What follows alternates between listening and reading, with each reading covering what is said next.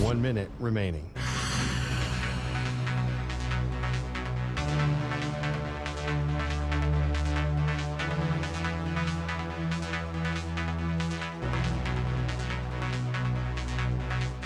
"45 seconds remaining.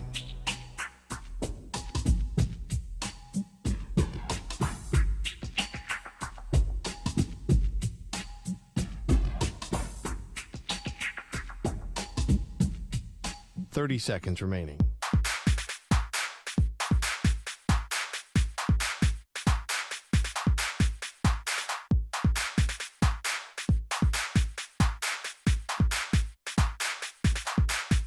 "15 seconds.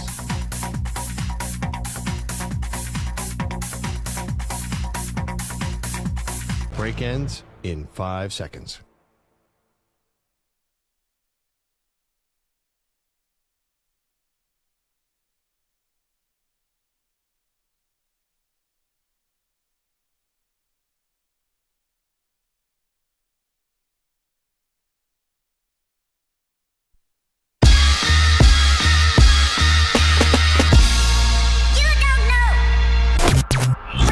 You're listening to the JR Sport Brief. Thank you very much, Mr. Fancy Music Man. That is a great introduction. This is a great show because you got myself filling in for JR. You got the great Ryan Hickey on the other side of the glass. Going to certainly hear a lot from him about what the heck has happened in this college football playoff that we got 8 games and 1 has been competitive. What's that about? I mean, really?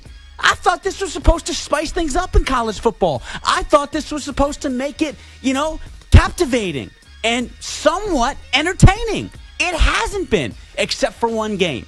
And that, of course, is Texas-Arizona State. It is not hyperbole. It is not exaggeration. It is not conjecture to say that that was an instant classic. Now, if you kick field goals, it wasn't. But other than that, it was an instant classic. You know the drill. Phone number to get aboard is 855-212-4227. You can always get through on the phone lines. But if you cannot, you can always reach me on any social media platform at Shep on Air. It is the second day of 2025. And already I have gotten about 30,000 comments on my hair and my NBA MVP take going with Nikola Jokic over SGA. So before we do anything and get into what is the latest game in the college football playoff season, I just do want to give everyone the most up-to-date nanosecond update in terms of what is going on in the Sugar Bowl between Notre Dame and Georgia. First of all, I thought Georgia was very suspect coming into this game. I felt like they got very lucky being that 2 seed. Notre Dame, this is a very different team under Marcus Freeman than Brian Kelly, and this has been the Riley Leonard show. He's not only been the best quarterback in this game, he has been the best running back. They find themselves up 13-3 in halftime as we speak. And speaking as we speak, Hickey, I got to ask you, brother, it's always good to work with you, man. Before we do anything else, I just got to find out for you, man, did you get a nice, well-deserved day off for once? Yeah, it was nice yesterday. Hung out, watched the games. It was good to be off. Absolutely. Started the new year off on a good note, for sure. Happy New Year, brother, first and foremost. Happy New Year to you as well, Shep. Expect big things from you in 2025, Ryan Hickey. And that is no surprise, including that hair, which apparently is second to none in terms of the comments we get on YouTube. It's unbelievable. We are streaming on YouTube on the JR Sport Free, so that's very exciting. So, Hickey, I learned 2 things on January 2nd. I wanted to get a haircut before the show because I knew if I didn't, I would get about 20,000 DMs about my hair. And I was really excited to get a haircut. What I didn't realize was that barbers, not all, but some, still consider January 2nd to be a holiday. I didn't know that. But I book an appointment, I show up, and they say, well, we're not taking reservations. I go, of course you do. They go, no, you don't understand. Store policy, we don't work on holidays. I go, but you're here. They go, no, we're just here to kind of like do maintenance work and, kind of like nip things in the bud and clean up. We're not actually giving haircuts. I go, but you said you're open. They said, no, we're not open during holidays. I go, it's January 2nd. They go, that's still a holiday. I go, okay, it's your store. I can't argue with that. So I learned something today. January 2nd, for some salons, at least in New York City, is still considered a holiday. Did you know that? No, Yeah, that's very surprising, very weird. Right? Yeah, that's a new one. Would not have expected that at all. Here's the other thing. You don't lack topics when you do Hick at Night. I don't lack topics when I do the Good Shepard on Saturdays and Sundays from 2 a.m. to 6 a.m. Eastern Time. If we ever do, if you thought Josh Allen versus Lamar Jackson was a heated debate, bring up the NBA MVP between Nikola Jokic and Shai Gilgeous-Alexander. It is unbelievable. I'm getting literally 10 tweets, 10 DMs every single minute because I'm taking Nikola Jokic over SGA. I think they're both great players. But, Hickey, I've been called every single name in the book, moron and other words that I can't exactly say and disperse on these airwaves right now for FCC regulations. And let's just put it this way. I've been called every name in the book, and we're not even 2 days into the year so far. So it's been a great 2025 for me. So if you ever are short on topics, which I suspect you never will be, bring up SGA versus Nikola Jokic, and either way, people are going to come down hard on you. So speaking of a topic that you know is not going to be too controversial, you know it's going to be a topic that everyone is going to agree with, because if you tuned in to what we saw in that incredible college football playoff game between the Longhorns and the Sun Devils, that was special. And just to kind of, set a premise for you, Arizona State, had to stop the run, because what Texas was able to do was outgain in their first college football playoff game against the Clemson Tigers on the ground 292-76. And at one point, they were actually winning that game 31-10 in the second half. So as long as Arizona State could somehow combat the Trey Weisers of the world, they would be just fine. And to Arizona State's credit, they outgained Texas overall 50 yards in the first half. They dominated on time of possession, more than doubling up the Longhorns. They dominated in terms of first downs, 12-6. But they were somehow still down 2 possessions. And so you figure, wait a minute, they just held the Longhorns, Trey Weisner and their boy Blue, to 13 rushing yards in the first half when those two guys put up over 200 yards against Clemson. You figure they got to be prohibitive favorites to win this game and come out on top. That was not the case. So even though they were down 24-8, productivity-wise, when you look at time of possession, when you look at rushing yards, when you look at who was dominating in the trenches, it was going in favor of Arizona State. So you figured even though it was 24-8, the game was a lot closer than what the score suggested. And then one of the coolest names, Cam Scatterboo, took over. He himself went on a 16-0 run. It also helps that Quinn Ewers threw his first interception and only interception of the game. And so there was a possession there where Texas was up 24-16. You have an opportunity to run off the clock, win this game, advance to the semifinals. But Ewers threw an interception, and 3 plays later, Scatterboo was in the end zone, tying it up at 24 after a 2-point conversion. So this is where you got to give Quinn Ewers credit. He bounced back. He had a short-term memory. He led Texas right down the field, and this is with 5 minutes to go. And he's converting left and right. You're seeing the accuracy. You're seeing the arm strength. We understand for basically the entire season, he has not been 100% healthy. This is not the Quinn Ewers that I remember from 2023. But he does get the job done. He gets them to a very makeable 48-yard field goal by Bert Auburn, who you have a feeling is going to convert and come through and send the Longhorns to the college football playoff semifinal. And fortunately, we finally got a competitive game, because the previous 6 were stinkers. This was not, and this should have been, spoiler alert, the game-winning field goal, and it wasn't. Take a listen. 48-yard field goal try for the lead with less than 2 minutes to go in the Peach Bowl. Good snap and hold. Bird's kick is on the way, and Bird's kick is no good. Arizona State will have the ball with 1:39 to go and a chance of trying to win it in regulation.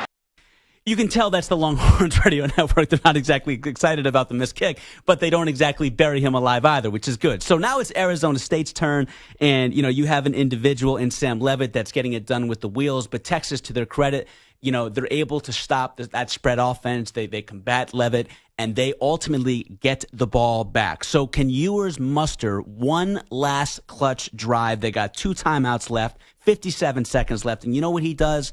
On 3 plays in less than 30 seconds, he goes nearly 50 yards and gets them to a damn near automatic makeable field goal, when this time it's only 38 yards. And keep this in mind, Bert Auburn, I know he missed a gimme field goal the possession before, but he is 9 of 9 on the season from field goal range, 40 yards and less. So this is automatic, right? Wrong. 38-yard field goal try. Good snap and hold. The kick is on the way. Bert Auburn's kick is no good. It hit the upright. It hit the upright. And this game is going to overtime. So first he's Scott Norwood. Then he's a high school field goal kicker. Hickey, if you're Steve Sarkisian at this point, he should be coach of the year nationally for not cutting him on the spot after that missed field goal. I know you were watching this game. We haven't even talked about it. I know you were watching this game. What was your reaction at this point when you see not one, but 2 incredibly missed makeable field goals, and ultimately now we're going to overtime? There's no way Texas is going to pull this off now. What is your reaction at this point in terms of who you think is going to come out on top? Oh, shock. Yeah, I mean, you think it's Arizona State's game because you can't imagine Arizona State losing a game or Texas winning a game, which they had 2 opportunities to win on field goals. You don't convert. You let a team hang around. You had a 2-possession lead that you coughed up in the fourth quarter. It felt like Arizona State was going to win that game, especially how overtime started playing out, and Texas was going to blow it. And so they have this individual with one of the best names in all of college sports. I'd say all of professional sports, too, because it's become a professional sport. Cam Skattebo. He took over in the fourth quarter. He takes over in overtime. He is the definition of quintessential power running, and he barrels over 5 Texas defenders. He gets in the end zone, and so then Texas, they find themselves down 7 at 4th and 13 after a false start is called. Ewers finds Matthew Golden for the ultimate golden catch and throw that ultimately saves their season and sends this game to double overtime, and then a 25-yard strike to Gunnar Helm on the first play of double overtime. So now it's Sam Leavitt's turn, and you're thinking this is going to go to maybe triple overtime, quadruple overtime. Who wants to win it? Who is going to come out on top of this instant classic? But thank you to Andrew Makuba. Andrew Makuba turns out to be the hero with an interception of a freaking lifetime, courtesy of the Longhorns Radio Network. Now Skattebo shifts to the left side of the quarterback, Sam Leavitt, on 3rd down. Play action. Leavitt looks, fires for the end zone. It's intercepted! Picked off! Intercepted! Andrew Makuba! This ball game is over! Texas is going to the Final Four! Unbelievable game. Look, it's not a secret that these college football playoff games have been miserable. They have been boring. They have been non-competitive. They have been absolute lopsided contests that you would see in varsity freshman type of games. This game might have made up for all of it. It was truly an instant classic. It was the ultimate back and forth. And just as Ryan Hickey said, you thought just when momentum was swung in the favor of Arizona State, and everyone is saying there's no way you somehow survive and overcome, missing not one but 2 makeable field goals to win the game, and that's exactly what Texas did. And I understand in sports, especially when the stakes are this high in the FBS or professional sports, you never want to say that there's such thing as a moral victory, right? But in this instance, this was a moral victory for Arizona State. I want you to think about what's happened to the Sun Devils recently.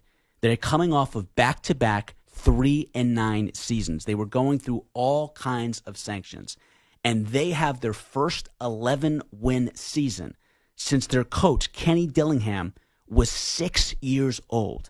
That's the kind of turnaround it has been for the Sun Devils, who obviously had an incredible season, and they could have withered away, but they fought, they were resilient, they came back down 24-8 in the fourth quarter and ultimately pushed this to double overtime and were a play away, a 4th and 13 away from making the national semifinal game of a college football playoff. Do not tell me anybody saw that coming from this squad, given what they had done in the 2 previous years.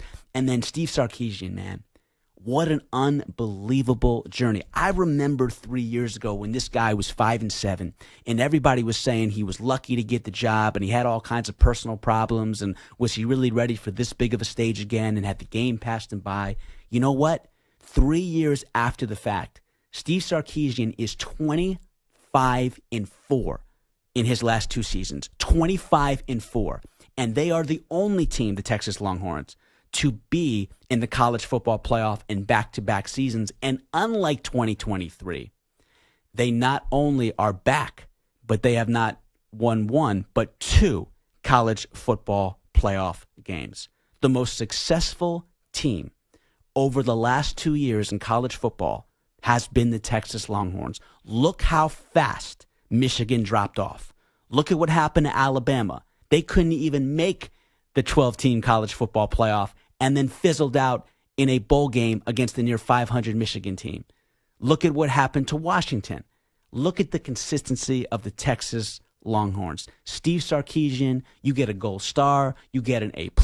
What a hell of a run for you in 2024 when a lot of people couldn't live up to the expectation of what it means to be the head coach of the Texas Longhorns. It is one of the most highly pressurized jobs in the world, let alone college sports, with all the scrutiny that comes with it. He fits it to a T. He has overachieved, if you ask me. And if not for Georgia, they're the best team in the country. Steve Sarkisian, what do you have to say after a win like this, and you're going dancing to the Final Four? Not our cleanest game of the year. Then that's okay to say that. But the one thing that I know about our group is when our backs are against the wall and when our best is needed, our best shows up time and time again. And the resiliency that these guys showed today was something that, as a coach, makes you really proud. You know that we weren't at our best, and it felt like a NCAA March Madness basketball game with the swings of emotions and things. Yeah, that's a really good analogy. I mean, honestly, this was a back and forth, back and forth, back and forth. You didn't know from 1 second to the next who had the momentum, who was going to come out victorious. But credit to Sark, credit to the Texas Longhorns, again, getting to the Final Four. And so far, this has been the only competitive game in the college football playoff. Number to get aboard is 855-212-4227. That is 855-212-4227. This was truly an instant classic. It was the only game resembling an instant classic in the college football playoff in 2024. What was your big takeaway from this Peach Bowl? Again, number to get aboard is 855-212-4227. Certainly want to hear your thoughts about this incredible game between Arizona State and Texas. When we get back, we will talk about another incredible performance, only by one team in this game, and that, of course, is Penn State, that made a big-time statement to the rest of the college football world. They're for real, they're here to stay, and James Franklin ain't going anywhere. My name is David Shepard, of course, filling in for the great JR on the JR Sport Brief here on the Infinity Sports Network. We're taking your calls. We're getting to Ryan Hickey's Penn State, Nittany Lions on the other side, and we're certainly going to be all over this Notre Dame-Georgia game as well. Phone lines again, 855-212-4227. If you can't get through on the busy phone lines, you can always get at me at Shep on air. Cannot wait to give Penn State their flowers and James Franklin his necessary adulation on the other side, because they did something that they've never done before in program history. We'll get to that next. Shep and for JR, we're coming right back. You're in a 5-minute break.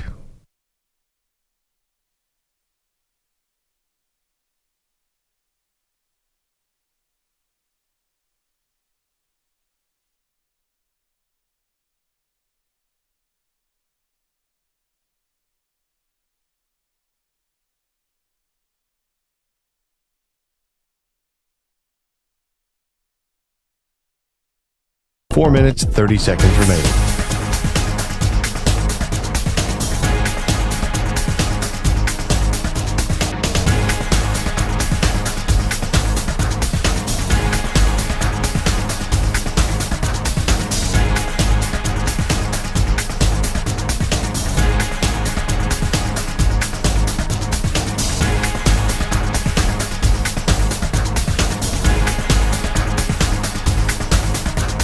4 minutes remaining.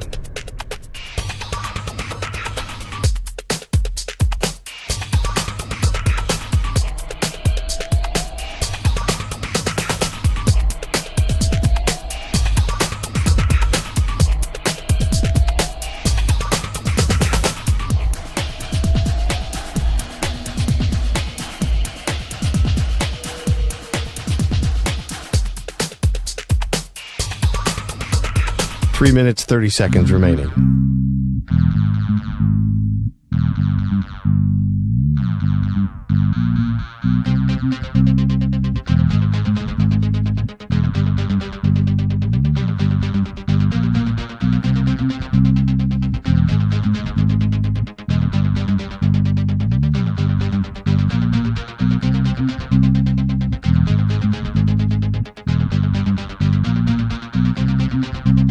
Three minutes remaining.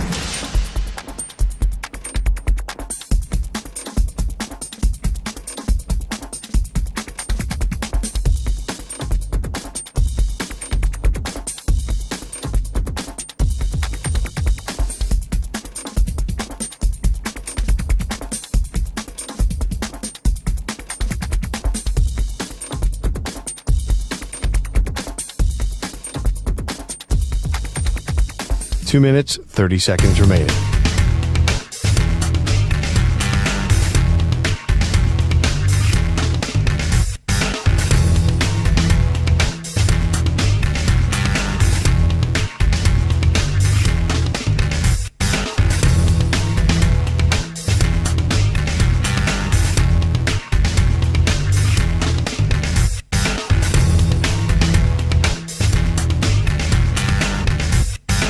Two minutes remaining.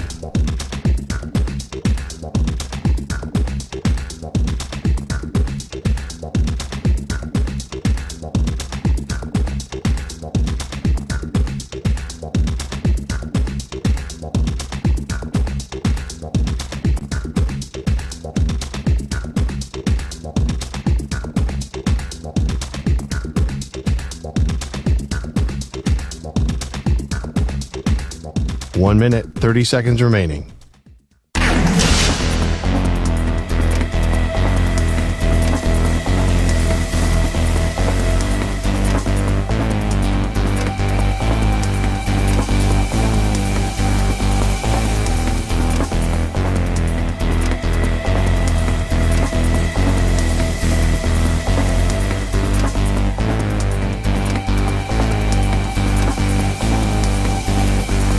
One minute remaining.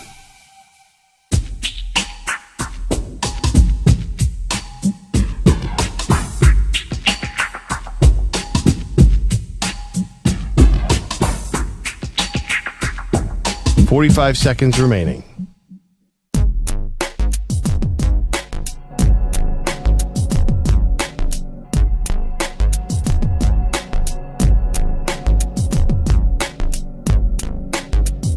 Thirty seconds remaining.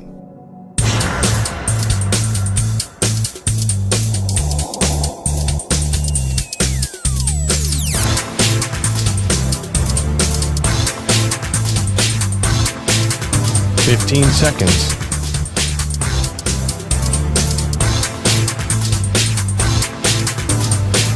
Break ends in 5 seconds.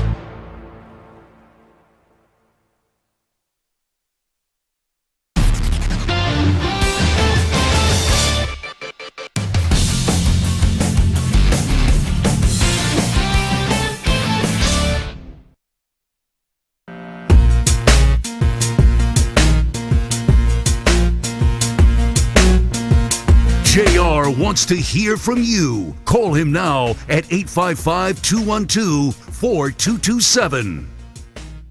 Welcome back, everybody. David Shepard in for JR on the JR Sport Brief here on the Infinity Sports Network. We have another update for you as there was a kickoff return for 63 yards. Notre Dame finds themselves up 20-3.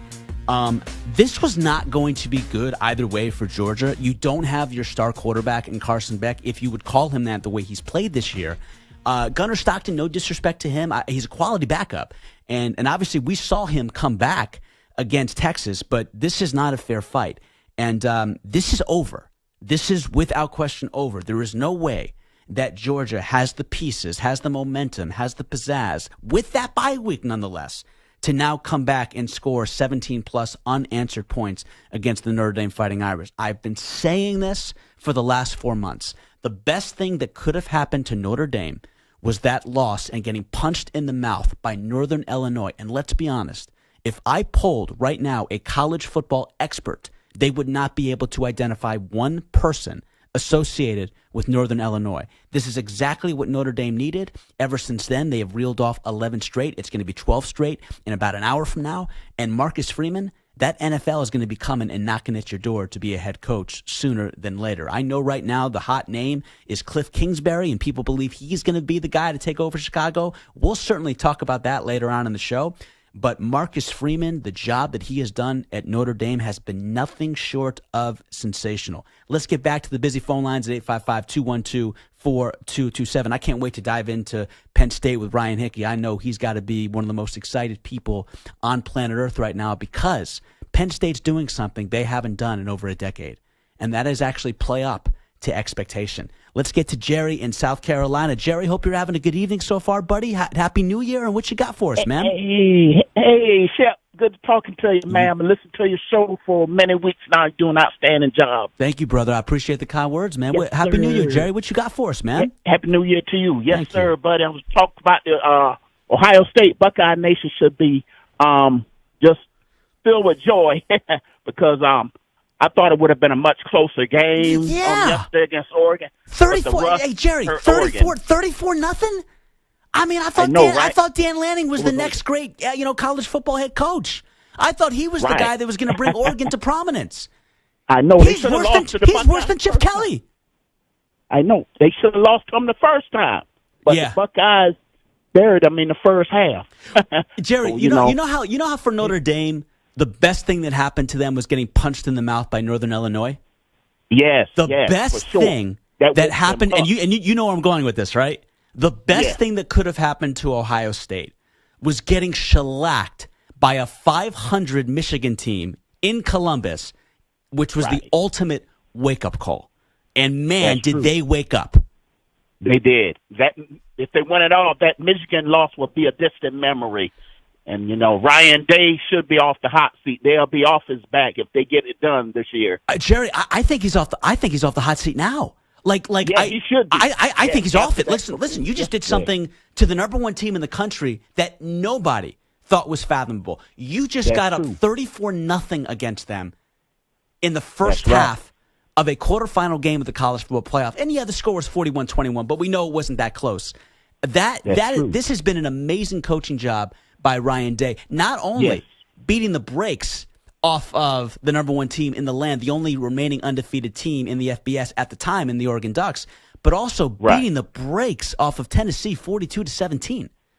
Yes, they're making a statement. They're the team to beat right now. And Yes, absolutely. Hey, Jerry, good going back and forth with you, my friend. Continue to have a great 2025, and we'll talk soon, okay? Hey, you too. All right, Thank care. you, Jerry, and thanks for the kind words, brother. Number to get aboard, 855-212-4227. Oh, my God. Georgia, they decided to do something to, make this game relatively interesting. Gunnar Stockton with a 32-yard touchdown pass, making it 20-10. It is now a two-possession game in this Sugar Bowl. What a concept. Let's get to Connor in Ohio. Connor, it's always good to hear from you, buddy. How you doing? And you watching this Irish Bulldogs game? I am watching it as we speak right now, right in front of me as I play Madden and everything. So I'm playing football while I'm watching football. See, nothing like it. You're too smart for your own good. You're going to do three things at once, and you're not. And I'm eating dinner. I'm doing four things at once. I'm talking to you, eating dinner. What are you having? Playing Madden. I'm having a bowl of chili with some plates of veggies on the side. So you're eating healthy at 17 years old. That's impressive, man. And I'm giving up soda for my New Year's resolution. You gonna be able to stick to that? I think so. I haven't had a Coke in a while. So, That's impressive. By the way, speaking of watching, you watching us on YouTube right now? Unfortunately, I'm not. Thanks a lot. Yeah. Thanks a but lot. I will. Don't worry. Thanks a lot, buddy. So, you listen, man. Riley Leonard has been the best player in this game, And the reality is Notre Dame, man, they're just too deep. They're too dominant on both sides of the football.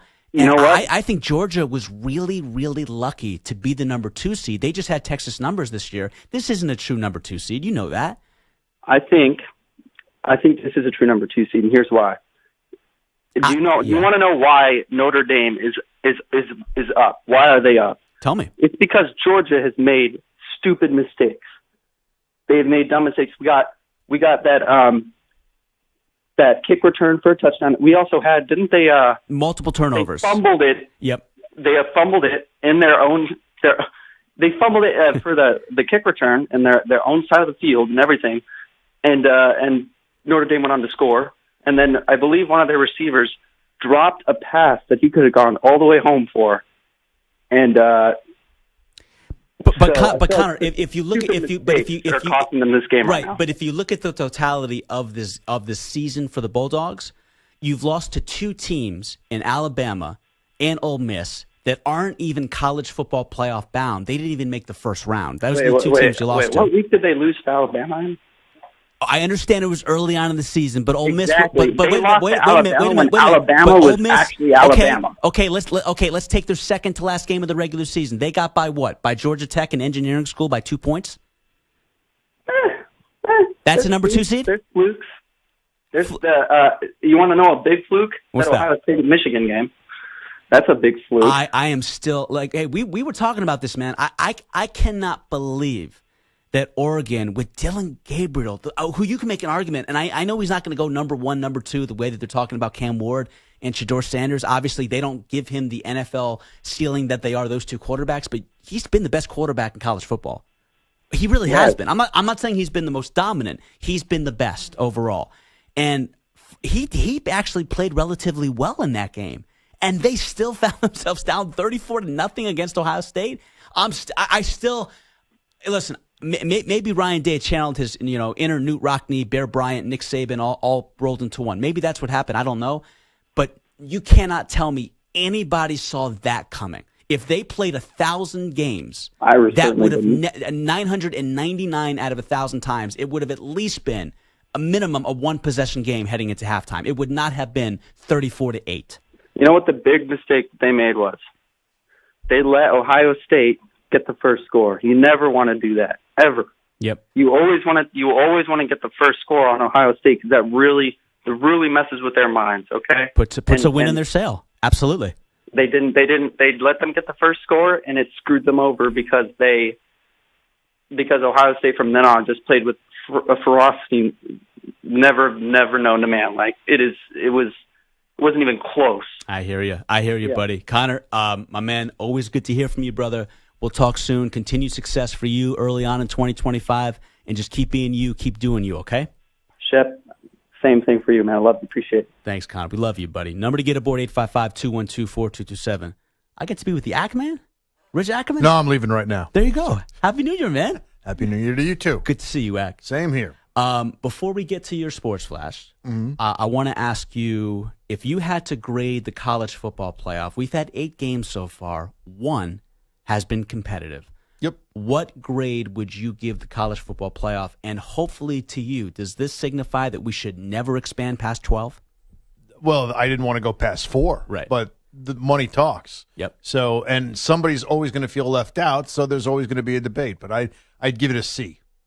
Okay. Wow, that's higher than I thought you would have given it. Yeah. Given that we've only had 1 legitimate game.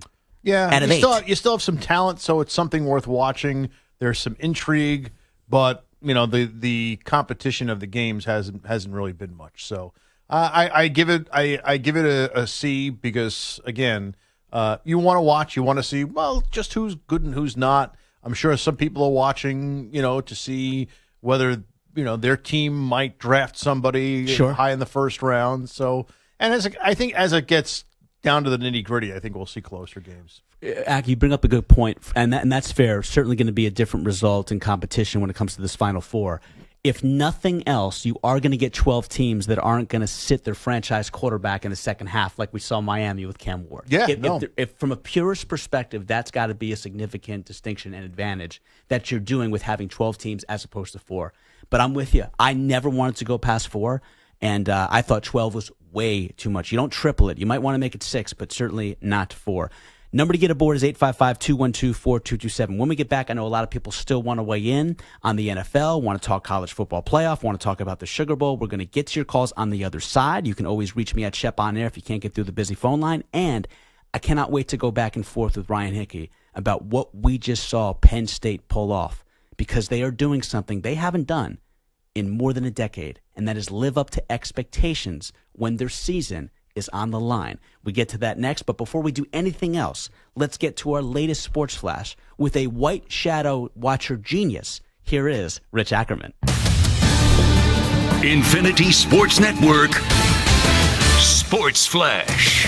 And a riddle sponsored by Progressive Insurance. What do your home and auto have in common? Learn more at progressive.com. The Sugar Bowl going on right now in New Orleans, and Notre Dame with a 20-10 lead more than midway through the third quarter. The Bulldogs came back, though, as Gunnar Stockton with a 32-yard touchdown pass to make it a 10-point game. The Irish blew it open late first half and early second half.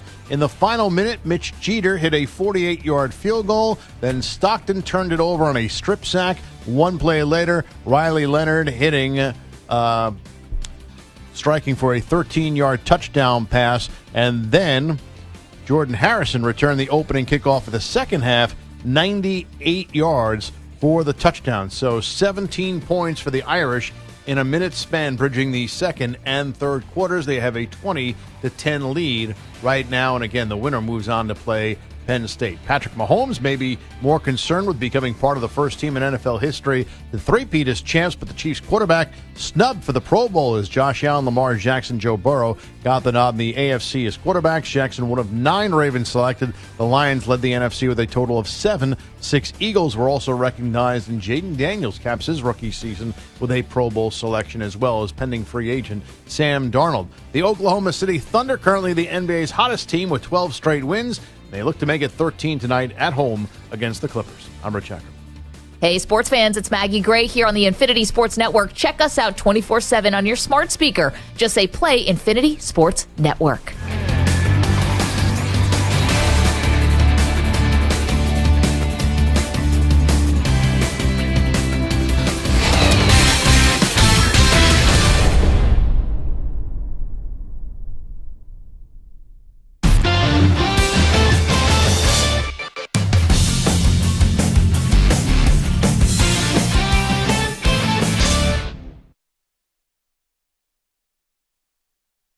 You're in a 5-minute break.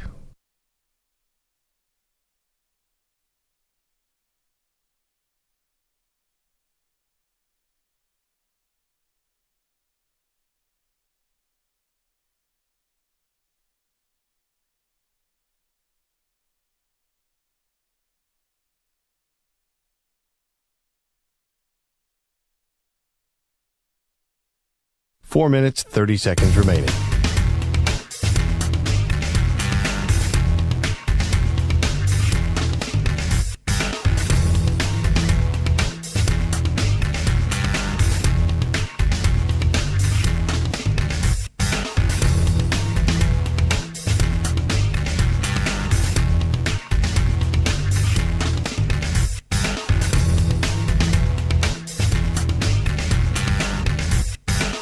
Four minutes remaining.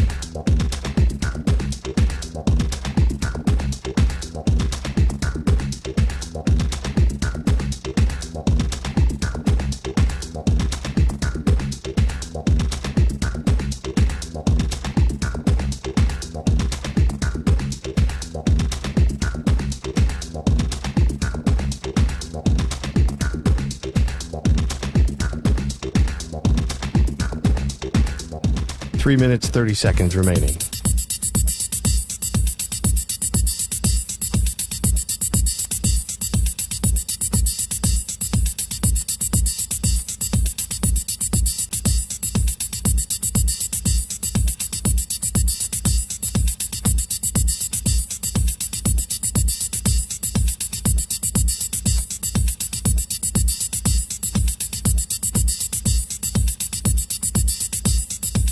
Three minutes remaining.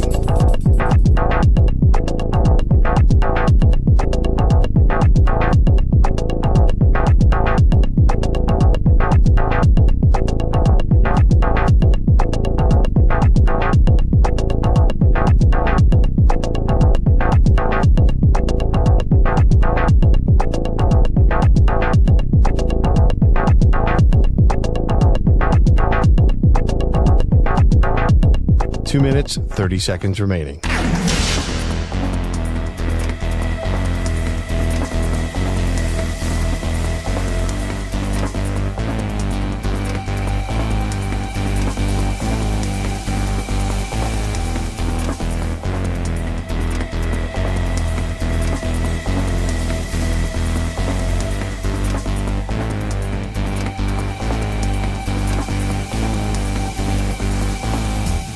Two minutes remaining.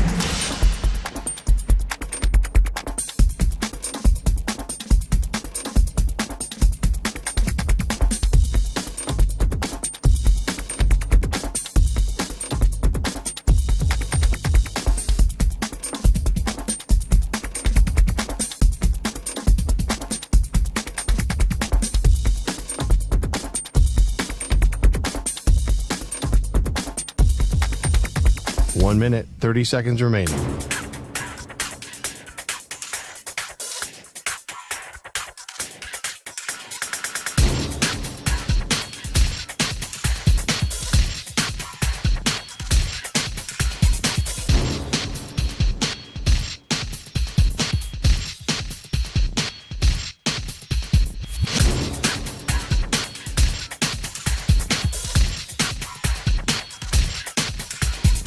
One minute remaining.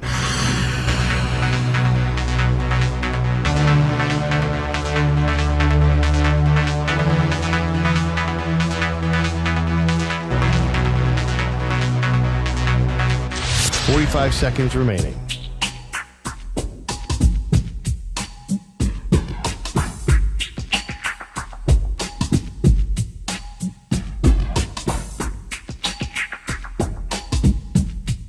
Thirty seconds remaining.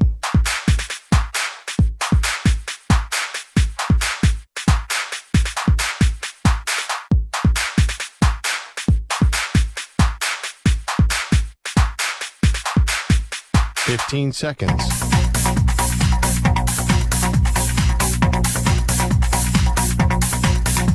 Break ends in 5 seconds.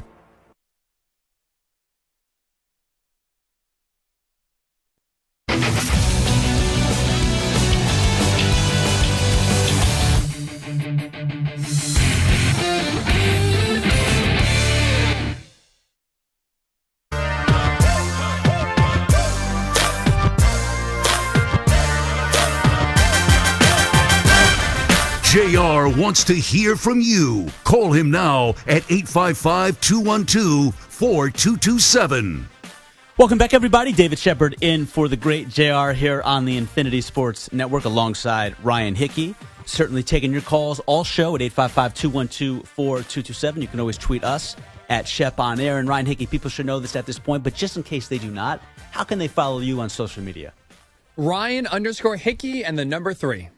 So, Hickey, a scale of 1 to 10, before we even break down Penn State, there are not too many people that are more adroit and have the expertise that you do with this program, not just because it's your alma mater, but because of how much you have covered this as a national sports network host. Grade them 1 through 10 in the college football playoff with what they have done so far. Through 2 games, 8.5. Okay. 8, yeah, they played really well. Both sides of the ball against SMU for the most part. A little slow on offensive start out of the gate. Got off to a faster start against Boise State, then kind of went into the tank a little bit in the second and third quarter before entering the fourth. So it was not perfect by any stretch offensively. Defensively, I thought they played really well in both games. So 8.5 out of 10. Sorry. No, listen, I get choked up if my alma mater was making the college football playoff semifinal too. Hickey, I get it. I get it, man. I mean, I went to Bucknell. If Bucknell was able to pull off what Penn State just pulled off, I would choke up myself, man. I'm surprised you're not more emotional about it. I get it. Jeez. Yeah, it's emotional, as you can see. I can't even control my own body right now when talking about this. I get it. See, Hickey, if there was sound check, this would make sound check. This would be, DA would be all over this. We're just going to pretend like this didn't happen. But Hickey, no, but in all seriousness, you were 100% right. The defense has been the calling card for Penn State for quite some time under James Franklin. Even when they lost to Ohio State this year, I still think the defense did their part because, Hickey, to me, Ohio State's the most talented team in the entire country. And so Hickey referenced SMU.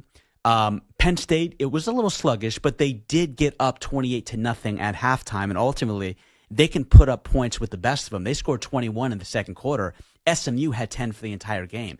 And what's so impressive about that was that Penn State held them to 10. SMU was averaging 39 points per game. And so nobody is surprised that they were able to more than double up Boise State 31-14 in the Fiesta Bowl. And Drew Aller, man, I know he has certainly faced some criticism by a lot of fans from the Big Ten, but he was great in the Fiesta Bowl. 3 passing touchdowns, 0 interceptions, playing up to his potential. And then Maddox Matson, the quarterback for Boise State, he was the opposite of Drew Aller. He turned it over 3 times. And when they had an opportunity to get back in this game, he was throwing interceptions. And missed field goals doesn't help either, by the way. So clearly, there was a discrepancy in quarterback play in favor of Drew Aller. And even though Boise State dominated in the time of possession, what you saw was 2 superstars in this game, with one of those superstars showing up. Hickey, you know this cat, Tyler Warren, I don't know if he's going to have a Brock Bowers-like impact as a rookie. I think he's right there, though. Correct me if I'm wrong. I don't think there's a better tight end in all of college football. No, there's not. He's the Mackey Award winner for a reason. He is the best tight end in college football, no doubt about it. Right. So he showed up. That was honestly the difference in this game. He had more touchdown receptions than anybody else. He had more receptions than anybody else. And Ashton Jeanty, man, the Nittany Lions held him to a season-low 104 yards on the ground. They held him to just 3.5 yards per carry. And for the last 2 months, this guy has averaged at minimum 5 yards a carry per game. Penn State had other answers. They completely filled the holes in the trenches. They were shadowing him. They were spying on him. They closed the gaps and closed in on him every single time. They did not allow him to get loose. And if you hold Ashton Jeanty to 104 yards, you're going to beat Boise State. And that's exactly what Penn State was able to do. Unfortunately, that magic with the hook and ladder back in the 2007 Fiesta Bowl when they were able to beat the 7-seed Oklahoma. And then I believe the gentleman was named Ian Johnson, and then he proposed right afterwards to his girlfriend. This was not exactly that magical type of game for Boise State. A very different outcome. Penn State, to their credit, they hit Boise State right in the mouth early on, 14-0. I told Hickey this off the air. I was thinking of texting him and being like, man, you got this. And I knew they had it, but I didn't want to jinx it just in case. But they did win this in wire-to-wire fashion. And who would have thought that Katron Allen would outrush Ashton Jeanty in the Fiesta Bowl? Nobody saw that coming. Nobody saw him outgaining him by 30-plus yards on the ground. But Penn State, to their credit, they were better on offense. They were clearly better on defense. James Franklin, something tells me that seat is not quite as hot these days. How you feeling after the biggest win of your coaching career as the Nittany Lions head coach? We played a complete game, offense, defense, and special teams, complementary football. Did some special things tonight. So I'm just proud of our guys. You know, once he found Tyler Warren in the back of the end zone for that first, touchdown, which was an 11-yard reception, when basically Tyler Warren just did whatever he wanted to do against, the Broncos, you just felt like it was going to be their game. Clearly, Penn State is on a mission. And when you talk about Boise State being held to 14 points, that is remarkable. Consider this. They played Oregon, the number 1 ranked team for most of the season, and they dropped 34 on the Oregon Ducks being Boise State. Penn State held them to 14 on a neutral site. How impressive is that? They were twice the defense that the number 1 ranked team in the country was all season. Hats off to James Franklin. And this is what's amazing. Penn State is one of the most prestigious, formidable college football programs in the history of college football. 5 undefeated seasons, 2 national championships, a program that has been around since 1889, I believe 1889 if memory serves me correctly. That is 136 years. They have never, ever had a 13-win season until now. Give this man a lifetime contract at this point. Let's stop the criticism of James Franklin. You only get one freaking national champion a year. Let me tell you something. There are about 200 plus some odd programs right now that would lie in traffic to get the services of James Franklin. Certainly want to get to your calls on the other side. Hickey, you are a Penn State expert. I feel comfortable in saying that.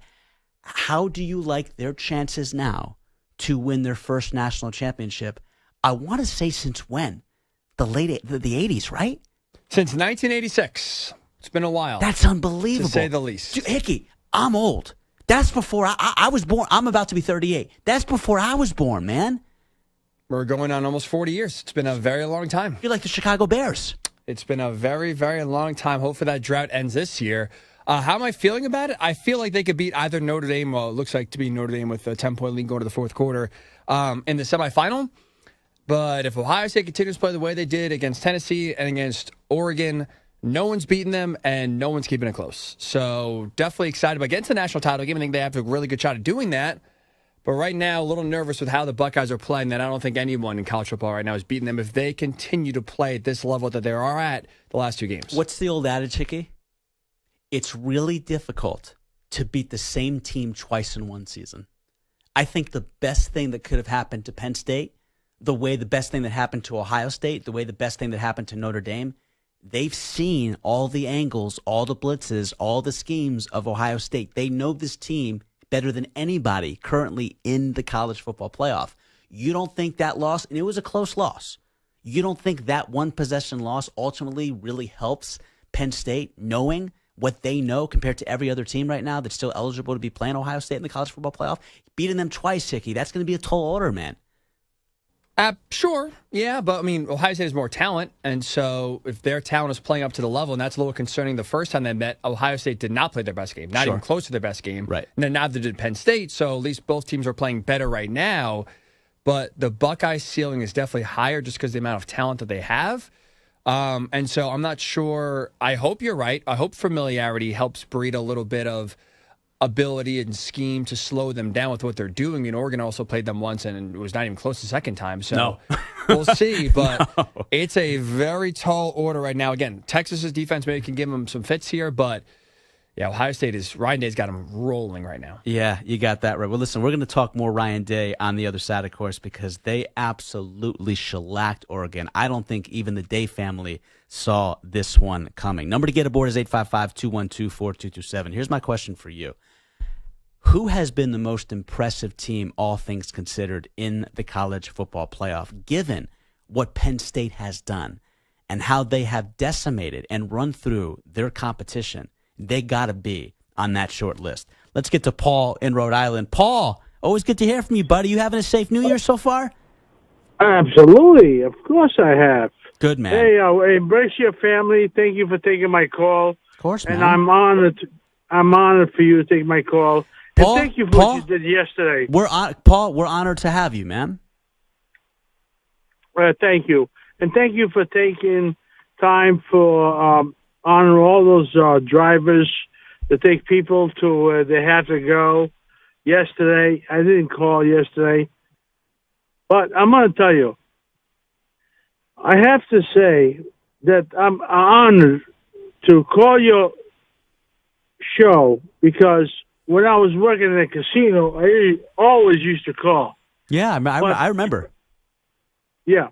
And you've been calling for a long time, Paul.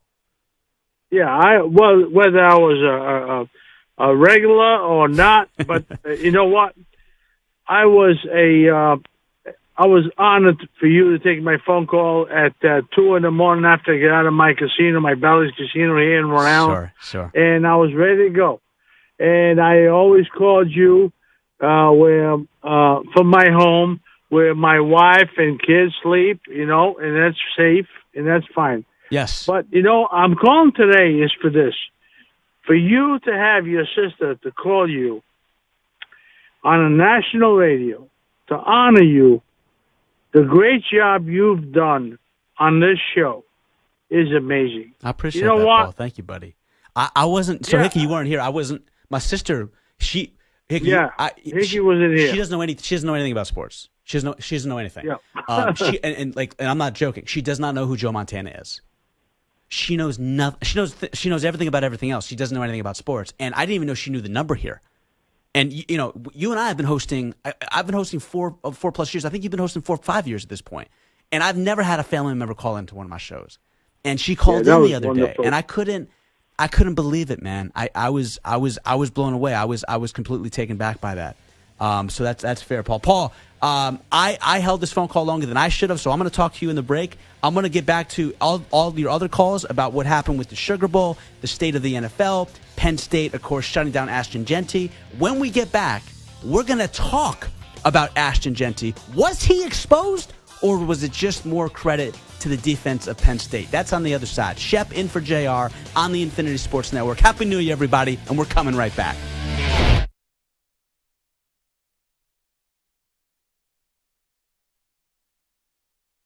You're in a 5-minute break.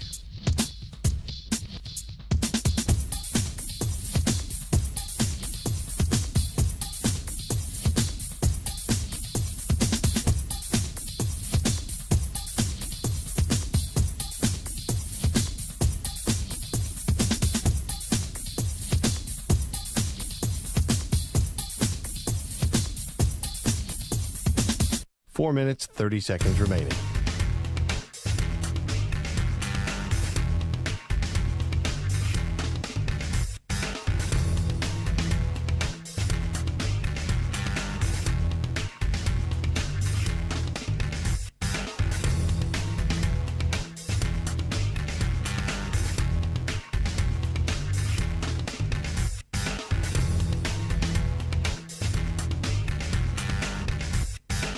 Four minutes remaining.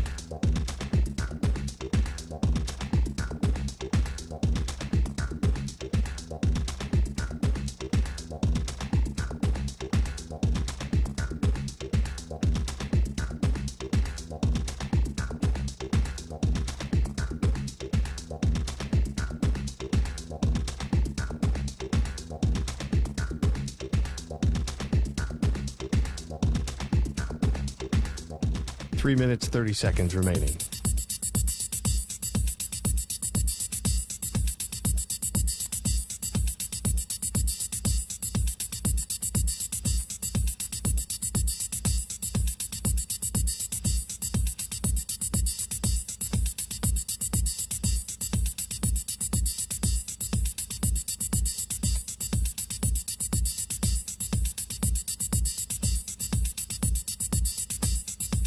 Three minutes remaining.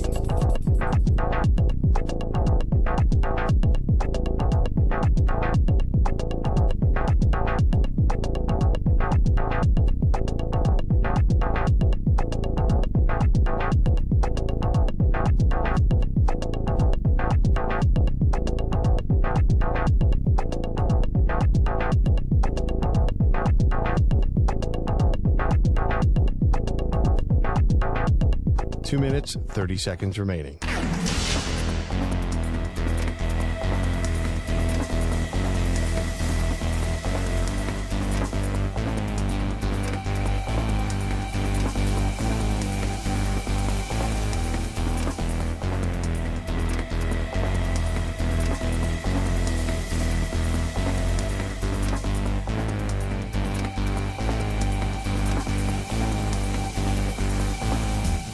Two minutes remaining.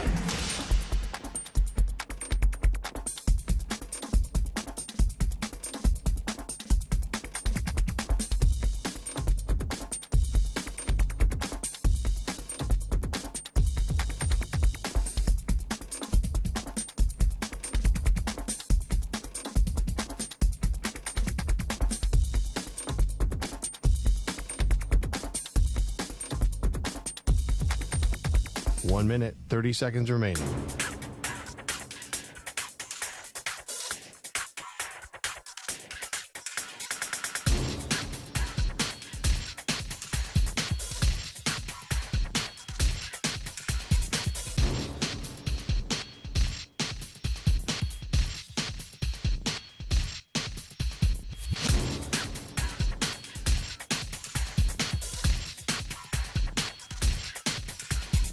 One minute remaining.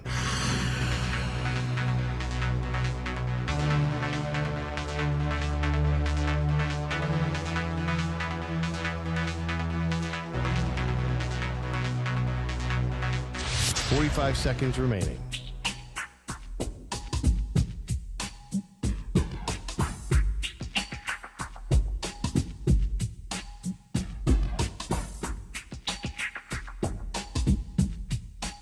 Seconds remaining.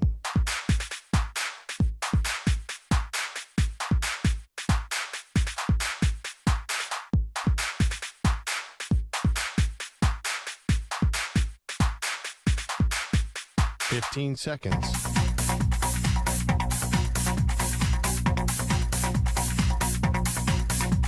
Break ends in 5 seconds.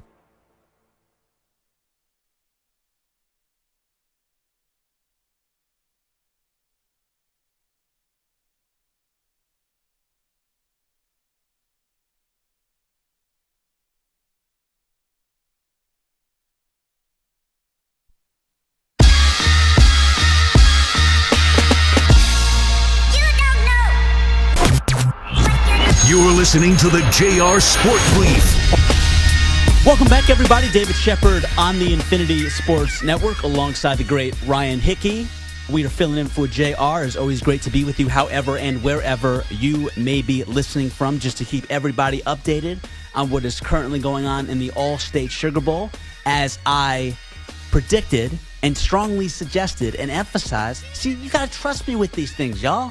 I told you Notre Dame was going to win this game. I told you they were going to hold on to this overwhelmingly convincing lead. And that's exactly what has taken place. It is now, again, 23-10 in favor of the Notre Dame Fighting Irish. And we have 11 minutes left to play.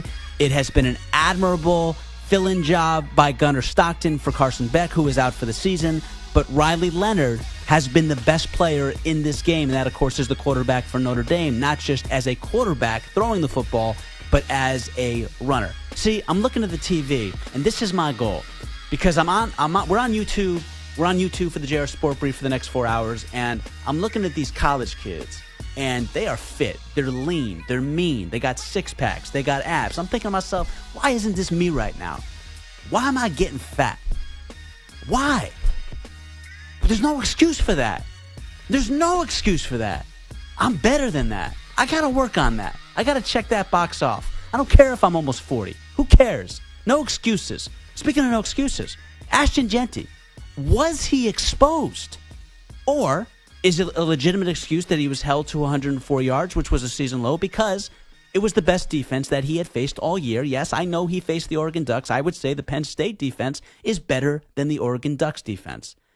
And so we are certainly going to get to that in this hour. We're going to discuss, of course, Ohio State completely demolishing the Oregon Ducks in the Rose Bowl, the granddaddy of them all. That's the only impression you're going to get from me on this show. That was an homage to the late, great Keith Jackson.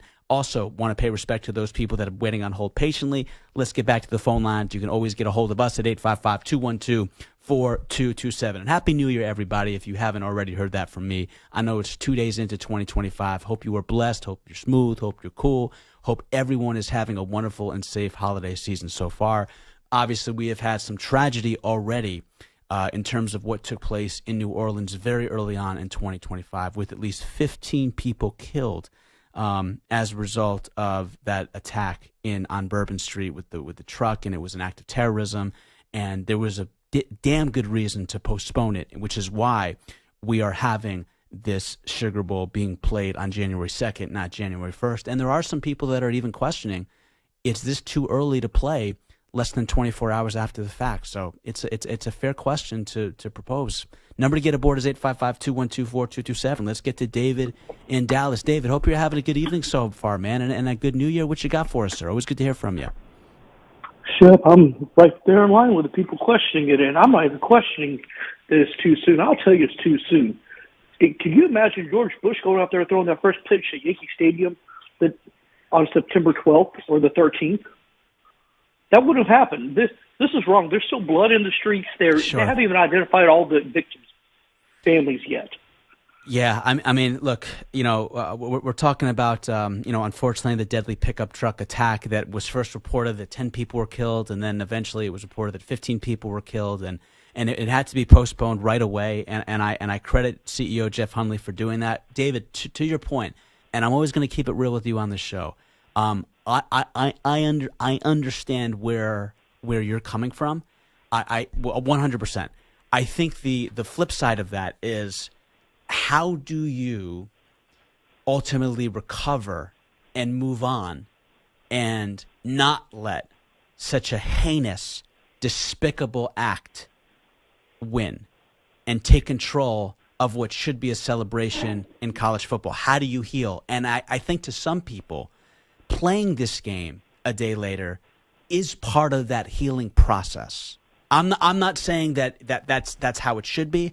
I'm playing both sides here and thinking from two different perspectives. Sure, and I told Hickey, it'd be one thing if I said, no, we're just going to cancel. We are going to have it, whatever. Let's just be done with it. No, but they could move the college football title game there in a couple of weeks whenever we let some people have some funerals and get some people notified and Sure. get some things figured out here. This isn't like, necessarily the Super Bowl or something. We're like, well, great, And remember, even with 9/11, we stopped college football for a week. Everything stopped. Everything stopped. I do remember that. Listen. I mean, even locally, David, you're in Dallas, but I'm sure you're familiar with WFAN, right? Absolutely. Which is obviously a huge, historically great sports station in New York City. And I remember listening to WFAN when I was 14 years old. About to be 15 when those 9/11 attacks happened, and I remember listening to Mike Francesa, and I remember listening to Chris Russo and Don Imus, and I just remember none of the conversation was about sports, none of it, and there was a lot to talk about in 2001.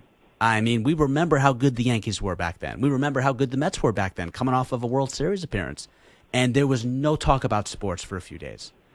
And to your point, now again. It's somewhat different because, listen, one life lost to any heinous violent act is one life too many. There was a little bit of a discrepancy in the amount of people killed. You know what I mean? We're talking 15 compared to thousands and thousands. But I do hear where you're coming from on that.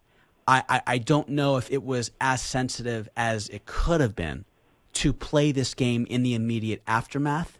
What I think should have happened, if I am Jeff Hundley, I'm reaching out to the victims of the families, and I'm asking them, first and foremost, what they would like to see happen with this game, out of respect to them. That's what I would do. I understand money makes the world go round. I understand there's contractual obligations. I understand there's a lot riding on these games, and this has become a $1 billion industry overnight because of how prolific football is, not just on the professional level, but on the amateur level, even though we all know college sports is professional at this point. That's what I would have done. I would have made sure it was done right by the victims' families, that these games should have been played. And I don't know if that was addressed. And Shep, one thing I would just mention is that because the uniqueness of it, if you've never been down to Bourbon Street, never been there. Yeah, there's no I've never been to Bourbon Street, which is a shame on me. That's my problem with it. That's never happened, right? I mean, the only thing I compare it to, again, 9/11, and you're down there at MSG. Yankee Stadium's even farther away from the towers than MSG is. Sure. I mean, if you can imagine, you got George Bush out there for tip-off of a Knicks Bulls game. I mean, come on, it's literally walking distance from where it happened. Yeah. And that's my problem. They couldn't even play that game at Tiger Stadium. Right. And I feel different about it. But you don't play it right there in the shadows of what happened. That's wrong. David, I appreciate your perspective on this, and I can appreciate that, more importantly, you're thinking beyond sports, because there are things that trump any sporting event, and one of those things, without a doubt, is human life, especially innocent human lives that are tragically taken from us. And I just want to, again, offer my condolences to all those families of the victims at this point that unfortunately at least 15 were tragically taken from us with this horrific, truck, attack on Bourbon Street. And it was an act of terrorism, and it's a tragic loss of life, and it's a terrible way to kick off 2025. And there is no justification for it, and there is no explanation for it other than there are some really sick and cruel people in this world. And I know that if what I read was that individual that was responsible for this terrorist act is no longer with us. Thank God. But David, I appreciate your perspective, man, and I appreciate you shedding light on it, man. Thank you. Well, thank you, Shep. And thankfully, there is one less Islamic terrorist out there. I hear you. Thank you, David. I appreciate where you're coming from, man. I know that's a sensitive topic, and look, you can always replace a sporting event. You cannot replace human life. That is a commodity that is the ultimate jewel that is irreplaceable, and they will never get those lives back. And again, it is a horrific way to start off 2025 for people in this country, specifically the community of New Orleans. And again, our thoughts and prayers are with all those, victims' families that have lost loved ones. Number to get aboard is 855-212-4227. Let's get to Doug in Maryland. Doug, I appreciate your patience, man. How you doing? Happy New Year to you, and what do you have for us, sir? Happy New Year, Shep. Thanks for you and Ryan. Thanks for taking my call. I'm a huge Notre Dame fan, and I'm starting to get a little nervous. Really? Yeah, I'm getting a little nervous. You guys are up 13 points, 10 minutes to go in the fourth quarter. You're nervous? Yeah, but I'm much older than you, and it's been a long time. It's with Ryan. He said 86 Penn State. What is it? Yeah. Was it 8? I want to say 88 with Holtz. 88. Okay. 88, Yeah. And with Ryan, it's 86. Yeah, right. But I was alive. I was alive in '88, by the way. I wasn't alive in '86. I was alive in '88. So in '88, when they played Miami in the regular season, Brent Musburger did the call, and it was the final score was 31-30. But that was one of the greatest college football games ever played. It was in Notre Dame. I'll never forget it. I got it on VHS tape. It was just an unbelievable game. Okay. Tony Rice was our quarterback, and they had Steve Walsh. Sure. And it was just an unbelievable. If you ever get a chance to see that game, you got to see it. But I am getting a little nervous here. But anyway, no, I called about. I'm a huge Raiders fan too, and I believe if I'm Tom Brady or Mark Davis, if he's going to allow Tom Brady to start making some decisions, you got to go, because I heard news today. Doug, can I hold on for a second? Can I just say this? If you're Tom Brady. This is where I got to be. This is where I got to be honest about Brady. Okay, he has not knocked it out of the park as an announcer. He has not. No, he needs to go to the Raiders. He needs to go. He needs to take more of an ownership. Role. Pick or choose. Like get in or get out. If you're gonna be making what you're making, which is the highest paid broadcast in the history of broadcasting, and being the number one guy for Fox Sports, you got to be fully committed and entrenched in that. If not, go be fully entrenched as a personnel member or as a managerial member for the Raiders franchise. But you can't do both. Right. You can't do both. I agree. And listen. If it's Greg Olson and you got this thing under control, and you know this industry like the back of your hand, and you're that freaking good, then have at it. But if you're Tom Brady, and to put it mildly, you're not great yet at this profession, and you can't do certain things while having your allegiance with the Raiders, you gotta pick one or the other. I agree with you wholeheartedly. Look, so since he has the Michigan connection with McCarthy, I think the day the NFL season's over, he's got to be calling the Vikings and try to get McCarthy, and give him like this year's not this year's first round pick, because I really would like to see him get Scatterbo, or because they're going to miss out on Ashton Jansen. Yeah, they're gonna miss out on him, but they got a chance to get Scatterbo, and I don't. It's by the way, it's a shame Jeremiah Smith's not eligible. Wow. Anyway, they're going to need some more defensive players. They need either a safety or a corner. Sure. They also need a running back. Okay, They need a run. They lost Josh Jacobs. They need a running back. Yeah. Okay. And so they're going. I think Jacoby Myers will come back, and of course you got the best tight end in pro football, the Rookie of the Year, or he won't be the Rookie of the Year. It'll be Jaden Daniels, but. Anyway, they got some pieces, but they're still about 4 or 5 pieces away. But I think Brady should have more of he needs to get away from announcing. Tom, if you're listening, please become more involved with the Raiders. Right. Talk to Mark Davis. Tell him, hopefully Davis starts allowing him to make some decisions, because it seems like he's going to be the future 100% owner. In the next couple of years, maybe when Mark Davis decides to step aside. Sure. So I want to see Tom get more involved, and boy, wouldn't that be incredible for him to get McCarthy? because he is the cornerstone of a franchise. I believe he's going to be. Yeah, Doug, you bring up a good point. Somebody like Tom Brady, I compare him to Michael Jordan. They have to be in competition. That is what gets their juices flowing. You can't tell me that Tom Brady enjoys the highs of being a broadcaster, because nothing for those types of individuals compares to being in, the heat of the fire, in the middle of the kitchen when it's hottest, in the middle of the arena. That's where they thrive. And there's a reason why Brady, who was dating one of the most beautiful supermodels, I shouldn't say dating, was married for a long time to one of the most beautiful supermodels in the entire world. He couldn't just say, I want to retire, hang it up, and go hang out with my wife. He couldn't do that because for him, his greatest love is competition. And so we saw, what did John Elway do?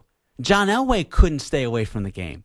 He had to get involved. He had to be a long-time, personnel member and ultimately president of operations of the Broncos for more than a decade. So I'm surprised Brady hasn't already gone that route full-time. It can't be scratching his itch being a broadcaster. It just can't. The only reason Jimmy Johnson stopped coaching was because the NFL said no thanks, and he didn't do well with Marino, and he wasn't going to get hired for a third time. But if Jimmy Johnson, and he's the same DNA as those guys, by the way, he would still be coaching if it's good. Well, why do you think Bill Belichick couldn't get it back into coaching fast enough? Well, because he's not wanted. No. But the point is, like, he had a cushy life, man. He was doing McAfee. He was doing College Game Day. He was doing the Manning Cast. He was doing everything. He had his own podcast. He took over the Let's Go with Jim Gray. I don't think there was a job in broadcasting he didn't have, but he couldn't stay away from competition. He couldn't. Yeah, and that's why he's at North Carolina right now. Right. Right. I wish him all the best. I wish Coach Belichick all the best. Yeah, he'll be in the NFL in 2 years from now, but I do wish him the best too. He wants that record. He wants. Well, more importantly than that, he wants to prove all those people, including myself, that say, "Listen, you can't win without Brady." That's the thing he really wants. He doesn't care about the record. No one puts Don Shula in the. No disrespect to John Shula, because I know he's a legendary Hall of Fame head coach, but he's not in the same conversation as Bill Belichick. He's not. So the record, you know what I mean? Like, does anyone say, hey, Greg Popovich is the greatest coach of all time in NBA history? No, we say it's Red Auerbach or Phil Jackson or Pat Riley. We never say, hey, it's Greg Popovich, but he's got the all-time wins record because he has the longevity. Yes. So. All right. Well, look. Great call, Doug. Hey, take care, buddy. Have a great night. You too, man. Have a good rest of your first start to your new year as well. Good to hear from Doug in Maryland. Number to get aboard is 855-212-4227. On the other side, we're going to continue to get to your calls. Also want to give you an update on this game. Last time I checked, it was 23-10. It continues to be 23-10. Hickey, there's no way Georgia comes back in this game. They just don't have enough offense with Gunnar Stockton. Am I off base there? Yeah, I don't think so. Notre Dame's defense is playing really well. Georgia doing what they did all year, not running the ball, dropping the ball, shooting themselves in the foot. I would agree. I think this Notre Dame here lead is safe. They're going to hold on and win. 5 years from now, who's coaching in the NFL? Bill Belichick or Marcus Freeman? Oh, Marcus Freeman. I agree. Yeah. Without question. He is it fair to say he's the hottest name from college football, without a doubt, right now, going to the NFL? Yeah. It was Lincoln. Now. It was Lincoln Riley. That ain't happening anymore. But also, at least with your question, I mean, I just don't think Bill is ever going back to the NFL. So I think it's more like, I don't think Marcus Freeman's leaving. Wait, time out. We're never going to see Bill in the NFL again. You really think this is the solution for Bill Belichick to end his coaching career, his legendary coaching career, coaching at a team that hasn't even won an ACC title in over 40 years? Yes. Why? Because the NFL didn't want him. They just told you that. That's why he's going. But Hickey, I get that. But you don't think he's going to ultimately raise his stock and elevate his resume by winning at North Carolina at rates that Mac Brown couldn't, and therefore be more likely to be hired? You don't think this is, like, in other words, this is a stepping stone for him? This is not his permanent last stop? Do I think a 71-year-old coach going to college is now going to get more NFL interest when it's not really at least an apples-to-apples comparison, college to the NFL? Be in large part the reason why he wasn't hired is because teams don't want to give him control and all he wants is control. Sure. Do I think that him going to UNC is going to get him to the NFL? I do not. No. Wow. Yeah, not at all. Even though, to your point, college football is more comparable to the NFL than it's ever been before. And I have heard on numerous occasions Bill Belichick ultimately say, I will acquiesce control. I'm fine with just coaching. I have heard him say that on multiple occasions. I don't think that's the truth.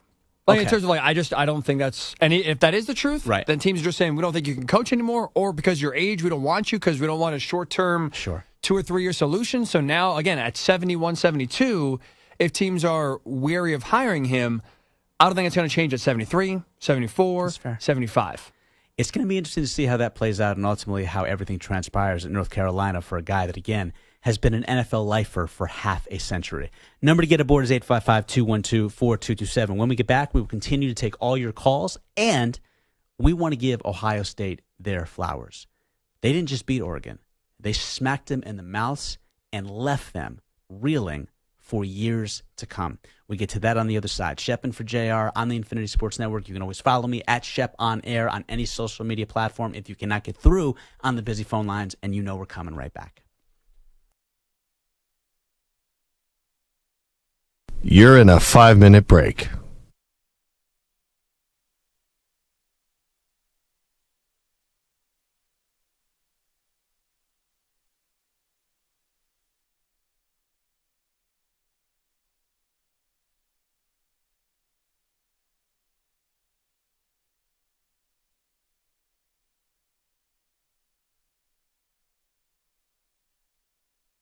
Four minutes, 30 seconds remaining.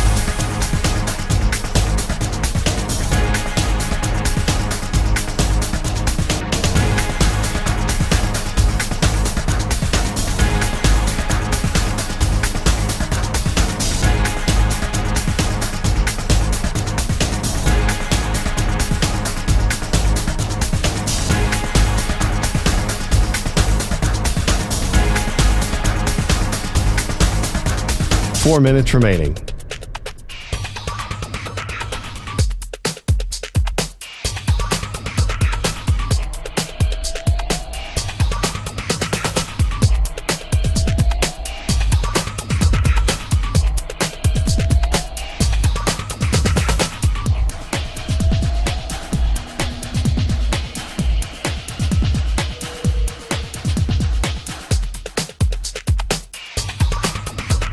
Three minutes, 30 seconds remaining.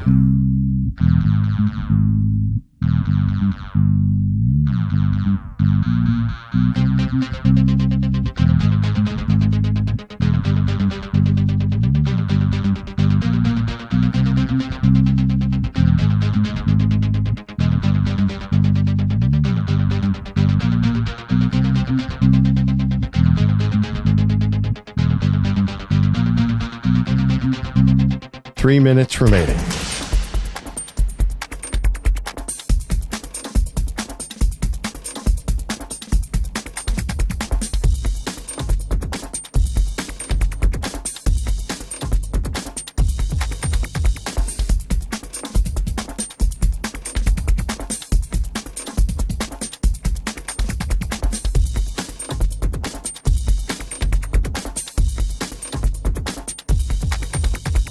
Two minutes, 30 seconds remaining.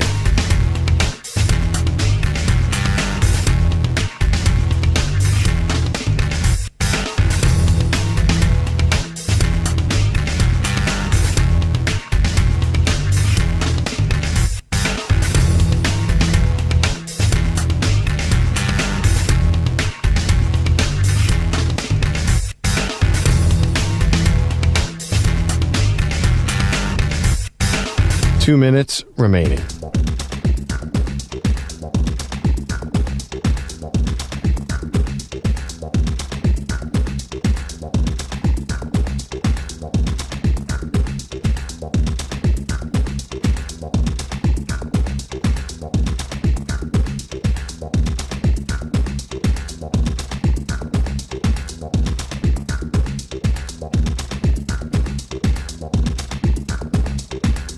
One minute, 30 seconds remaining.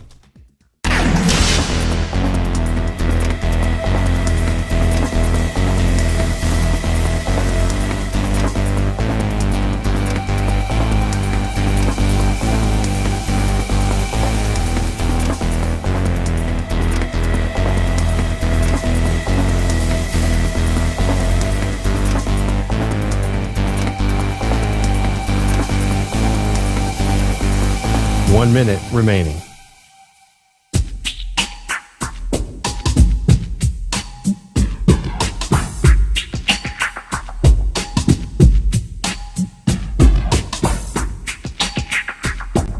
"45 seconds remaining.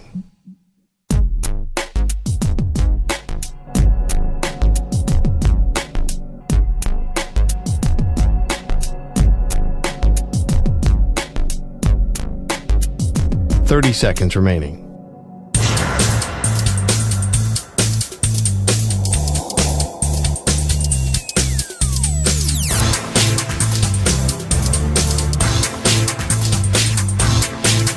"15 seconds.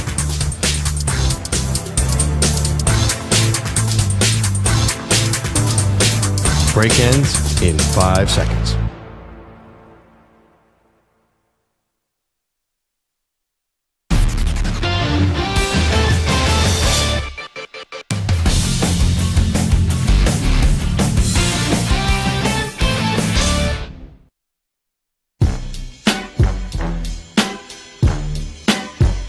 You're listening to the JR Sport Brief. Welcome back, everybody. David Shepard on the Infinity Sports Network. Number to get aboard is 855-212-4227. That is 855-212-4227. Hope everyone is having a wonderful start to your new year so far. Going to get back to the phone lines momentarily.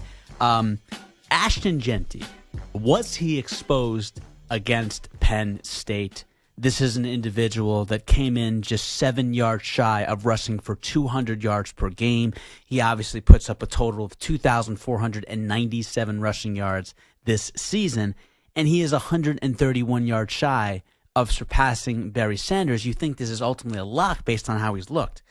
Unfortunately, not, because this was the best defense that he faced all year, and he looked average, something I did not think you could say and put in front of Ashton Jeanty with the campaign that he was having. And the reality is, the way Penn State was getting after the football, the way they were clogging the lanes, the way they were keeping a spy on him at all times, man.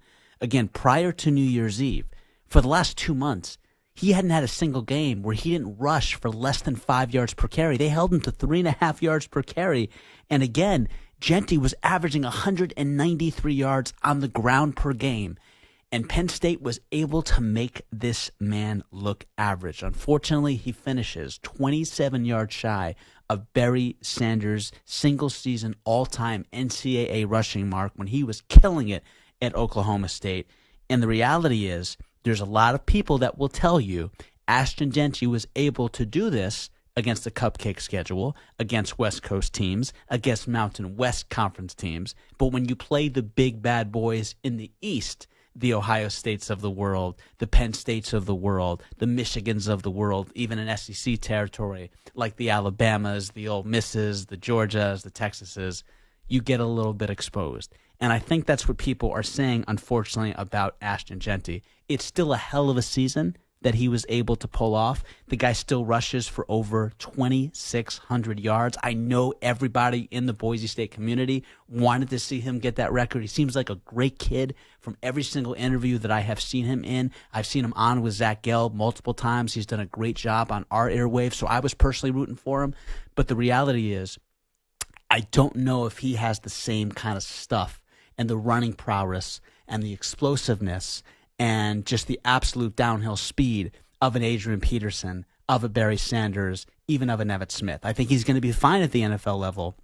I do not think he's on the trajectory to be a Saquon Barkley type running back. Hickey, before we get back to the busy phone lines, was Ashton Jeanty exposed in this game against Penn State, or do you tip your cap to Penn State's defense and just say it was just one of those things, no matter who was in the backfield, they were not going to be great against Penn State's D?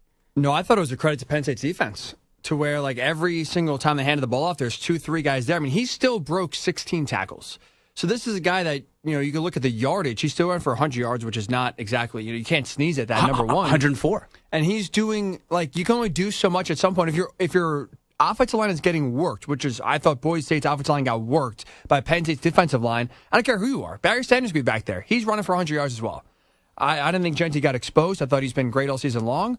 And I just, for me, like if it's good or bad, I look at that game and say, okay, I credit Penn State. I think they were just that good in that game. That's fair. That's a fair analysis. Number to get aboard is 855-212-4227. By the way, thanks for leaving me out to dry. You're wearing the hat, so no one's commenting on your hair today. I'm getting all the comments. Thanks a lot. I thought maybe we'd share in that insults together because everyone keeps talking about our hair. It's unbelievable. I actually could have said, you would be surprised how many people in this YouTube chat, forget the sports takes we're doing, forget any of that. More than half of it is about our hair. It's the little things. It's unbelievable. Are you telling me you came in unprepared? What do you mean? You came in unprepared. Hickey knew we wanted a little warmth, wanted to change it up today, wanted to pay homage to his alma mater. He can't do that with a sweatshirt. We all see him anyway. He doesn't need the hat, too. It's a little chilly outside. A little extra protection in this weather. All right, fair enough. You're wearing shorts. Even though nobody can see that. No, they're not supposed to know that. Listen. Who wears shorts in January? So the thing... Unless you're in the gym. So, can I be... All right, so let me pull back the curtain a little bit. I don't live in the safest area, okay? And I can't dress that nice. Okay. Because if I do... How about sweats? A little pair of sweatpants. Maybe. But if I wear shorts, people are staying away from me. Like, who is that crazy guy wearing shorts? It's interesting logic. Thank you. I appreciate it. Listen, I'm not fortunate like other people in this business that get to live in a cushy Manhattan apartment 5 minutes away. I like that. I like that idea. I appreciate that. Listen, I'm not a celebrity like other people in this place that live in the same building as the late, great Regis Philbin. I didn't live there. I thought you did. No, around the corner. I don't live there anymore either. So, by the way, I know you miss him. Oh, yeah. He's missed more than ever. Oh, yeah. He's missed more than ever. Without question. Yeah. But I am wearing shorts. That is true. Let's get to Tom in Pennsylvania before we get to our latest sports flash. Tom, hope you're having a good evening so far, man. How you doing, buddy? Happy New Year. What you got for us? Hey, I'm doing great. Happy New Year to you and the guys as well. Man. And I'm on your side on the shorts. Anytime that I can wear them and get away with it, I'm going to do it. No, but Tom, like I live in a not so nice area. I had to find an apartment very quickly, and the reality is, like, when I walk by, there are people outside a gas station that are there, and I have to get by there in order to get into my apartment. I can't be looking all that proper. Wait, so what you're really saying is that you just moved and you haven't had any time to unpack yet. You just no. I've lived there for I've lived for 3 months. They just keep hanging out there and no one shoos them away. The cops don't come where I live, Tom. Okay, all right, I'll cut you some slack on that. Thank you. Hey, so my take is, okay, so, full disclosure, I've up until the last couple of games, I've only seen highlights of Scadaboo and Ash and Genty, and finally got to watch a full game of both of them, and I'm looking at Scadaboo as a legitimate pro running back. He was able to do against a very good defense what he normally does. Sure. And when I watched Genty, I just felt like he was sure, this Penn State defense is a little better, but I think Carter was out for most of the second half and didn't have an impact there. But he just seemed a step behind everybody. And too many times I saw him get tackled by one guy as well. And that, to me, that's not an NFL running back. Well, I think Genty will be fine. Tom, to your point, you realize this dude had, and you're talking about Scadaboo, you realize he had 100 receiving yards too? Like that's LaDainian Tomlinson-esque. And by the way, the guy's throwing touchdowns. I'm not comparing him to the late great Walter Payton, but that was Walter Payton-esque. That performance he had against Texas, particularly in the fourth quarter. I mean that's what it was like. He could do everything out there on the football field. There wasn't he literally put the team on his back and brought them as close as they could get. So yeah, I'm with you. I'm with you 100%. I'm still going Genty. But to your point, one's play didn't dip when he faced his stiffest competition. Genty's, say what you will about his 104 yards. To Hickey's point, say what you will about his 16 broken tackles. He still fell short and regressed against a high-quality defense in a way that Scadaboo didn't, if only he elevated. So I hear you on all, Tom. So it's going to be interesting to see them on the next level. And thank God for Saquon Barkley and Derrick Henry, because the running back position is not dead.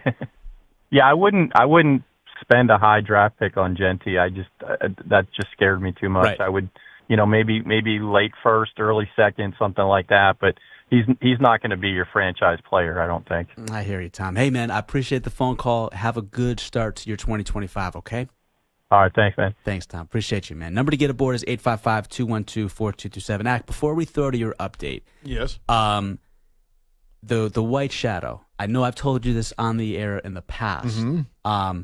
Is there another show out there for people that love television like that? Because I could watch that series again. I was a big fan of Friday Night Lights, which is no longer ESPN Classic used to run that, but I was a big fan of Friday Night Lights. But that's not late 70s, early 80s, is it? I'd have to think. I mean, Okay. drama or comedy? To me, the White Shadow was both. Yeah, it had a lot of funny parts to it. Yeah.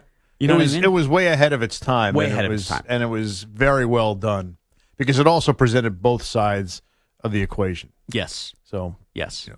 I would call it the Degrassi of the 70s and 80s because Degrassi was way ahead of its time, too. It just didn't have the NBA basketball coach in high school. So there you go. There you go. There you go. Folks, we're going to get to your calls on the other side. Very curious to hear what you have to say about this latest game between Notre Dame and Georgia. What I am not going to do is step on the toes of the great Rich Ackerman, but just know things are looking very good for the Fighting Irish. We'll certainly react to that game on the other side. We'll get to your calls, but before we do anything else, let's get to the aforementioned Sports Flash. Here is Rich Ackerman. Infinity Sports Network Sports Flash. Well, Notre Dame is 55 seconds away from facing Penn State and advancing in the college football playoff. The Fighting Irish lead Georgia 23-10, breaking the game open with a 17-point barrage in a span of a minute, bridging the second and third quarters. They took the opening kickoff of the second half back for a touchdown, 98 yards, and that stands as the difference as now the final seconds tick away, and Notre Dame improving to 13-1 with the victory over Georgia, which will finish the season at 11-3. Another big name from the SEC is heading out the door as Jalen Milroe has announced that he'll be leaving Alabama for the NFL draft. Also, the Pro Bowl rosters were announced today. 9 Ravens lead the AFC roster, which does not include Patrick Mahomes. Jaden Daniels gets the nod in the NFC, which also has 7 Lions and 6 Eagles. The Pistons' Jaden Ivey suffered a broken fibula last night and will miss most of the remainder of the season. The Thunder looking for lucky number 13 tonight as they go over their 13th straight against the Clippers. That tips off at about 25 minutes from now. The Celtics looking for win number 25, just getting underway against the Timberwolves. In the NHL right now, first period, Hurricanes lead the Panthers 1-0. Rangers with a 2-0 lead over the Bruins, while the Capitals and Wild are even at 1. Red Wings and Blue Jackets are also even at 1 in the first. I'm Rich Ackerman. Hey, sports fans, Bart Winkler here on the Infinity Sports Network. Check us out 24/7 on Sirius XM Channel 158.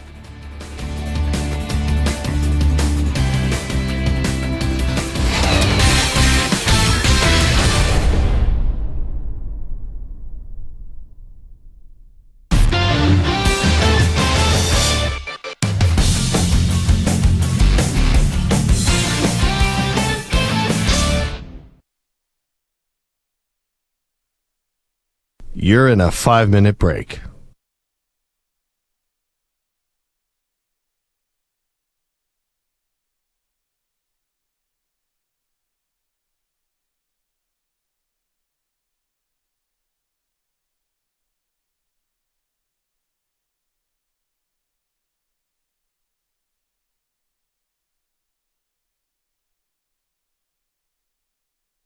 Four minutes, 30 seconds remaining.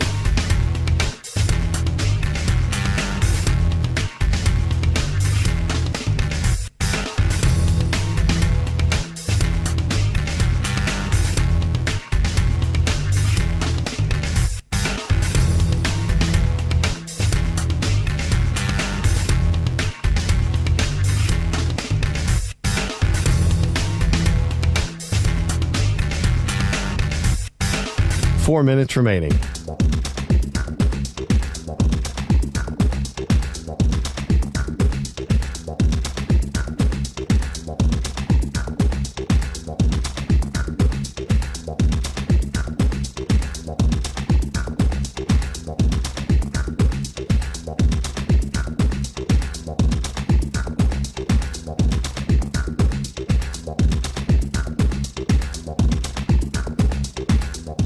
3 minutes, 30 seconds remaining.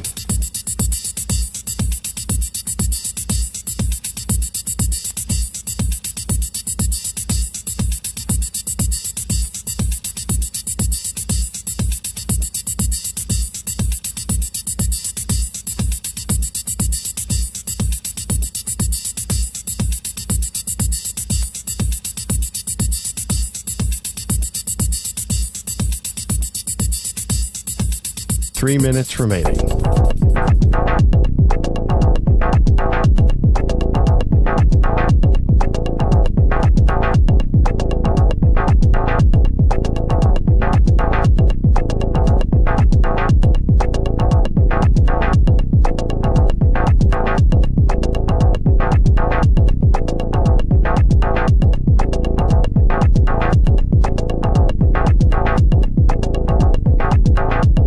Two minutes, 30 seconds remaining.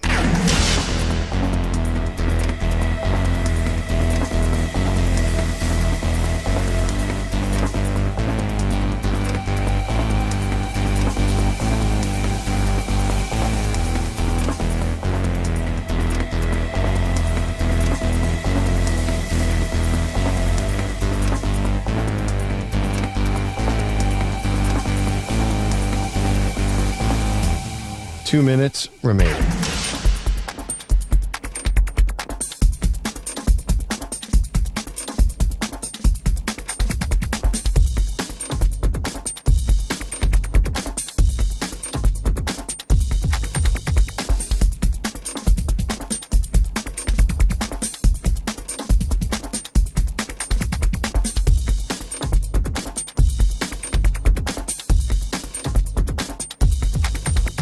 One minute, 30 seconds remaining.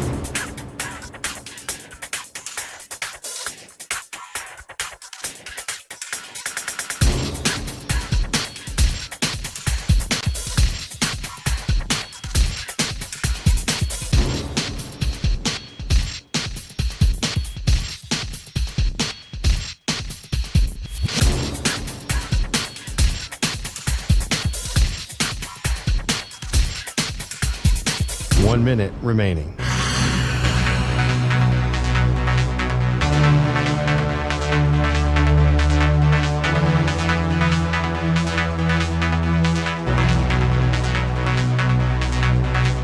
Forty-five seconds remaining.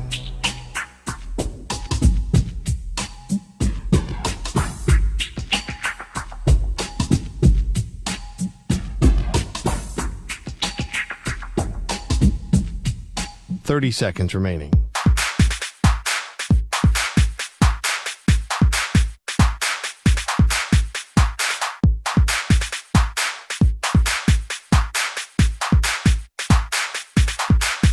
Fifteen seconds.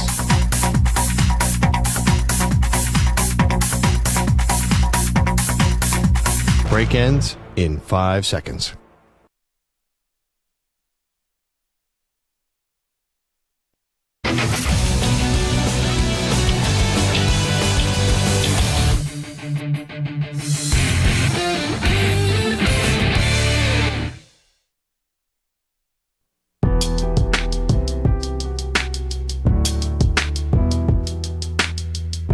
JR wants to hear from you. Call him now at 855-212-4227. Welcome back, everybody. David Shepard on the Infinity Sports Network in for the great JR. And just to remind everyone, if you're paying attention for the first time on Infinity Sports Network, Notre Dame, they have defeated Georgia in the Sugar Bowl in the college football playoff quarterfinal. Obviously, it was delayed after a very unfortunate, deadly terrorist attack on Bourbon Street that certainly does not erase and wipe away something that is much bigger than just sports, leaving 15 dead, more than a dozen injured. But hopefully it does allow some semblance of healing to take place. And so certainly it was a more somber crowd than usual, a more heavy-hearted crowd, but the reality is Notre Dame is going through in convincing fashion. Congratulations to Marcus Freeman. Congratulations to Riley Leonard. You got to love what you were seeing from the Notre Dame Fighting Irish so far. A lot of people would have had them as one of the top 4 teams. Unfortunately, they do not play in one of the Power 5 conferences. Therefore, they didn't get a bye in the first round. They should have. Number to get aboard is 855-212-4227. That is 855-212-4227. And obviously, in the other semifinal game, it will be Texas versus Ohio State. That will be the Cotton Bowl on January 2nd at 7:30 p.m. Eastern Time.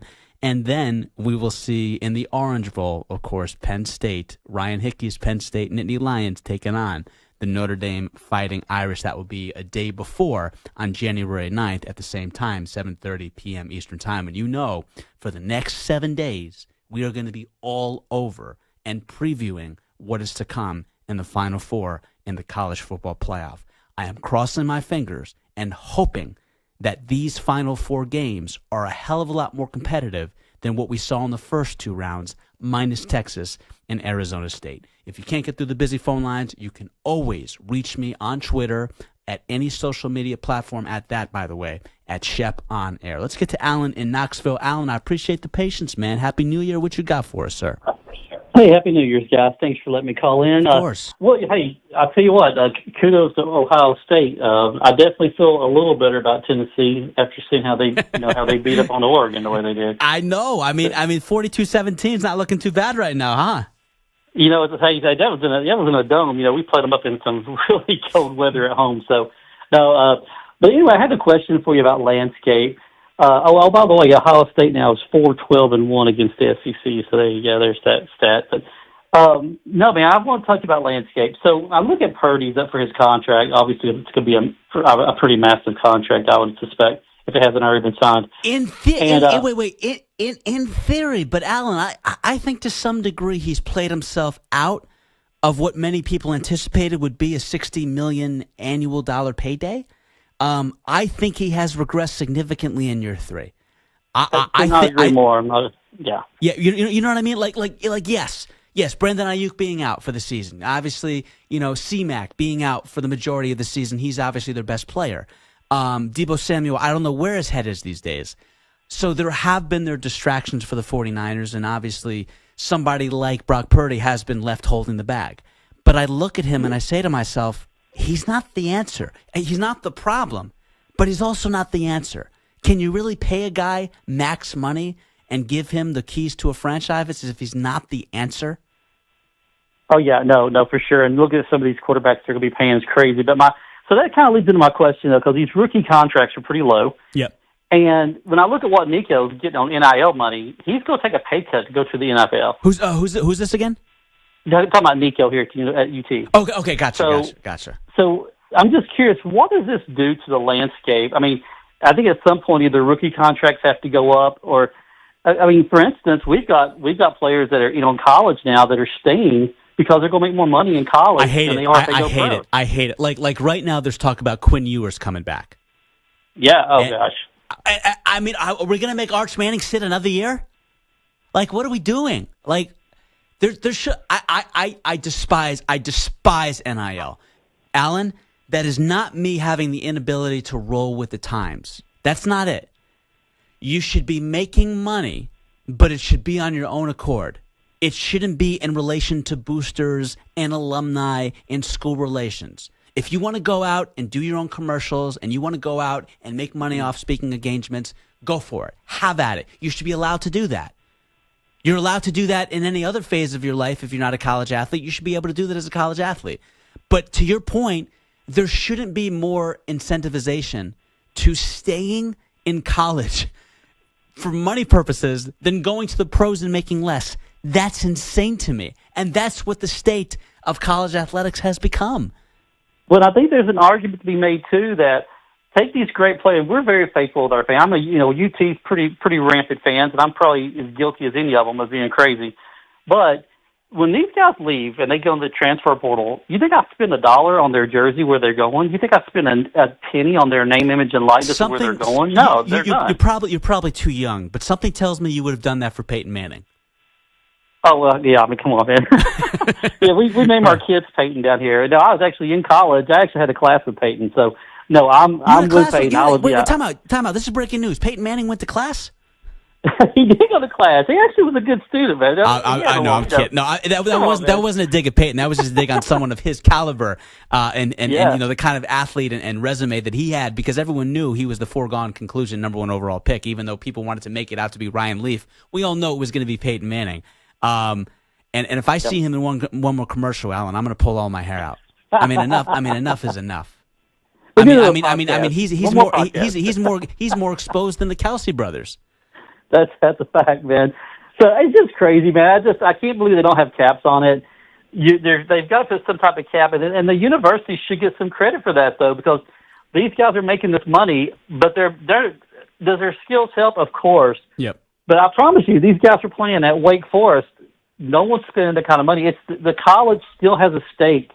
The school still has a stake in how much money these guys are making. They're not making this on their own. Sure. It's still the brand. Sure. And it's still the brand that they're representing that's still carrying a lot of this value. Yeah, I don't think the school, I don't know. It's just such a complicated thing. But anyway, thanks for letting me call. I just thought it was crazy that Purdy is making less money than our starting quarterback. Yeah, well, he's going to be making. Listen, if they don't pony up and give him that contract extension, I believe for 2025, he's going to be making, obviously being a very late round pick, the last overall pick at that in the 2022 NFL draft. It's going to be $1.1 million, his contract in 2025, if memory serves me correctly. And Alan, I don't know about you, I would jump at that any second of the day. But for an NFL quarterback, that's obviously getting someone on the cheap. So I appreciate the phone call, man. Going back and forth with you, Alan. Thank you, man. Good to hear from Alan in Knoxville, and have a good start to your new year. Number to get aboard is 855-212-4227. Let's get to Vinny in Arizona. Vinny, hope you're having a good evening so far. What you got for us, man? Hey, thanks for taking my call, Shep. You're the best, man. Thank you, brother. Appreciate it. Hey, so the Cam Scatterboo thing, I mean, I am a diehard Saints fan, so I kind of hope he falls to New Orleans just to help Kamara and that god-awful offense. Yeah. I mean, listen, I'm not going to pretend like I don't see it, because Hickey did a great job of putting this down. You obviously are talking about Mr. Hill, Taysom Hill, who can do a little bit of everything. I feel like he's going to be a more versatile Taysom Hill. Yeah, he's more explosive, more powerful, stronger. Sure. So, I wish Hill's career aligned with Breeze. That's one of the bigger tragedies in New Orleans sports, at least from a playing standpoint, is that he wasn't there at the right time for New Orleans. He caught Breeze at the way end. And can you imagine what Taysom Hill would have been with a prime Drew Brees? I'd like to hope at least one more Super Bowl, but... Yeah, right. That's the other confusing thing. I never understood how between Sean Payton and Drew Brees, they only got to one Super Bowl. I'll never understand that. With the play calling ability and the design of Sean Payton, and then the genius that is Drew Brees, because obviously nobody, maybe with the exception of Brady, can be better before a blitz and before an actual play unfolds than Drew Brees, and being able to change it at the line of scrimmage on a drop of a dime. No, I could definitely agree with that. And again, I'm not one to blame the refs, but those controversial calls definitely. Well, yeah, but you guys also help. And but then you guys also got fortunate. Still haunts me. But you guys got fortunate when it seemed like those kind of controversial calls worked in your favor a little bit. Something called Bountygate in the 2009 NFC title game, when we all wanted, the Saints to get there, so we overlooked it because no one wanted Brett Favre to get back to a Super Bowl. Oh no, I'm definitely. We were on the receiving end of that one. Right. No, in your opinion with Scatterboo, do you think he got hosed a little bit when it came to like the Heisman Trophy? I'm not saying he should have won it. Absolutely. Me being a GCU alumni, yeah. I mean, I probably shouldn't admit someone from ASU is that good. Well, listen, we don't pay attention. Lopes. Yeah, like Vinny, like in all honesty, like we don't pay attention to Arizona State football. Like you guys were 3-9 in back-to-back seasons. You guys were dealing with sanctions. No one was talking about them, and so they came out of nowhere. But I mean, we pay less attention to them than we do Oregon. You know what I mean? Let's put it this way: if Deion Sanders was coaching Scatterboo, he would have been in New York for that Heisman Trophy presentation.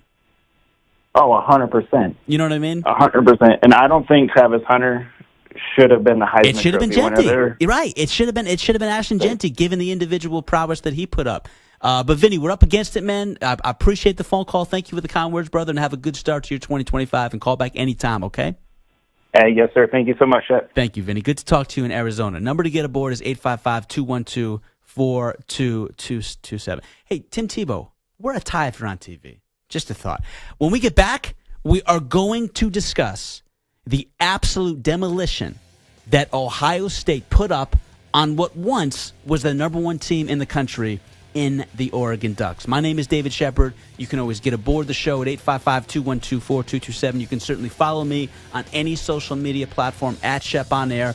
We're going to make sure we pay more close attention to Ohio State and follow them because they, to Ryan Hickey's point, they're the team to beat, despite being the 8th seed in the college football playoff. We explain why next. Shep for JR on the Infinity Sports Network. We're coming right back.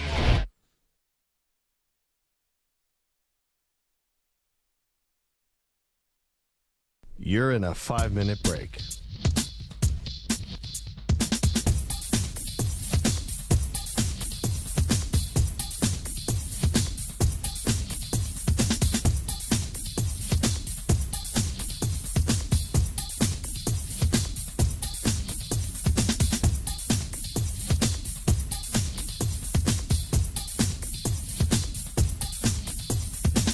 Four minutes, 30 seconds remaining.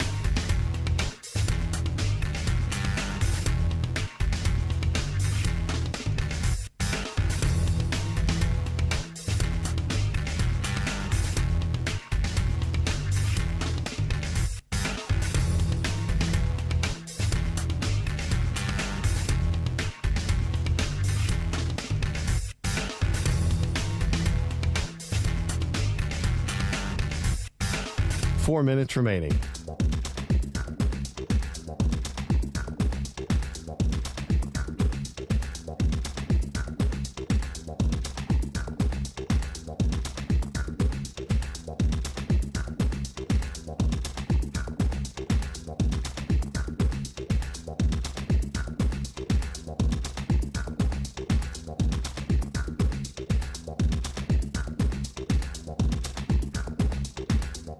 Three minutes, 30 seconds remaining.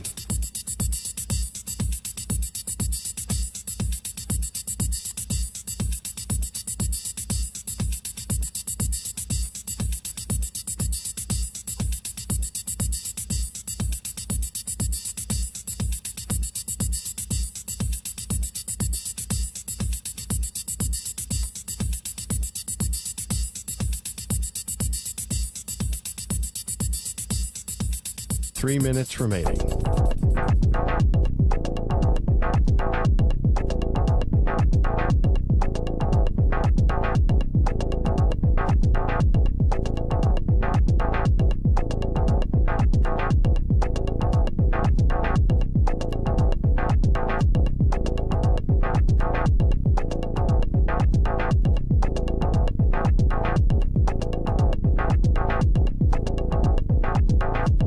Two minutes, 30 seconds remaining.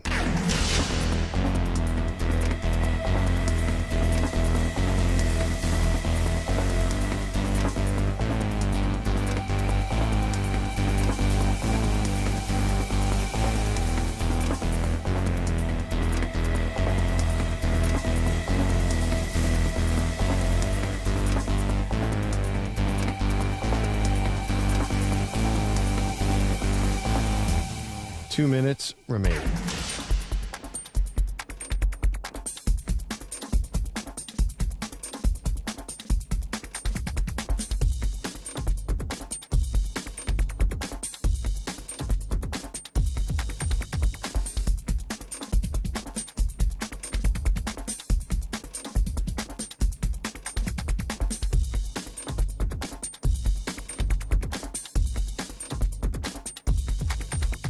One minute, 30 seconds remaining.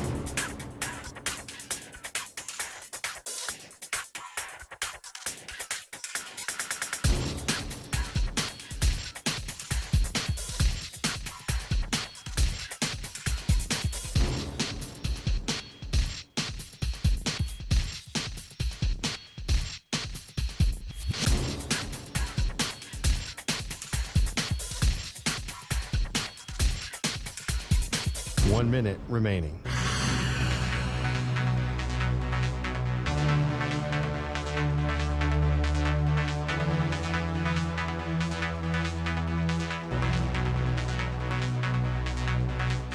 .45 seconds remaining.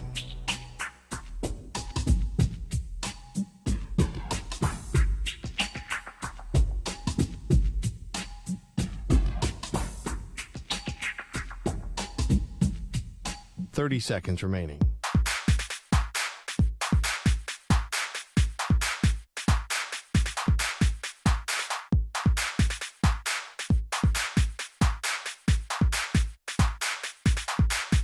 Fifteen seconds.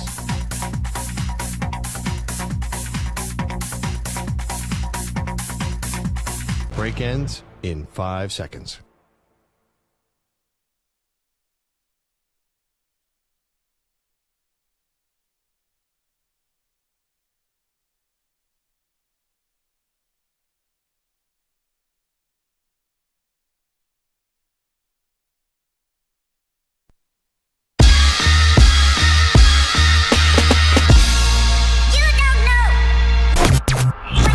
You're listening to the JR Sport Brief. Welcome back, everybody. David Shepard in for JR on the JR Sport Brief on the Infinity Sports Network. It is great to be with you, however and wherever you may be listening from. You could be in your car, or you could be in your truck. You could be getting us for free on the Odyssey app. Just make sure to hit the rewind function and catch every single second of this particular program. You may be checking us out on Sirius XM channel 158. No matter how you are consuming us, it is always a pleasure to be with you, because this is not just JR's show. As he will always tell you, this is about you. It is not just about Ryan Hickey. It is not just about myself. This is a show for you. And the number to get aboard is always 855-212-4227. And you can always hit me up at Shep on air as well. By the way, pretty cool to see JR Sport Brief taking over the Cheez-It Bowl. That man is not just a radio star, he's a national television star as well, to nobody's surprise. We're going to get back to the phone lines momentarily. Want to again congratulate Notre Dame on an incredible run so far this season. They are victorious in the All-State Sugar Bowl, 23-10 over the Georgia Bulldogs. The reality is, Riley Leonard was the best quarterback in this game. He was by far the best player in this game, not just getting it done with the arm, but getting it done with the wheels as he rushed for a game-high 65 yards. Remember, folks, this is their quarterback.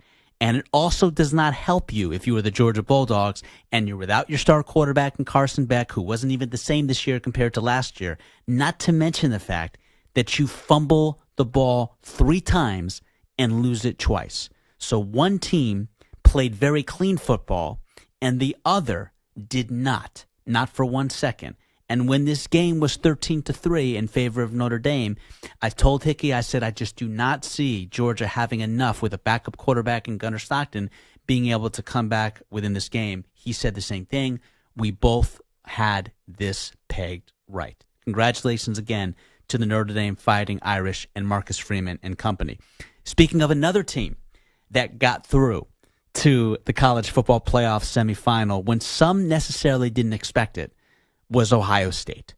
Ohio State in the granddaddy of them all, the Rose Bowl, versus the number 1 ranked Oregon Ducks, the only remaining undefeated FBS team. Ohio State put on a masterclass against Oregon and what it means to compete on the big stage. This game was 34-0 at one point. It wasn't even close. And you got to give a lot of credit to Will Howard, and you got to give a lot of credit to this offense, because they did not play safe. They went for broke. They didn't play to lose, and they opened up the offense, and they learned from their mistakes. Now, maybe Ryan Hickey is the exception. Hickey, I've made too many mistakes to count in my life. Way too many. But you know what I also know about mistakes? They do not become your failures and define you if you learn from them. And Ohio State learned from their mistakes. And they deserve an awful lot of credit for that. And when you talk about who this Heisman Trophy finalist was in Dylan Gabriel, he did his part. The problem is they had no rushing game. Do you realize that in this game, Ohio State outgained them on the ground by more than 200 yards? You can't expect to beat Ohio State if you're doing that. And by the way, Ohio State's best player is not even a running back in Travion Henderson or Junkins. To me, their best player is Jeremiah Smith. Jeremiah Smith's so good. He's so good that he's setting the bar on what it means to be a wide receiver for the Buckeyes. And that's saying something considering they had, in my opinion, the best overall player in college football last year in wide receiver Marvin Harrison Jr. That's how prolific he is. Imagine where he would go in this draft if he were actually eligible. So again, I was shocked by this game. Ohio State found themselves up 31-0 midway through the second quarter, and you understood why Tennessee got beat 42-17. There is not a more talented team in the country than Ohio State. And it's not just the likes of Jeremiah Smith. Emeka Egbuka, he is the real deal as well. And Ohio State, to their credit, they never took their foot off the gas pedal. And yes, we understand Oregon's talented too. Dylan Gabriel, Tez Johnson, Jordan James. But they are not nearly in the same vicinity as Ohio State. That was evident. And even when Ohio State lost by one play to Oregon, when they lost by 1 point earlier in the season against the Ducks, they were still the favorites in this game because talent ultimately rises to the crop. And that's exactly what happened with this particular Rose Bowl. And it's fitting that Ohio State clicked on offense because that's what they've been doing all year. They scored on 4 of their first 5 drives. Not just scored, put up 6, scored a touchdown. And on all 4 of those touchdown scoring drives, all of their touchdowns went for 40-plus yards. You're not stopping that. You are not going to stop that. I don't care if you're the Miami Hurricanes of 2001. You are not going to stop Ohio State with the way they are playing.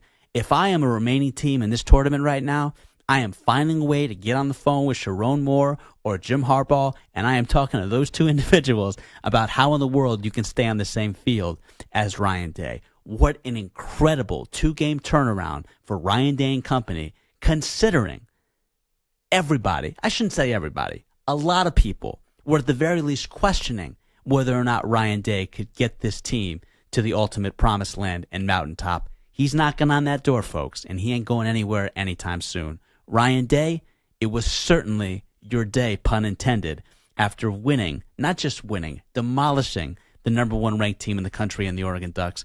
What do you have to say to yourself, young man?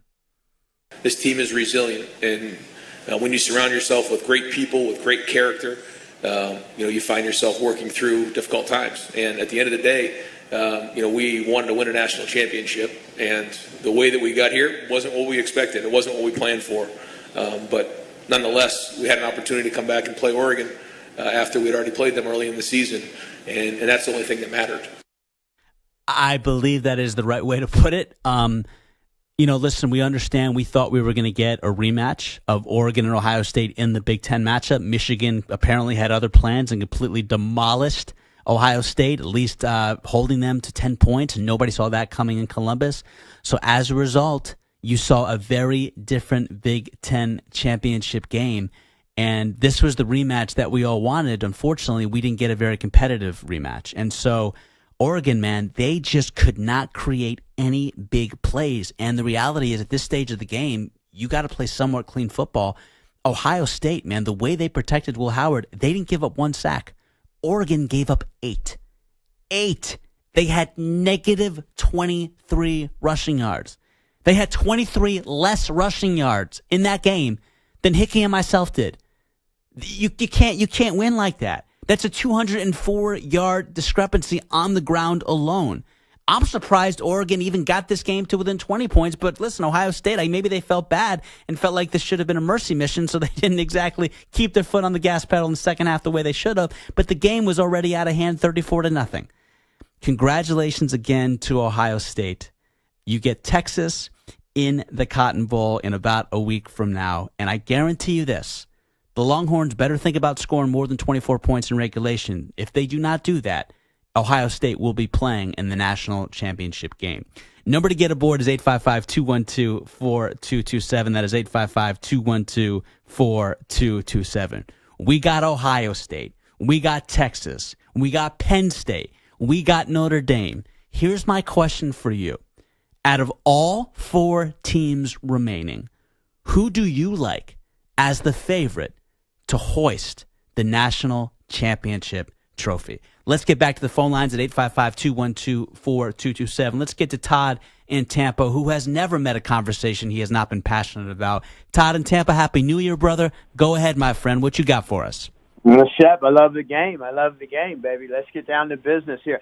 Shep, before I hit college football and my Buccaneers real quick in a must-win game, which we're going to get done this Sunday to clinch our spot in the playoffs, let me say something about, I heard you opine about Joe Namath before, or earlier last week, and I just want to say something about Broadway Joe. I was born in the Bronx and lived in Long Island. I was 5 years old when Joe Willie got it done, and everybody, before the game, before the Colts game, it was 17-0.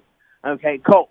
Okay, that's how much they were favored by, 17 points. Okay, and we were in the AFL. Yeah, Todd, hold on for 1 second. So for anyone listening and saying, why is Joe Namath being brought up? So I referenced the fact that Joe Namath had an amazing season and an incredible stretch when, as an underdog, he beat the Colts in the Super Bowl, the third Super Bowl at that, and the Jets haven't been back since.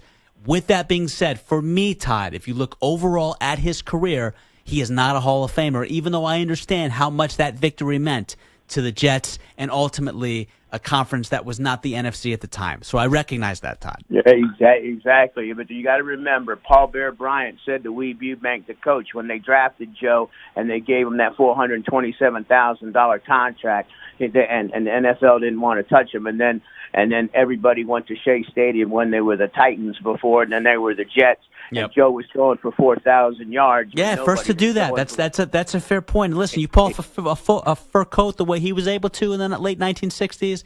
Maybe you should get in the Hall of Fame for that alone. Todd, fair point, buddy. Nobody looked good and as good as in the fur coat as Broadway Joe, baby. Nobody looked good. And Joe said, Joe told everybody in advance. I hear you. And he was right. He put up the one finger when he was walking out off the field. I agree with that, Todd. So, Todd, what was your biggest takeaway, speaking of champions of the college football playoff in 2024 so far? I just love what's happening. I love that these teams are getting a chance to put. I would have never seen Scatterboo before. Okay, Boise State missed 2 field goals, and the touchdown they had got called back for hands to the face. Okay, some of these coaching decisions, you had a fourth early in the game, you had a fourth and less than a yard, and you had Gentry back there, Boise State, and you didn't go for it. Okay, let me say, and so I'm watching these coaching decisions. I'm watching why start. Sarkisian's got an 8-point lead, and then he's going to go deep. Okay, instead of running the football. Yes.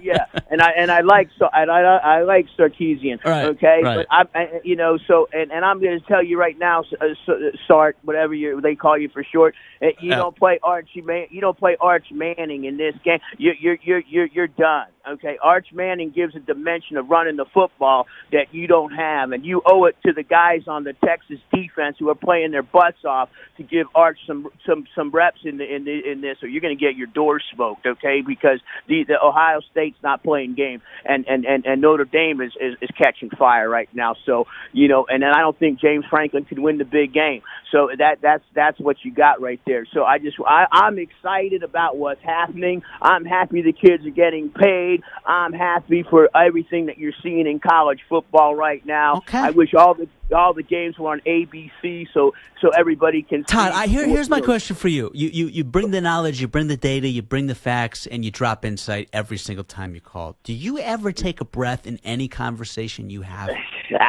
Shep, only when I'm talking to a beautiful girl, I let her do all listen, man, let me tell you something. That's spitting game right there. The best piece of advice I ever got when it came to pursuing women for me when I was young was, if you want to get anybody, it's not a matter of what you think you bring to the table. It's how you make them feel. And how you make them feel is everything. And the way you make them feel validated is by literally listening and shutting the hell up. There you go. And I'm with you, Todd. Todd, true words have never been spoken, ma'am. There you go. And I've been fortunate to date some of the prettiest girls in the world, and they've all been good to me. Look at you. Well done, Todd. So it sounds like it's going to be an even better 2025 for you, man. Well done. And let's hope Baker gets in the playoffs. Let's hope he's there. We're going to get it done. Shep, we're going to get it done. And remember what I said, okay? Now, I have said before that Todd Bowles don't have the killer instinct. Yep. But I'm telling you right now, our team is going to beat the Saints, and we're gonna make a serious run. Todd, And, you myself, Hickey, Rich Ackerman, and Marco Belletti could beat the Saints right now, man. Good call, brother. As always, Happy New Year. We'll talk soon, man. Happy New Year. You too. God bless you, Todd and Tampa. Always good to hear from you, man. Just want to remind everybody this portion of the show is sponsored by the new 2025 Hyundai Tucson Hybrid that has class-leading advanced safety features like the available blind spot view monitor to make your ride more enjoyable. Speaking of enjoyable, that is not something that the Saints have really bestowed upon most football fans these days, but nonetheless, Jeff in Baton Rouge, man, is there anything good that we can say about the Saints moving forward? And Happy New Year, by the way. Hey, Shep, how you doing there, buddy? Good, it's always a real pleasure listening to you and Hickey, man. I really enjoy it. I got to tell you. Hickey's a nice guy, isn't he? Well, I hear him on JR every day, and I tell you what, he's got a lot of good insights. Great and a lot insight. of good Great input. insight. Although he left me out to dry with the hair today because he's got the hat on, and so now everyone's going to be picking on me for my hair, and they're going to leave him alone. So he left me out to dry. Well, he's got a way of leaving people out to dry now. I didn't say that about him. He will do that. That's one thing. Actually, in all honesty, he's one of the few guys in our industry that doesn't leave guys out to dry. He's hosted a lot of shows at the Infinity Sports Network, man, probably 5 years worth of shows at this point, and I don't think he's ever uttered one negative word about anybody else that's worked on his platform, man. And that takes a stand-up person. And he's been objective about Penn State, which is even equally more impressive. Well, I knew that. I just was testing to make sure you did. Oh, okay. Did I pass the test in flying colors, Jeff? You know just as much about Hickey now as I do. There you go. I've known Hickey longer than you, probably. By the way, I've known Hickey I've known Hickey for I want to say, damn, Hickey, 7 years, man. It flies by. And when it does. It really, Hickey. You know, it's funny, Jeff. Full disclosure. And maybe he still doesn't know what to make of me. He didn't know what to make of me at first. Is that a fair assessment, Hickey? You did not know. Oh, yeah. Right? Yeah, I missed you the first time you were here. No. I'm saying. So I'm saying when you came back, yeah, I didn't know. Right, like you were like, who is this guy? Like, what is his deal? There's no way someone's actually like that in real life. There's no way. So well, Shep, I got to tell you that there's other people on the station, some other hosts that don't really know what to think of you either, and some of them take me a little bit, and I try because I got you back, and I try to get on there, and they don't let me talk. So, really? Well, Jeff, the thing is, man, like the thing about what we do for a living is, you know, it doesn't matter what your style is. There's never going to be anyone that vibes with everyone else. But I will say, from my standpoint, I'm proud to work here because we have a lot of wonderful personalities on the air, and even though someone may not be necessarily my cup of tea, and vice versa, I have nothing but 1,000% respect for everybody that gets behind a microphone here. Well, my friend, I've got to tell you, don't change a thing you do because I enjoy the heck out of what you do. Thank you, Jeff. Is there anything to enjoy about the Saints these days? Well, that's why that's what I called in for. Sorry to get off on a tangent. First of all, Shep, if you don't mind, I would just like to give all my brothers and sisters down there any type of comfort that I possibly can. We're a tight-knit community here in Southeast Louisiana, and when you hurt one, you hurt us all. That's beautifully spoken. Obviously, a horrific terrorist attack on Bourbon Street. Unfortunately, you know, there was an attack on New Orleans, but it felt like it was an attack on everybody. And, you know, this deadly pickup truck that kills at least 15 people, injures a dozen more. It was an act of terrorism. It was unnecessary. It was tragic. It was despicable. It was deplorable, and it's not a way for anyone to start their new year of all days. So it's just a horrific accident, tragic accident. And let's be honest, there's some people that are even questioning whether this game in the Sugar Bowl should have been played or not. So I understand both sides there. And again, our thoughts and prayers go out to those victims, and more importantly, the families of the victims that lost their loved ones. Okay, Shep, I appreciate that, and I'll tell you what I was calling in about the Saints for. And by the way, those people down there are very resilient. You don't have to worry about them. Yeah. I mean, we saw how they bounced back for Katrina, for God's sakes, Hurricane Katrina. Yep. Absolutely. Yep.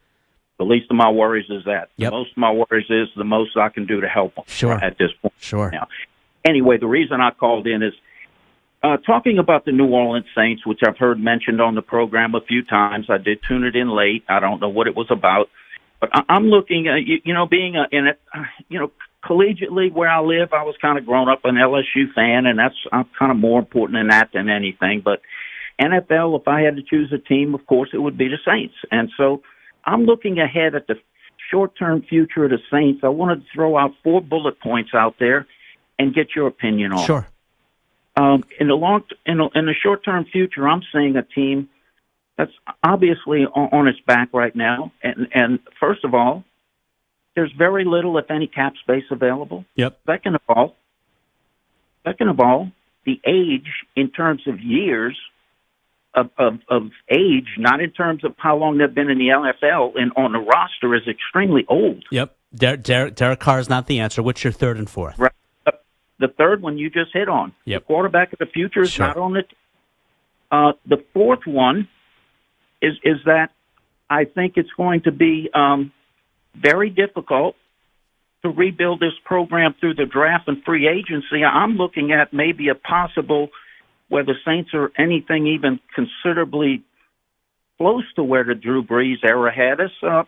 At least 3 to 5 years. Yeah. Your thoughts. And Jeff, thank you for the kind words, brother. I appreciate you, man, and we'll talk soon, man. I definitely am going to answer this question that you put out there. For me, when you hired Dennis Allen and kept him around for even more than a year, it makes me question the decision making of this team. I don't think Spencer Rattler is the answer. I know that he recently was their backup, with Derek Carr obviously being out. Alvin Kamara is their biggest weapon. He's been out recently. You're going to have to get lucky in the draft. It just comes down to that. You do not have a quarterback on this team that is your answer for the future. And it makes you appreciate the likes of Drew Brees even more, because he held down the fort for a decade and a half. And obviously we are far removed from that at this point. He has not played an NFL down in half a decade. He's going to be up for the Hall of Fame very soon. He will be first ballot, by the way, and there will be no question about that, unlike if Eli Manning gets in first ballot. That's a conversation for a different day. Yeah, the Saints are damned if they do, damned if they don't. They understand they have to rebuild, but the reality is, who do they rebuild with? This is not exactly the best quarterback draft class coming out in 2025. Not a great year to be tanking. And after they had those incredible 2 victories over the Panthers and Cowboys at the beginning of the season, where I believe they outscored their opponents, I think it was like 105-30, something like that. It's not the right year to fizzle and nosedive. And that, unfortunately, is what happened to the Saints franchise. But what you also have to make sure you do is not hire recycling coaches. And that, unfortunately, was the wrong hire in going after Dennis Allen, and you set your franchise back a few years just because of that alone. Number to get aboard is 855-212-4227. We're going to get to your other calls. I know a lot of people still want to weigh in on Ohio State, talk about the state of college football, the college football playoff.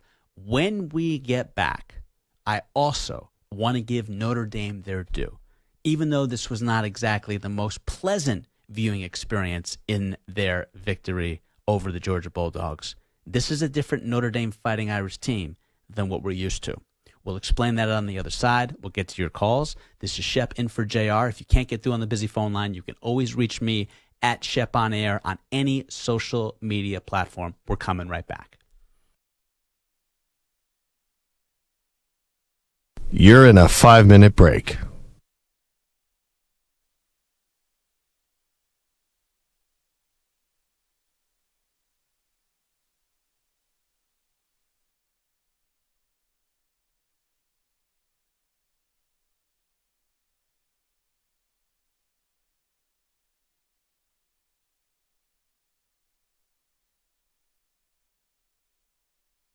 Four minutes, 30 seconds remaining.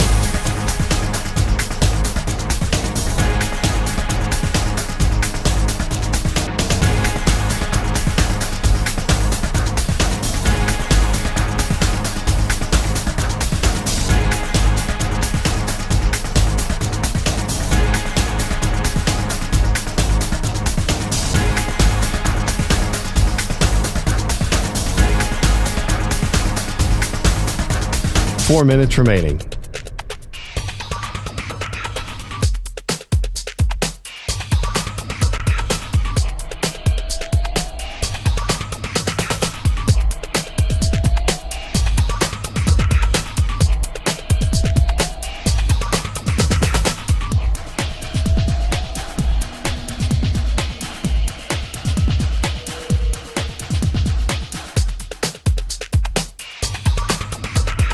3 minutes, 30 seconds remaining.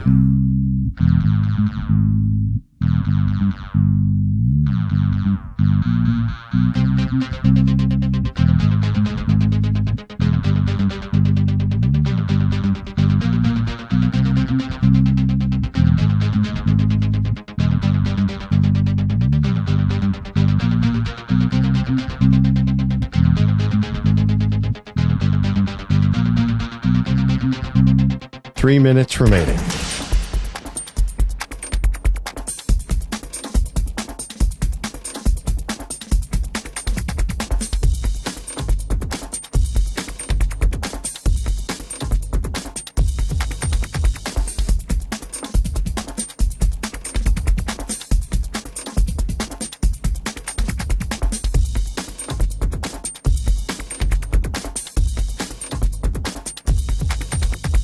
Two minutes, 30 seconds remaining.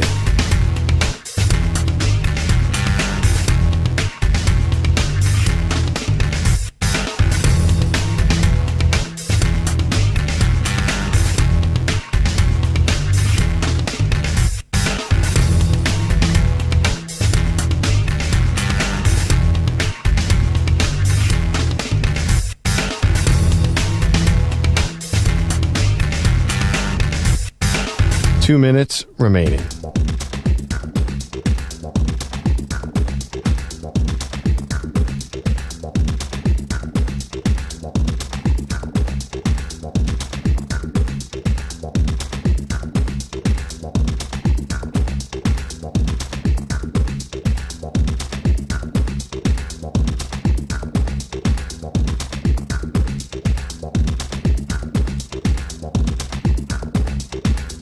One minute, 30 seconds remaining.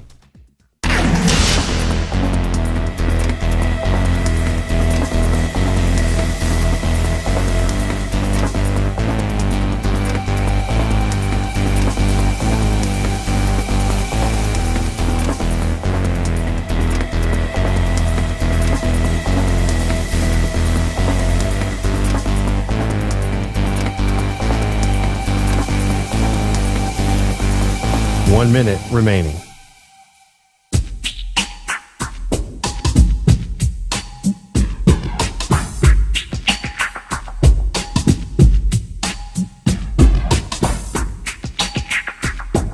.45 seconds remaining.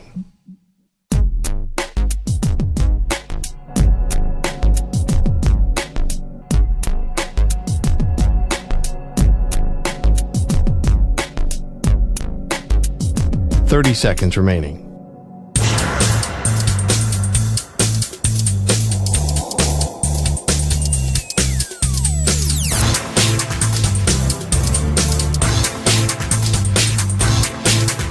.15 seconds.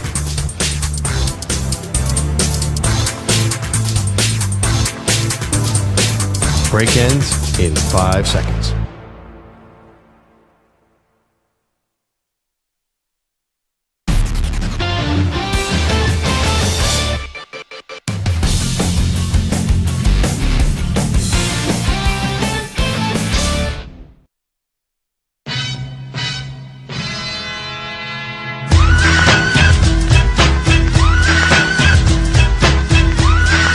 JR wants to hear from you. Call him now at 855-212-4227. Welcome back, everybody. David Shepard in for JR on the Infinity Sports Network. Congratulations again to Notre Dame on advancing to the semifinals of the college football playoff. They were really good against Indiana, and they were even better against Georgia. They play clean football. I was expecting Jeremiah Love to break out for another 98-yard touchdown run. Apparently that was too much to ask for, as I believe he finished with less than 20 yards on the ground, which is scary for when they play their next opponent, Penn State, in the Capital One Orange Bowl, which also is one of the two college football playoff semifinal games. But you look at the totality of Notre Dame, and Marcus Freeman now has a record 13 wins over ranked opponents in 3 seasons. Trust you me, this is a different day. This is a different time for Notre Dame, because yes, they were having successful regular seasons for a long time under Brian Kelly.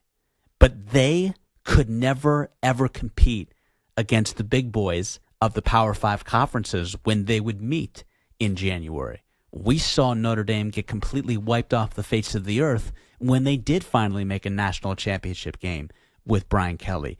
It's a different day. It's a different era for Notre Dame. And the best thing that could have happened to them, this is not going to be the first time you've heard me say this, this will not be the last time that you hear me say this, is when they got popped in the mouth at home by Northern Illinois, which I guarantee you, anybody in this YouTube chat right now, anybody listening for free on the Odyssey app, anybody checking us out on SiriusXM channel 158, I challenged you. I double dog dare you to come up with, without using Google, without using Wikipedia, one single individual from that Northern Illinois team. Can be a coach, can be an SID, can be a player. My point exactly. And Notre Dame lost to that team in week 2 at home. And ever since, they have been the best team in college football. Now winners of 10 straight. They are scorching hot right now. And that was 4 months ago. And that 27-17 victory against Indiana, the game wasn't quite that close. Notre Dame was up 27-3 at one point. And you feel bad for Georgia because you would like to have seen Carson Beck in this game, even though he hasn't exactly been the same Carson Beck we saw in 2023. Certainly not Stetson Bennett yet in his Georgia Bulldogs career. But Gunnar Stockton, man, credit to you. You brought them back against Texas. You've held your own as a backup, but it was not a fair fight. I am expecting a much more fair fight when it comes to Notre Dame and Penn State in the college football playoff semifinal. I cannot wait for that. Something tells me Ryan Hickey is going to be wearing that Penn State hat again. If not, definitely a sweatshirt. Number to get aboard is 855-212-4227. Let's get back to the busy phone lines. Let's get to, this is Simone in Cleveland, I believe. Simone, good evening, and what do you have for us? It's Simon, but yeah. Simon, what's up? Simon, good, man. I'm glad I asked. Simon, Happy New Year, brother. What you got for us, sir? First of all, you have no chance of beating Mike Tyson in the fight. Well, you don't know that. Yeah, I doubt it. Simon, did you see him against Jake Paul? I didn't see it. Okay. No, I didn't. He got destroyed. Mike Tyson could not last more than a round and a half because his near 60-year-old body gave out. I like my chances as much as Jake Paul's chances. Have you ever seen me fight? No, I didn't. Okay, thank you. So you can't really say with any definitive measure that Mike Tyson would take me on. Listen, Simon, if Mike Tyson is taking me on and he's 40, if he's even 50, I got no shot. But I'm too quick, I'm too competitive, I'm too young, quite frankly, for Mike Tyson to get the better of me. Yeah, I would need to see you. But now, for my real point, no one's beating Ohio State. They just took out number 1. They wrecked them. No one's going to beat them. Right. Here's the thing. Do they have another letdown? That's the question. Or did they have their one bugaboo, their one pit stop, their one valley against Michigan? You know what I mean? Did they? Same thing happened to Notre Dame. They both took a rough loss. Sure. Now they're just smashing everyone else. So it's the same thing. They're probably going to end up beating the championship game, and I think Ohio State's going to take them out. Yeah, it's gonna be fascinating to see. And I think once that happens, Simon, it's fair to say, Ryan Day, he's no longer on the hot seat. Yeah, no way. If they win, he's safe. I'm glad you brought that up. Simon, because I'm going to actually talk about Ryan Day and what he's done at Ohio State. And I listen. I'm not playing 20/20 hindsight here. Like, I was the first, maybe not the first. I was one of the first people to come out and say, you cannot hammer Ryan Day for continuously losing to Michigan. Because if he goes far in the college football playoff, which he has before, by the way, and I've heard Hickey reference this multiple times, they are a gimme field goal away, a Noah Ruggles missed kick away from being a national champion, because obviously they would toss around TCU in the national title game if they would have gotten by Georgia, which they should have if they make that field goal at the end of the game. This is a national championship head coach. And so the fact that happened, that wasn't on Ryan Day. He can win the big game. It's not his fault Noah Ruggles decided to completely botch a kick. So to me, he never should have been on the hot seat in the first place. 100% agree with you. And if you were to put your money down, who are you taking if it's Ohio State, Notre Dame? Ohio State, yeah. But it's not a 50-50, but it's closer than people would think, even though you'd have to choose Ohio State over Notre Dame, just how they've looked so far in the college football playoff. Played against the backup quarterback, and Ohio State played against the number one That's seed. fair, but that's a hell of a backup quarterback. Like this is an Arch Manning like backup quarterback in Gunnar Stockton. He's not a typical backup quarterback. Okay. I mean, you saw what he did. You saw what he did against Texas, right? Yeah. So I hear you, Simon. But listen, man, it's a good time to be a sports fan in Cleveland. Not only do you have the obviously Ohio State Buckeyes, how about your Cavaliers, bro? Oh yeah, 29-4. They're unbelievable. By the way, how is Donovan Mitchell not first in All-Star voting? How is the Melo Ball first in fan voting for the All-Star game? Because the Cavs are not a one-dimension team. They got multiple players. If you're the number one, you're the only guy on your team, you're going to get more stats.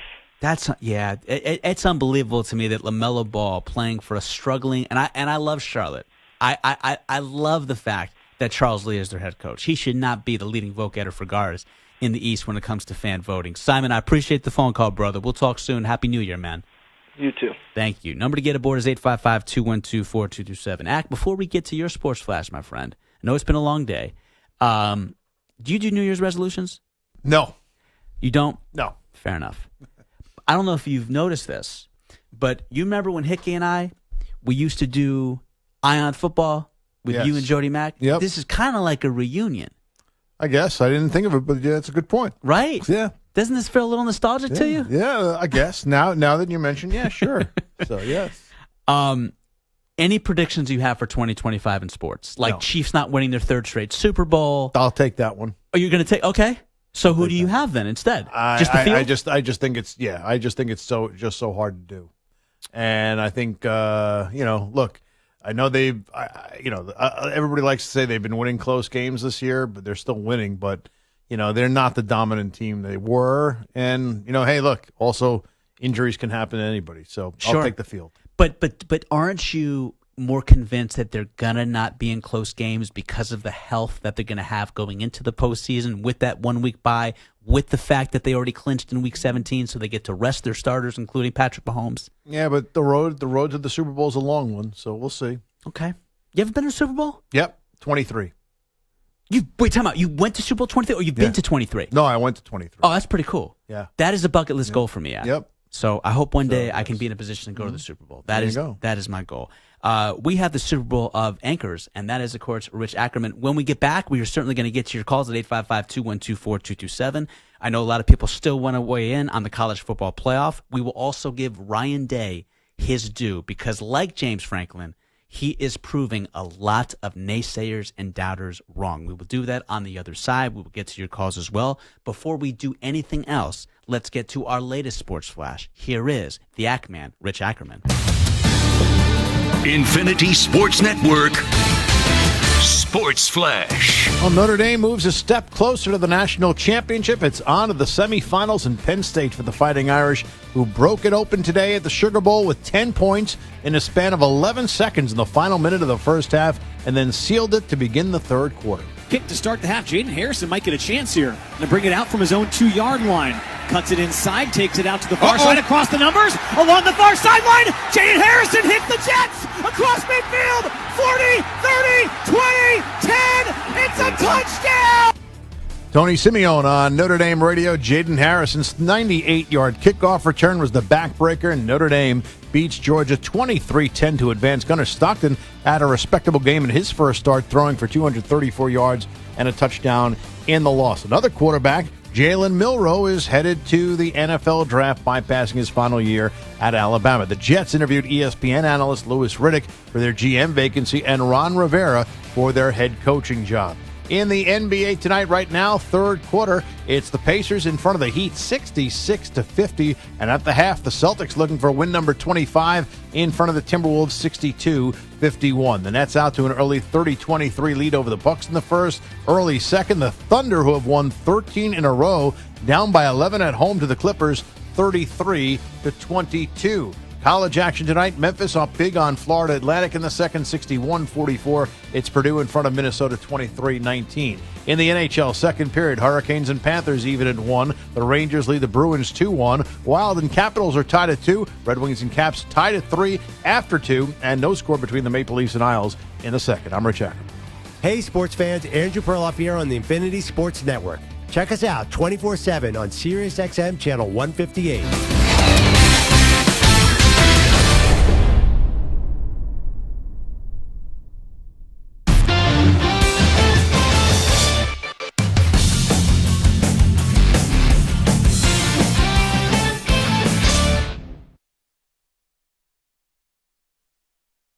You're in a 5-minute break.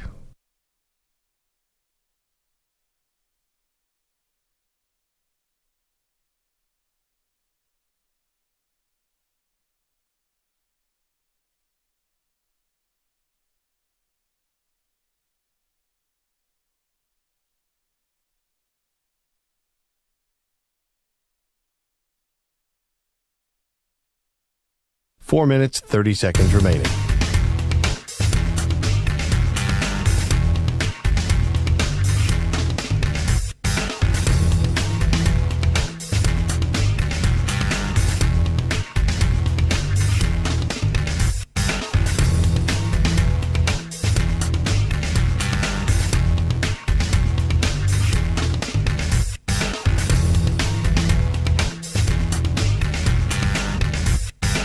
Four minutes remaining.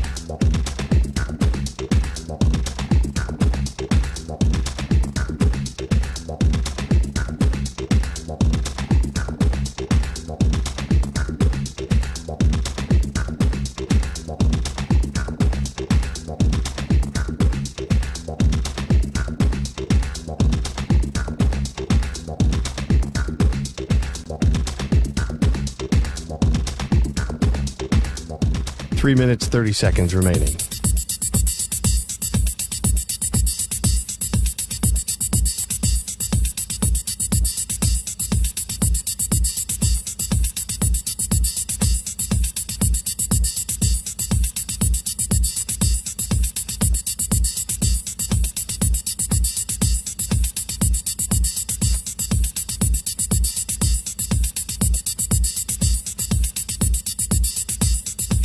Three minutes remaining.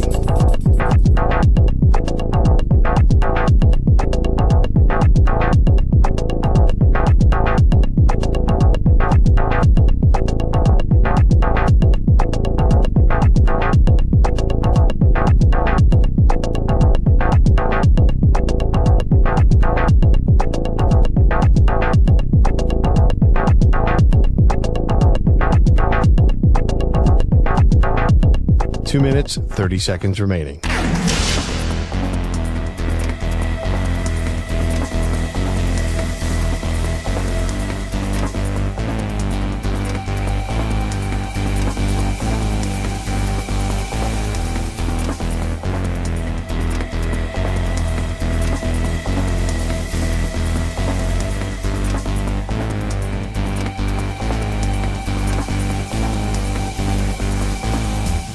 Two minutes remaining.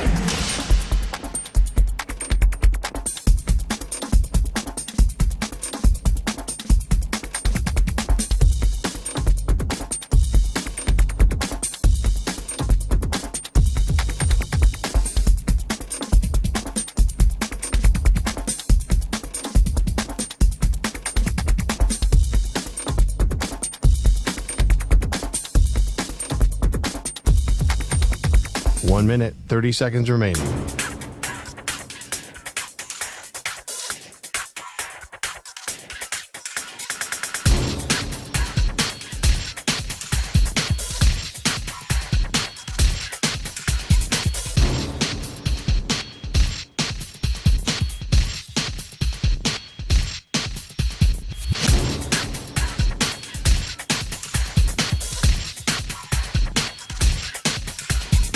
One minute remaining.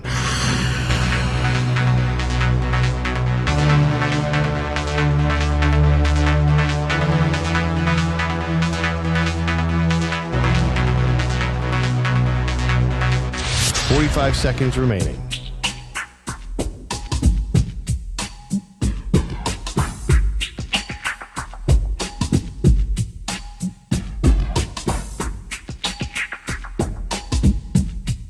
Thirty seconds remaining.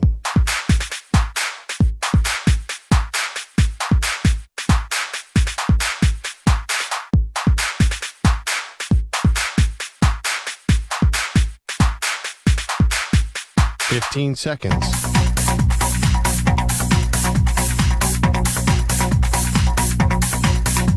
Break ends in 5 seconds.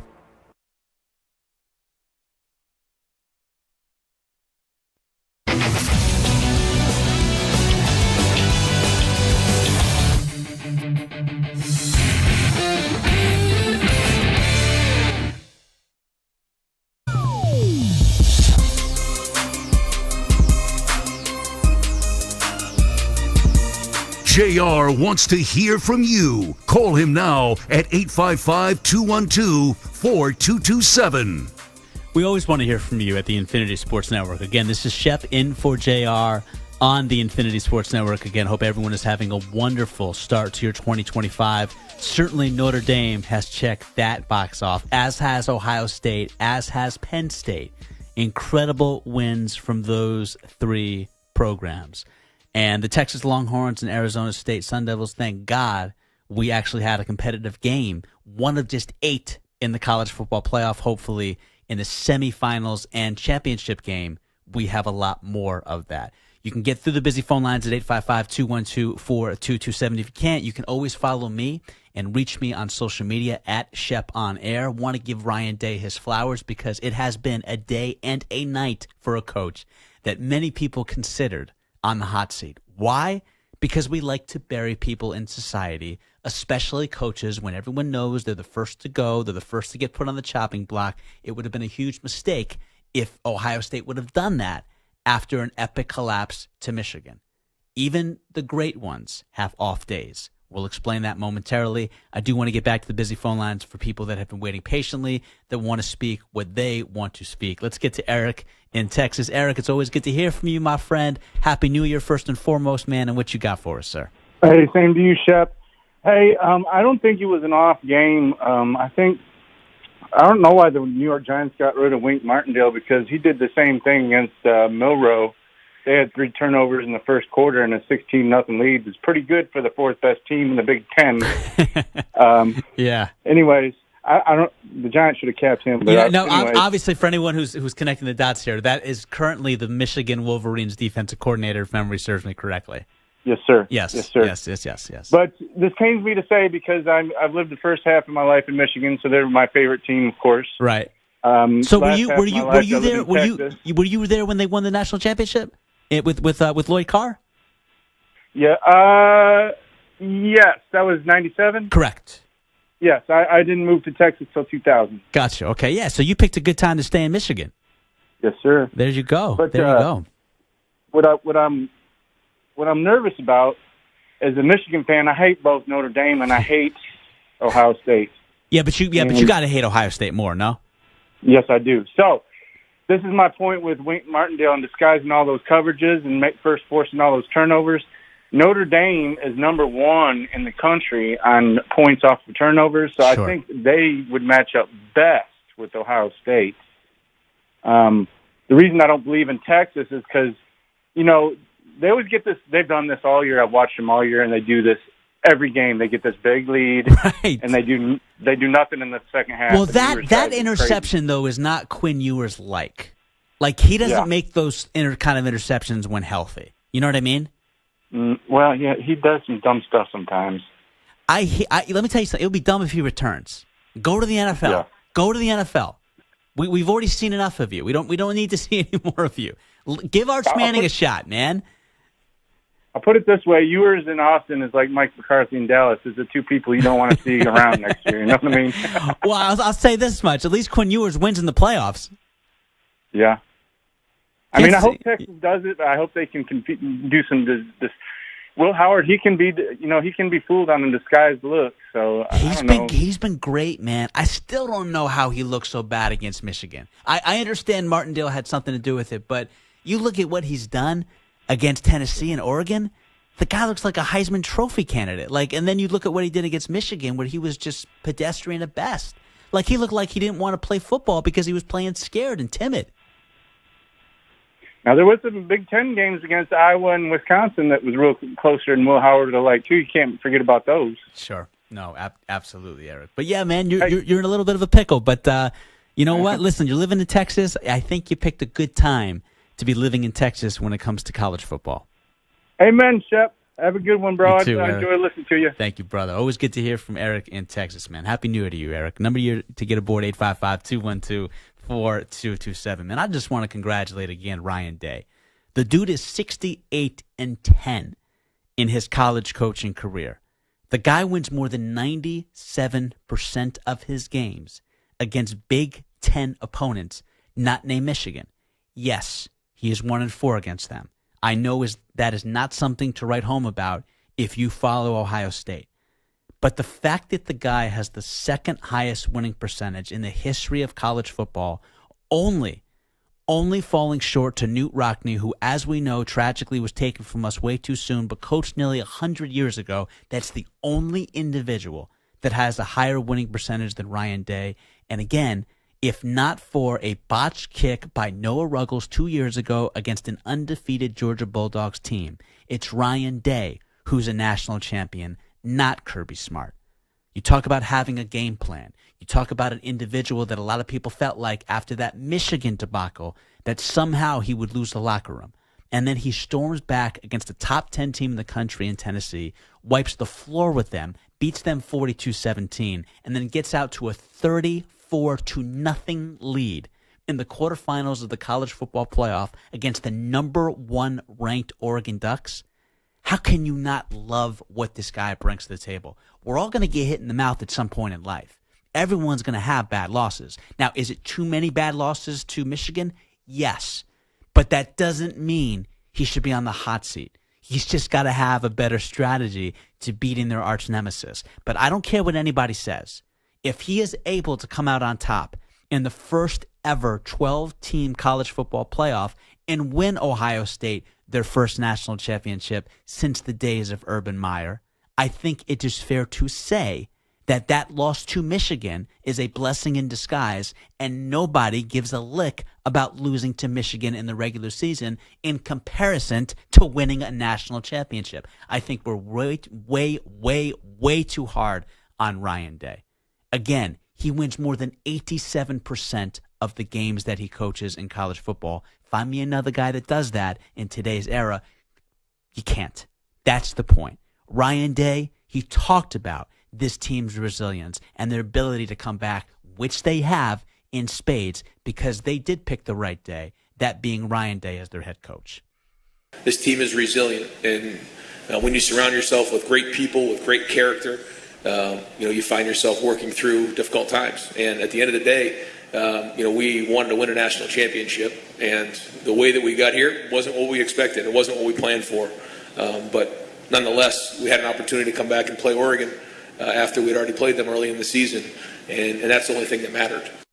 You talk about a 7th-ranked team nationally in Tennessee and then a number 1 ranked team in Oregon. They have outscored their last 2 opponents 83-38. And think about this for a second. I mentioned Kirby Smart.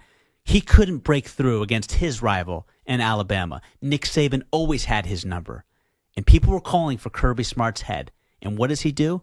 He becomes the best coach in college football in this decade, 2 national championships later. Hickey, is there any argument to be made that Ryan Day, moving forward, because of what continues to happen to Michigan, is not the guy for the job at Ohio State? Oh, no, clearly not. I mean, he's the second best coach in college football behind Kirby Smart. So if you want to fire him, I mean, I hope so. As a Penn State fan, please fire Ryan Day. He's a great coach. Both can be true. He has a Michigan problem, no doubt about it, and that's in his head. Right. But with that said, now in the expanded playoff, losing to Michigan does not cost your team a chance to play for and win a national championship like it did for most of their rivalry.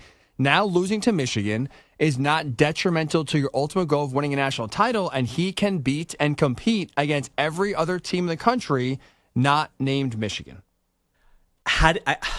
It's unfair to ask you this with 30 seconds left in the segment. If you could give him one piece of advice of getting by Michigan once and for all, what would that be? Coach it like it's any other game. Yep. It's in his head. He tries to get too cute. He tries to win certain ways. They have the best receivers in college football. Without question. And a banged-up offensive line. Why they decided, let's try to run into the teeth of the Michigan defense over and over again and expect it to work, he got in his own head with this game. Well said. when you're on the air, I tell you what, you ain't in your head. That is the great Ryan Hickey on the Infinity Sports Network. Number to get aboard is 855-212-4227. Ryan Day, right now, where does he rank among the best coaches in college football in 2024? When we get back, we'll actually talk about a competitive game in the college football playoff. And no, it was not Ohio State, Oregon. Shepard for JR. We're coming right back.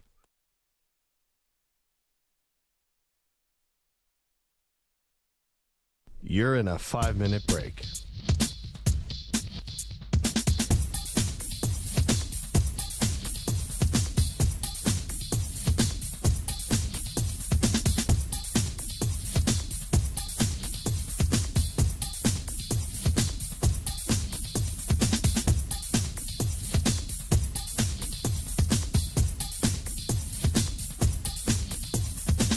Four minutes, 30 seconds remaining.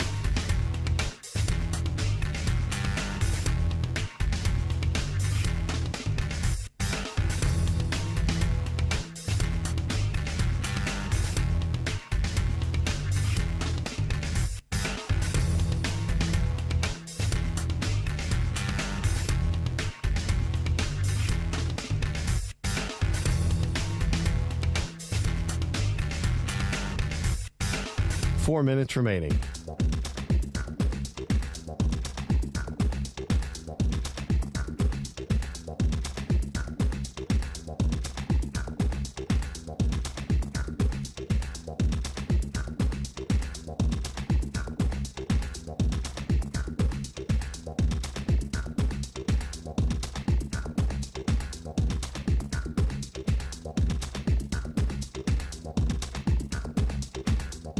Three minutes, 30 seconds remaining.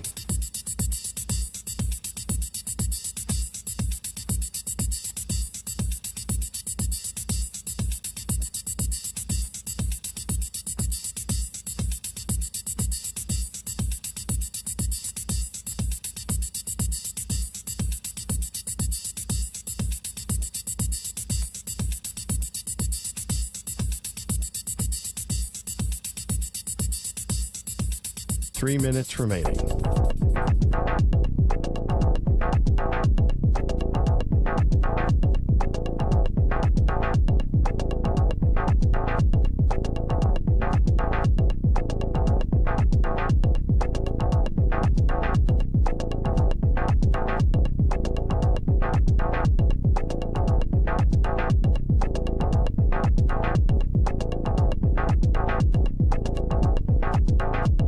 Two minutes, 30 seconds remaining.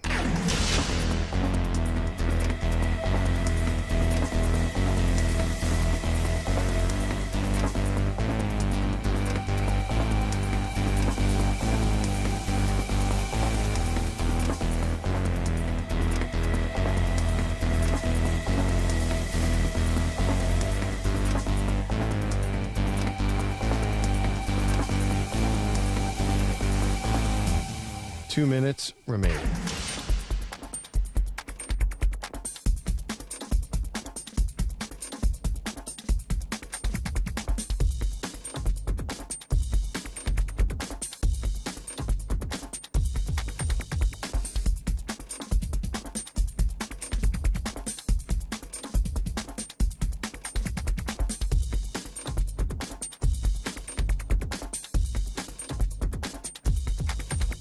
One minute, 30 seconds remaining.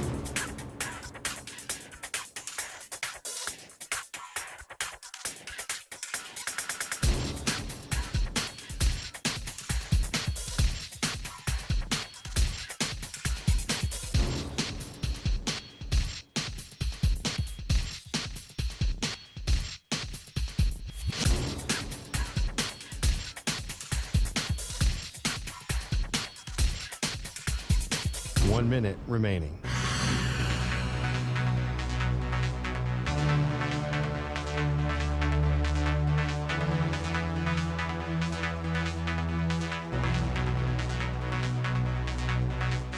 Forty-five seconds remaining.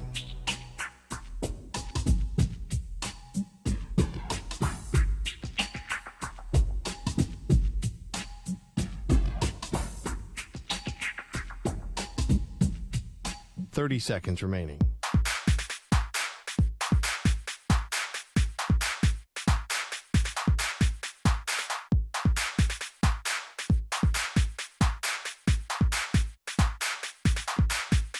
15 seconds.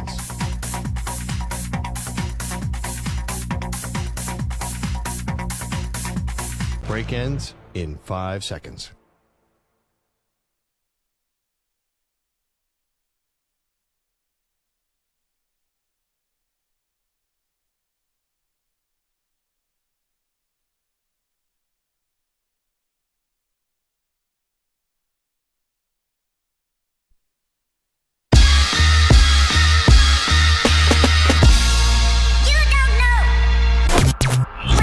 You're listening to the JR Sport Brief.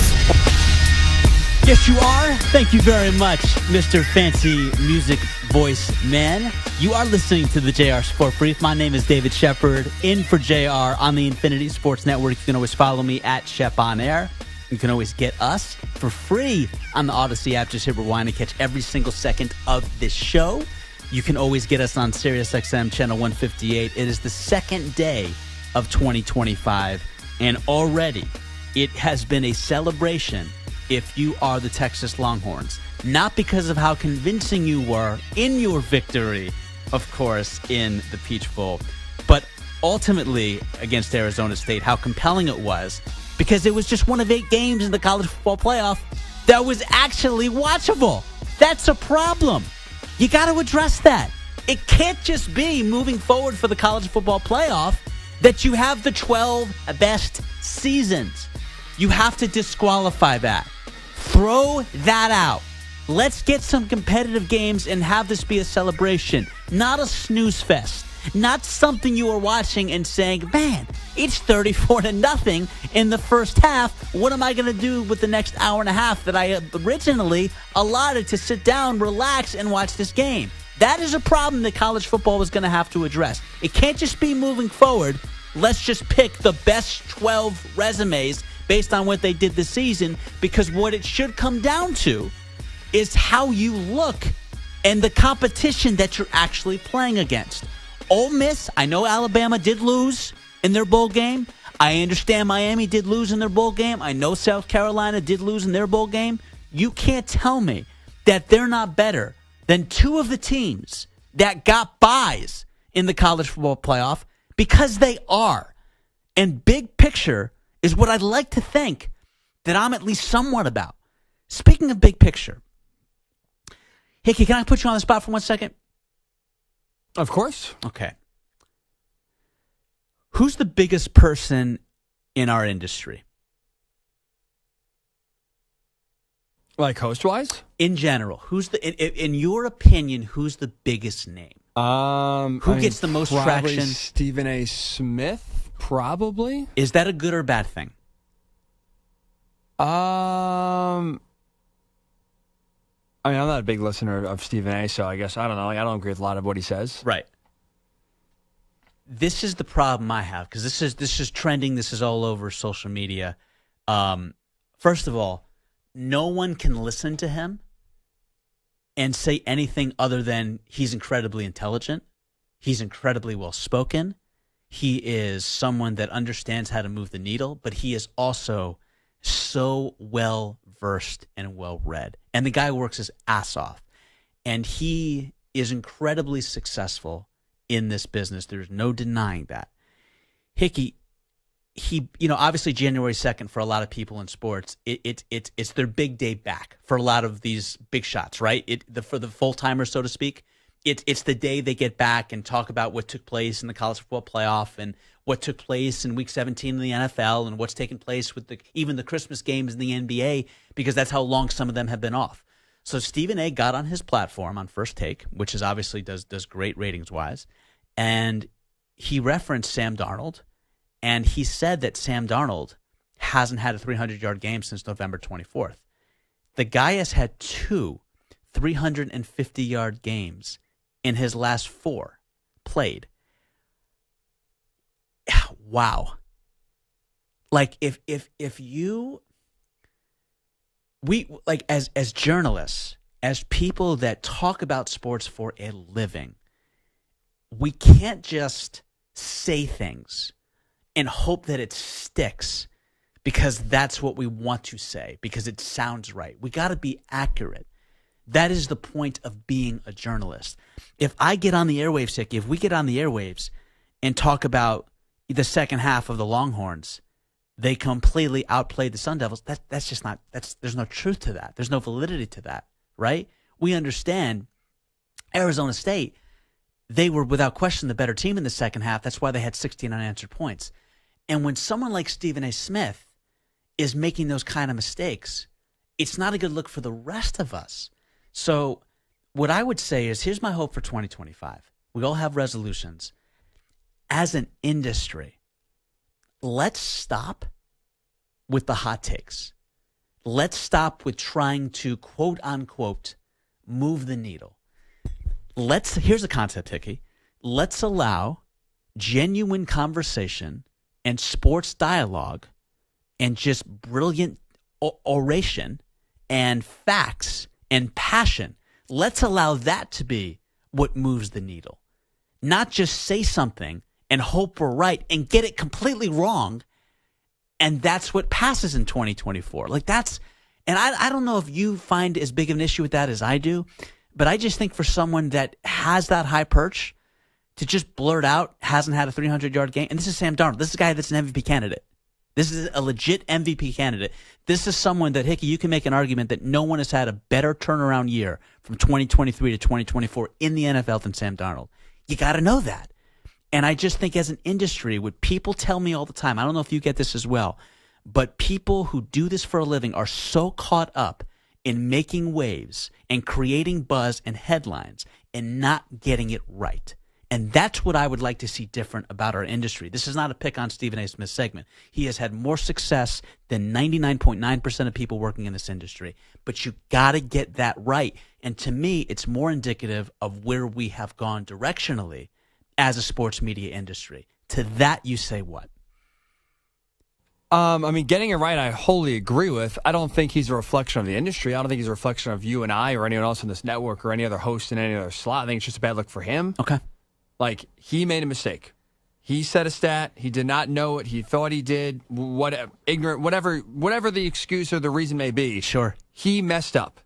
I don't think it's a reflection on us. I just don't see the correlation between one and the other. That's my confusion. How do you mess that up? How do you talk about Sam Darnold and don't know that the guy's thrown for 350 yards in multiple games? And by the way, this is the guy that arguably is a top 5 MVP candidate and has been a career backup. So this is someone that you should be paying attention to all season. How do you make that glaring omission? To me, that's where as an industry, that's where we're really struggling, because we're so caught up in being the most passionate and being the loudest, not actually being accurate. And I'd like to see moving forward us be more in the vein of being accurate, being right in what we're saying, and not so caught up in saying something so outrageous that it creates head waves and gives oxygen to something that has no business getting oxygen. But that's just me. I do hear where you're coming from, and you're obviously very deferential with your approach. I just can't believe that someone that is at the top of our industry is getting on that big of a platform and just spewing facts that are completely wrong.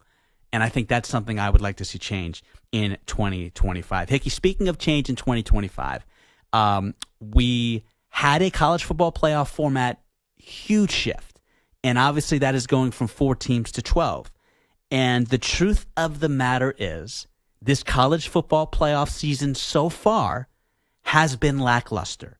It has been a snooze fest. It has been boring. It has been pedestrian. And that is because greediness got the better of college football, because it has become so predicated on being a business rather than amateur competition. Fortunately, we had one competitive game. Thank God for the Texas Longhorns and the Arizona State Sun Devils, because they put on a show on Wednesday. And when you thought Arizona State actually outperformed Texas in the first half by outgaining them by 50 total yards, by doubling up the first downs, by dominating the time of possession, it was the Longhorns that actually was up going into the second half by 2 possessions. And you had, Trey Wiseman, who obviously performed brilliantly against the Clemson Tigers. He, along with his boy Blue, I had to get that boy Blue reference in there. Shout out to Old School, by the way. Him and his boy Blue, Jaden Blue, they combined for just 13 yards in the first half. So you're thinking there's no way Texas is going to be up in this game, but they were up by 2 possessions. But this is where things got interesting, and this is where Cam Skattebo proved to all of us why he is going to be so vital and so relevant when it comes to playing on Sunday in about 8 months from now. He single-handedly put Arizona State on his back, throwing the football, running the football, and scored 16 unanswered points in the fourth quarter. And Quinn Ewers, not the best time to throw your first interception all game. Fortunately, it was only his first and last. But Quinn Ewers did have an opportunity to basically put this game out of reach. He was not able to do that, throws a costly interception. State gets it back 3 plays later, scores, and ties it up at 24-24.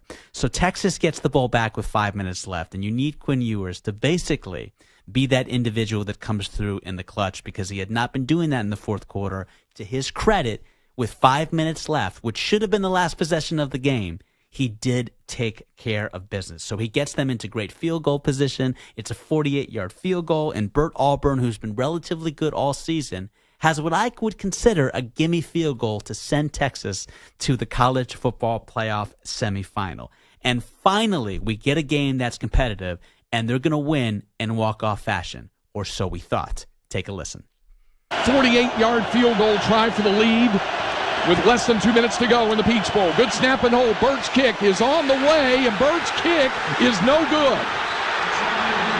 Arizona State will have the ball with 1:39 to go and a chance of trying to win it in regulation. So 1:39 to go. Sam Levitt obviously does a great job of opening up the offense, gets a first down with his wheels, but then they play conservative and they play not to lose. So they end up giving it back to Texas. Now this time Texas has less than a minute left. They do have 2 timeouts remaining, and credit to Quinn Ewers, who reminded us why he is the guy that so many, including myself, had him as a Heisman hopeful, with the arm, with the accuracy, with the overall athleticism. He was brilliant in that final drive in regulation, going for more than 50 yards on 3 plays in less than 30 seconds. So this time, you're thinking, all right, Texas, you're going to take care of business. Finally, Bert Auburn is going to put them over the top, and this time it's a 38-yard field goal, which is incredibly makeable. And think about this. He's been already 9 for 9 in field goal conversions, 40 yards or less. So this should be automatic, right? Wrong. 38-yard field goal try. Good snap and hold. The kick is on the way. Bert Auburn's kick is no good. It hit the upright. It hit the upright. And this game is going to overtime. So I guess he wanted to channel his inner Scott Norwood and also Gary Anderson. Apparently, I don't know if he's welcome back on the team bus. I'm just kidding. He probably is. I give Steve Sarkisian all the credit in the world for having the calmness and the civility to go out there and ultimately uplift his kicker, because I don't know how many other head coaches would have had that class in that very same second, given that not once but twice he potentially kicked them out of a national championship semifinal. So the reality is, Cam Skattebo, he gets the ball back in overtime. He is a workhorse. He is someone that is incredible downhill. He is the epitome of what it means to be a powerful running back. And he basically rammed through 5 different defensive players to score and ultimately put up Arizona State in overtime. So it comes down to 4th and 13 after a false start. And then Cam Ewers, man. Quinn Ewers was unbelievable. I'm thinking of Skattebo, but Quinn Ewers, unbelievable. A golden season saving pass to Matthew Golden, ultimately ties it up in overtime, forces it to double overtime, and then on the first play in double overtime, he finds Gunnar Helm for a 25-yard score. They ultimately convert on the 2-point conversion, and then Sam Levitt, you're thinking he's going to make things rather interesting.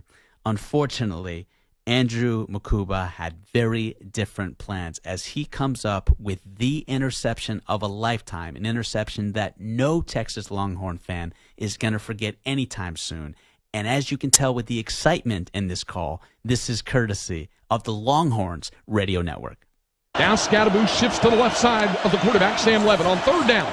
Play action. Levitt looks, fires for the end zone. It's intercepted picked off, intercepted, Andrew Makuba. This ball game is over. Texas is going to the Final Four. This is without question, and it's not really close because there has not been another competitive game.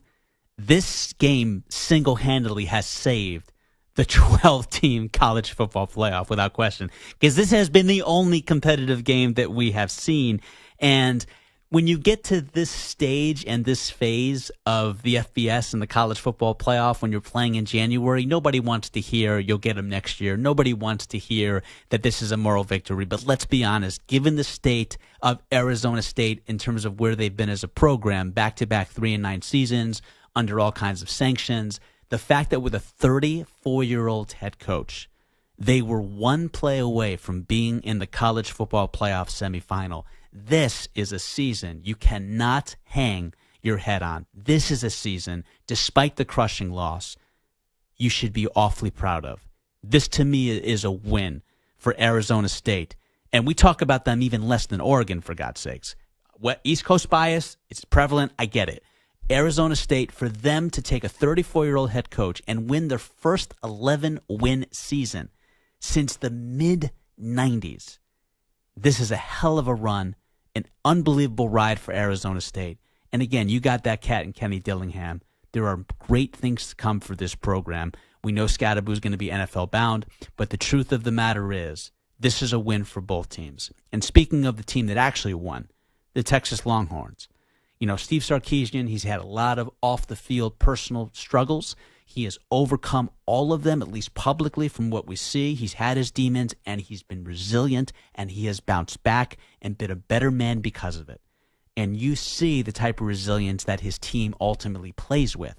And when they were 5-7 his first year, and everybody was calling for his job and wanted his head on a chopping block, he becomes the most successful coach in college football these past 2 seasons, where he has not only gone 25-4, but been the only coach to take his team to back-to-back college football playoff appearances. And in the second time around, he's not one and done.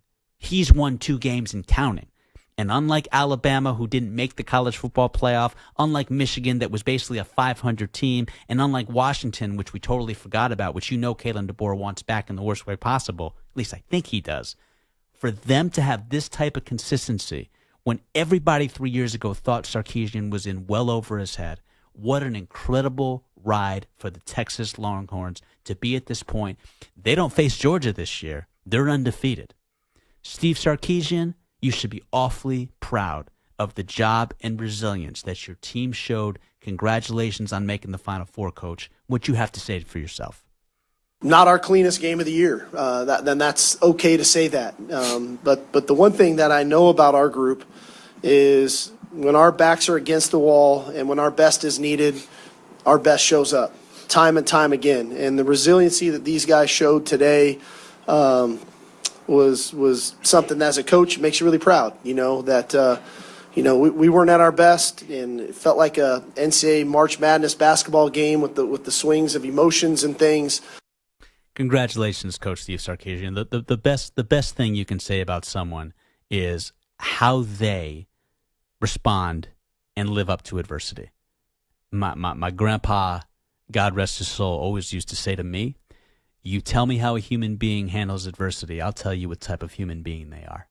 And Steve Sarkisian, that's a winner, on and off the field. Congratulations, Coach. Congratulations to the Texas Longhorns on making the Final Four. Number to get aboard, and by the way, thank you for saving the college football playoff so far as well. Number to get aboard is 855-212-4227. That is 855-212-4227. When we get back, I know we got a lot of people on hold. We are going to get to all your calls. Speaking of guys that are resilient, I got to give a lot of love to a guy that's a professional athlete that is now in year 17, and he looks like he can go for another 17 years. It's not LeBron James. I'll explain who that is on the other side, and we'll get to your calls. This is Shep in for JR on the Infinity Sports Network, and Hickey and myself, we're streaming on YouTube, so make sure to check us out. We're coming right back. You're in a 5-minute break.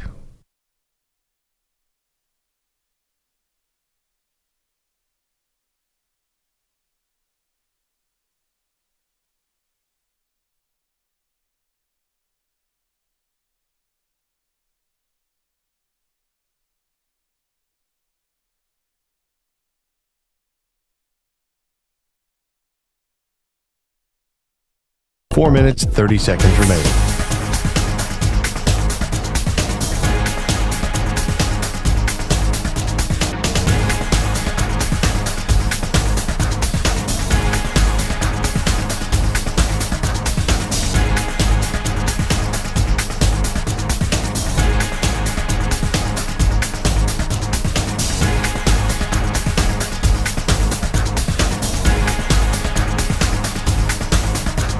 Four minutes remaining.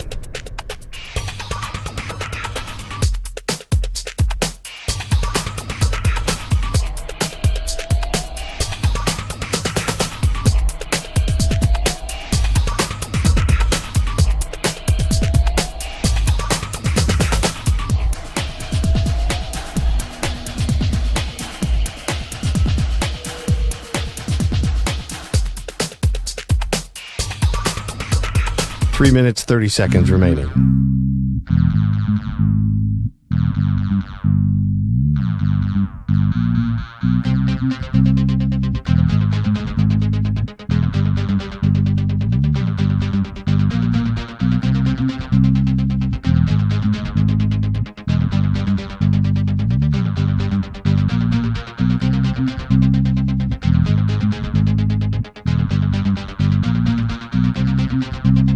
Three minutes remaining.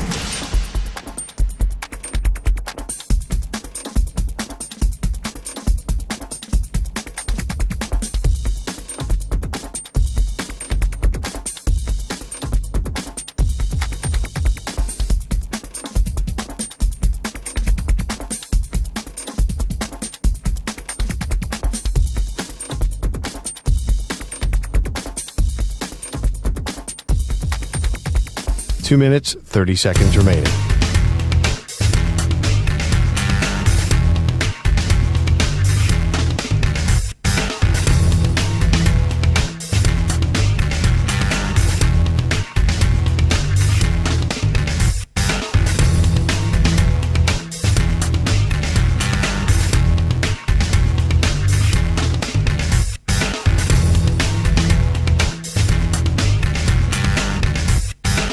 Two minutes remaining.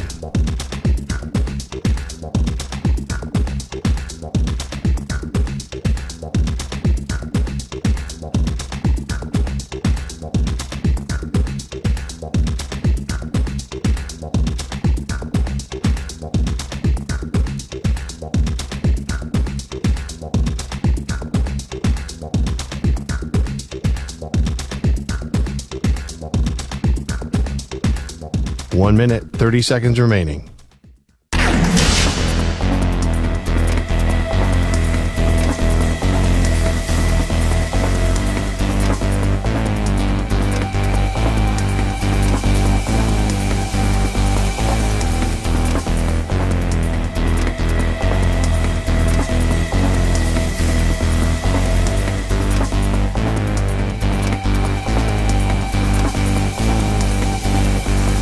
One minute remaining.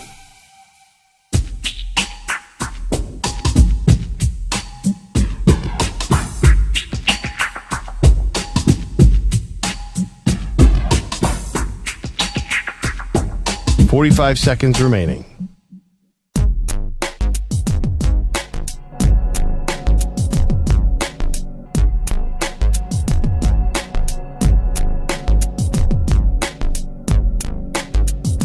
.30 seconds remaining.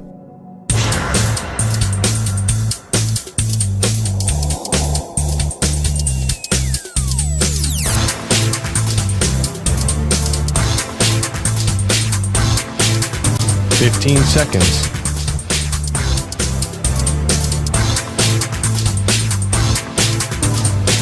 Break ends in 5 seconds.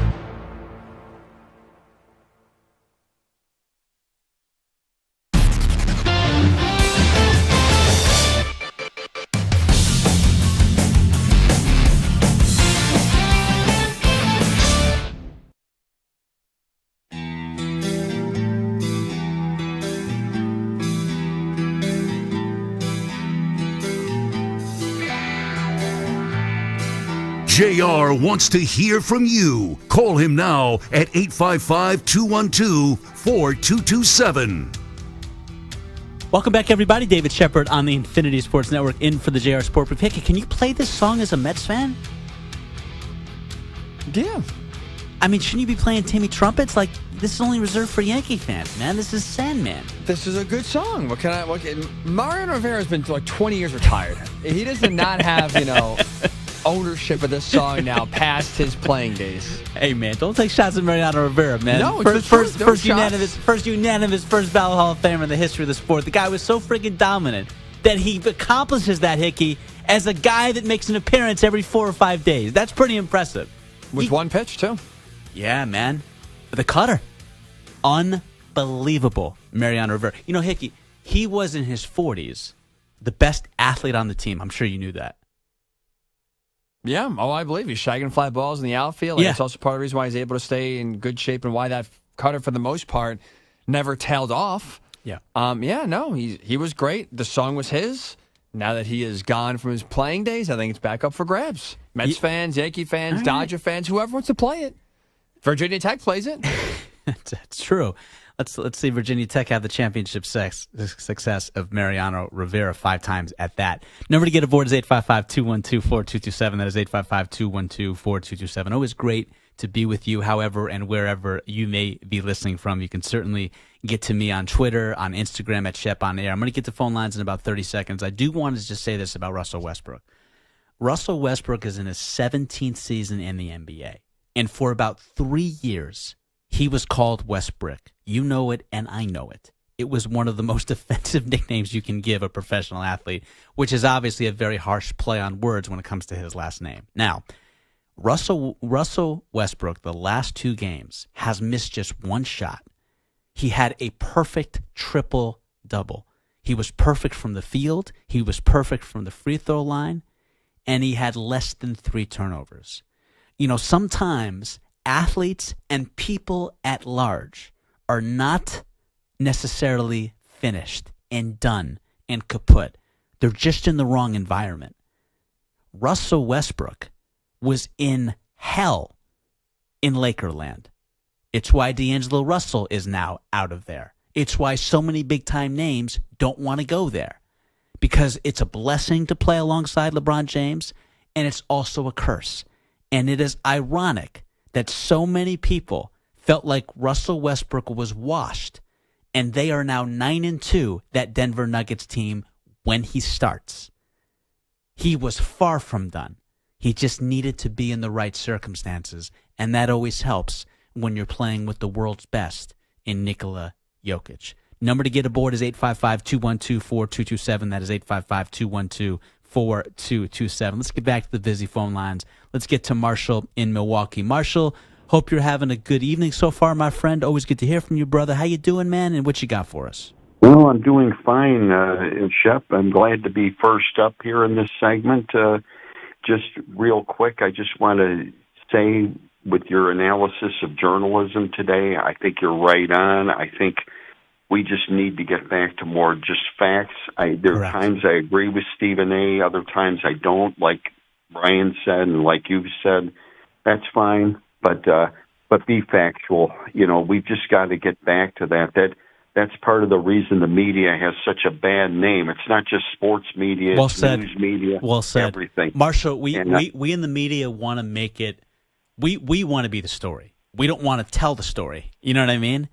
And Yes. I think that is a huge deficit and deficiency when it comes to really earning and building the trust of the public and the general consumer. And I think that's something that I hope we pivot on, because it's not working. And we always say this all the time, Marshall, we're more divided than we've ever been before. Well, why is that? We understand that as a general media, if we allow division and we perpetuate it, people are going to want to pay attention because it's very divisive. And that's unfortunate. It doesn't mean we need to take that bait. I think one of the all-time greats at this, and you mentioned a lot of old-timers of the past over the holidays here, but the late, great Vin Scully, I mean, even when Kirk Gibson hit that home run, he just said, I was overseas at the time, but I saw the highlights of it in the years, post years, And he said, "I can't believe what I just saw," and he let the moment just do the talking. Marshall, I'm sure you check him out. Do you know Joe Davis, the baseball broadcaster? I don't know him well, but I know the name. He is unbelievable. When Freddie Freeman had that walk-off home run, that grand slam, first ever, by the way, in the history of the World Series to have a walk-off grand slam down a run. Yes. He goes, Freddie, or Gibby meet Freddie. Like, it was the perfect call and a tip of the cap to baseball history. I did remember the highlights. Right. I did hear the highlights. And you could tell Joe Davis wanted the game to be the story, not himself. And that's what we need in journalism. These are the most admired people when you look back on them, news, sports, anything, that people that just let the moment describe the story. I think that's just wonderful. And just my last thing, I know you got a lot of other callers. I'll just hang up and listen to you. Just give your take on that Detroit-Minnesota game. It pains me to say this, Shep. Oh, is there a Week 18 game between the Vikings and Lions? I didn't know that. Yes, there is Sunday night. No, I know. It got flexed into the obviously, I know. It got flexed into the final game on Sunday Night Football. It's between two 14-win teams. It's so crappy to me, Marshall, that one of these teams is going to have to be a freaking 5 seed and one team's going to be the 1 seed with the 2 best records in the NFC. It's not right. I totally agree. But to answer your question, I like the Lions at home. Even though their defense is depleted, I still like the Lions at home because Jared Goff is absolutely dialed in. And since that Houston Texans game, when he threw 50,000 interceptions, in all actuality it was 5, he's been a completely different quarterback. And as long as Jared Goff is steadying the ship, the Lions will be just fine. They'll be able to beat Minnesota at home. I'm leaning the Super Bowl. I'll just give the kind of my 2025 predictions. I'll just give you a couple of those. I'm leaning either, and it pains me as a Packer fan to say it, but you got to admire what they've both done. I'm leaning either Minnesota or Detroit against the Chiefs. Wow! So you're not giving your Packers any love? You're not giving the Eagles any love? I think that they have a shot. I just think that the Packers may be still a little not quite there, and the Eagles, I just don't know. I just can't pull the trigger on that. And I'll give you my college basketball prediction of the year. Sure. Again, while we're at it, give me the Masters, give me Wimbledon. Sure. Give me. No, I'm joking. I'm joking. Obviously, Marshall. Give me your national championship. I'm guessing it involves some guy named Cooper, last name Flag. It pains me to say it. I mean, it could be a tough year for me, but I'm leaning Duke and Auburn right now. I think Bruce Pearl has a tremendous team, and Broome is a tremendous talent. I just wish Bruce had more personality. He's had his controversies too. You got that right. There's a reason why he's not at Tennessee anymore. But we love Bruce Pearl on the show. We love him on the Infinity Sports Network. He's great for college basketball. And hell of a man too, Marshall. And speaking of hell of a man, that is you, my friend. It's always great to hear your spirits up. Always great to hear you, buddy. We'll talk soon. Thank you, Marshall. Good to hear from you in Milwaukee. Number to get aboard is 855-212-4227. We're going to get to your calls on the other side. It's been a minute, Marco Belletti. What do you say, Shep? It's been a minute. No, for real, man. When's the last time we worked together? Probably at least a few weeks, definitely, because I haven't been here in about a week and a half. Damn, how you been, man? I'm good. Yourself? I'm doing well, thank you. Happy New Year, first and foremost. Same to you. Couple questions I want to ask you. Okay? I've talked a lot about this with Hickey at great length. We've seen the college football playoff. We've seen 8 games. One has been competitive. What do you do to fix this? I don't know about fix. I think the first thing they're going to wind up doing is go to 16. What? Yeah. Oh, yeah. 100%. 12's not enough? No. More playoff means more about eyeballs, and the more games that mean something, the better. Are you dying for more Gator Bowls? Are you dying for more Mayo Bowls? Of course not. Nobody wants to see those. I get that. So all those bowl games mean nothing. The more teams you put in, what do we want? We just want the best game every week, so we want every game to be 42-40? I think all of us are a little too much with every game's got to be a classic down to the wire. You got playoff games in the NFL that suck, right? We don't take teams away. We don't complain about it, right? Sometimes it sucks. Right. You just move forward. the more teams you're going to put in, and I'm not talking about 30 or 40. Right. You wind up with 16, no buys, because I don't like the idea of the buys, especially Marco, with the way the conference works. Marco, stay with me on this now. Now, to your point, it hurt Boise. It hurt Arizona State early on. I think it hurt the Ducks. Like, these buys are not favorable because you're in a rhythm, you're in a momentum, and the reality is, like, having that month off hurts. Yeah, no. It does. Again. It's a disadvantage. Yes and no, because it could be if you come out flat, and it could be a great advantage if you use it properly to be able to scout and get you guys ready. In the NFL, you want the 1 seed, right? You don't want the 2. You want the 1 because you want the bye. You want the 2 or you want to play. That's okay, but that's a little bit different because we're talking, and I understand it's just a 1 week, but that's 3 weeks compared to a month plus. And in the NFL, you still have round-the-clock treatment. You're still doing all the other things. You have the access to facilities. There's so many other advantages you have in the NFL that you don't have in college. These are excuses to me. Same thing in baseball. Oh, look, it's a disadvantage for the... Stop. You want to move on to the next round without having to play? It's an advantage. You lost because you lost. Not because of all the other excuses and all the other things that you... Oh, look at the things they put us up against the wall. It was so difficult for us to be ready because we haven't played. Stop. Right. You want to be ready? Be ready. Right. So I don't buy that the reason why the top 4 teams were all bounced was because of the bye. Arizona State wasn't as good. Hell of a game against Texas. You came this close, make a 4th down play, you win the game. Yeah, that's not a bye. Right. That's about you not making that critical mistake. Well, Marco, Ohio State dominated Oregon. Be ready. But in fairness, again, that's a 41-21 game. We understand Oregon was flat being down 34-0. We understand Arizona State was down flat being down 2 possessions going into halftime. That is having rust. That is being off kilter because you had a month off. It does impact them. It does. Yeah, it could. It did. Okay. So every team that's going to have a bye, we're never going to see a team with a bye win a title? No, we Stop. shouldn't. We shouldn't. You're the better team. We shouldn't. I don't want to hear excuses when you're the better team and you lose. Those are excuses to me. I don't buy that. I think 16 would work because I think the extra game would be fun. It would be beneficial. And it would get rid of some of this nonsense of, well, you lost because it was this. You lost because you lost. That's simple as that. I don't believe in the excuses. Look, sometimes you get a better draw. Let's be fair. And Hickey's the biggest Penn State guy on the planet. I can see the hat from here. Right. I can see it. You know damn well, and this is not a knock, you got a favorable bracket. Good for you. Take advantage. That's what you're supposed to do. Well, that's what the Ducks are going to say, that they should have never had Ohio State as an 8th seed. Tough. I know. I get it. Ohio State is not an 8th seed. Right, they're not. Tough. Right. In the NFL, when you get a team that, when the Packers won the Super Bowl, I know we're going back a long time ago, they were a 6th seed. Tough. Well, also, Akers missed a couple field goals in that wild card game. He never should have missed the Eagles. You know that. The game. Yes. I don't want to hear about your draw. I don't want to hear about your layoff. I don't want to hear about any of that nonsense. If you're the better team, go win the damn game. All of that other stuff is garbage, and you sound like a whiny little baby. I have a hard time with that. Okay. Now, you want to tell me of like the entire picture of what makes it a little bit better for the viewer, for us to watch? Now I'm listening. But it's because of this team didn't win because of all these extenuating circumstances. That is loser talk. You're a loser. Go home and take your medicine. That's as simple as that. I wish Marco was more fired up these days. Marco, here's my second question for you. Love the passion as always. The MVP of 2024 in sports was who? We did a top 6 list yesterday. Oh, jeez. Yeah. All of sports? Yep. It could be a commissioner, it could be a coach, it could be an executive, it could be a player. Who was the most valuable person to you in sports in 2024? To me, is a different. I would say in general, the most valuable is probably Caitlin Clark, just because of the I had year her that number she one. had. I had her number one.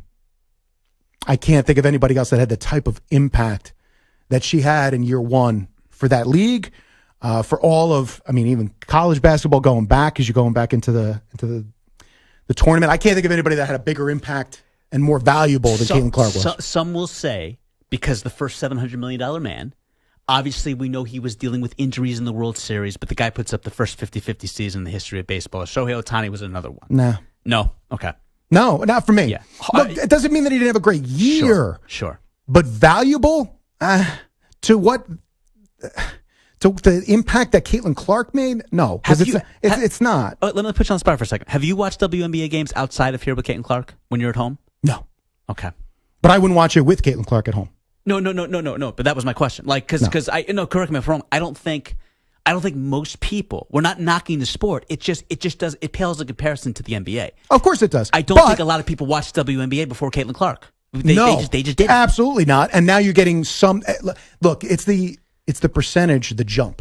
If you go from whatever the number was before. Oh, it's 300% to be exact. That was the jump. That's the impact. Yeah. That's what I'm talking about. That's why when you said personal for me, I'm not going to deny this. I would tell you, I would say, you have to really be compelling to give me a reason to watch a WNBA game. Now, if you're going to do it now, I'm going to probably lean towards give me the finals, give me the two best teams, because you got to hook me somehow.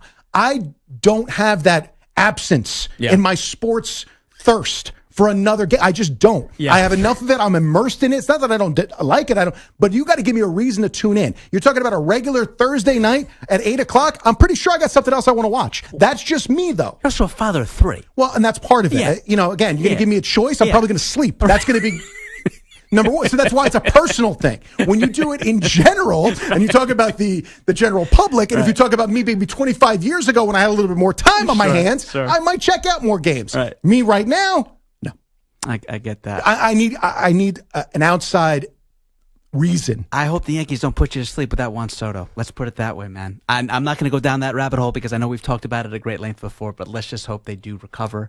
I know you're going to be that person that says, listen, you're sad that he's gone, but the Yankees made up for it and all their free agency acquisitions. We understand. Oh, don't put words in my mouth. All right. What's that? I said, don't put words in my mouth. That's not exactly how I would phrase it. But go ahead. I know that most people are, so I'm trying to put a silver lining. I'm a little different than most. Let's be fair. Let's be fair. You got that right in the best way possible. That is the great Marco Belletti. I love going back and forth with him on the airwaves. The man brings no passion to the sports airwaves is the problem. We're going to get back to your phone calls on the other side. I certainly want to hear what you have to say about the state of college football and the college football playoff. I also want to give kudos to KOC. That is Kevin O'Connell. But before we do anything else, let's get to the aforementioned Marco Belletti with this latest sports flash. Here is the unsung hero, Marco Belletti.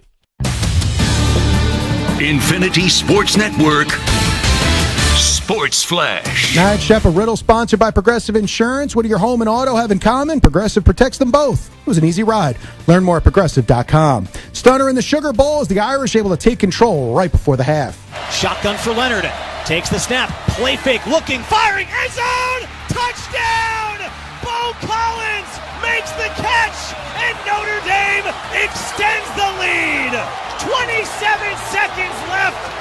And the defense gets it paid off by the offense. Riley Leonard, a 13-yard TD pass to Bo Collins, followed a field goal and a strip sack. Then Jaden Harrison took a second-half kickoff, 98 yards for a score. Irish putting up 17 points in the span of 54 seconds of game time. They erased Georgia 23-10, called courtesy of the Notre Dame Radio Network. Leonard only 90 yards passing, added 80 more on the ground. Notre Dame's defense, 4 sacks, forced a pair of turnovers along with making a goal line stand, which is 9:29 remaining, as they now see Penn State in the semifinals. Taking a look at the game that's going on now. That's the Gator Bowl. We're at the half. Ole Miss with a 24-7 lead on Duke. Jackson Dart 22-29 for 250 and a couple of scores. Checking the NBA, the Pacers with a 128-111 lead on the Heat. Check that, just 2 minutes remaining. Also in the fourth quarter, the Celtics cling to a 118-114 lead on the T-Wolves. Jason Tatum with 33. Nets all over the Bucks, 83-64 midway through the third. Also in the third, you got the Thunder in front of the Clippers, 86-69. Checking college hoops, 5:52 remaining. It's number 20 Purdue in front of Minnesota, 63-51. Gonzaga has raced out to a 32-11 advantage on Portland. Still about 3 minutes left in the first half. And one final, Memphis rolled Florida Atlantic 90-62. I'm Marco Belletti. Hey, sports fans, Bart Winkler here on the Infinity Sports Network. Check us out 24/7 on Sirius XM channel 158.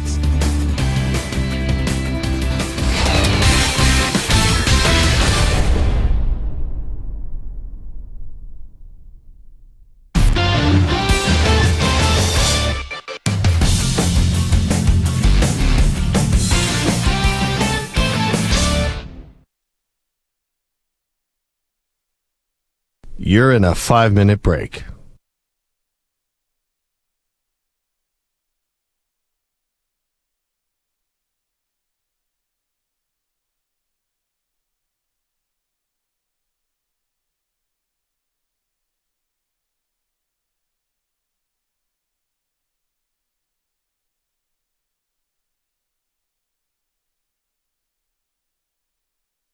Four minutes, 30 seconds remaining.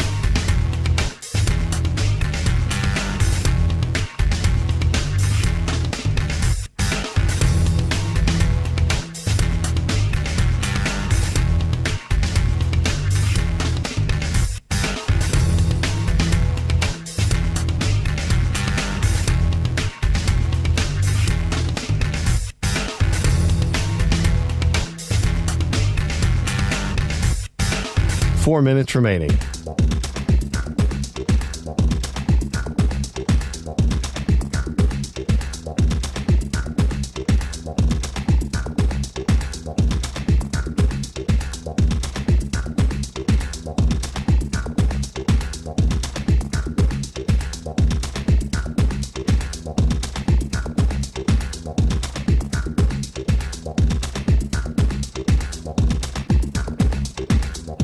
Three minutes, 30 seconds remaining.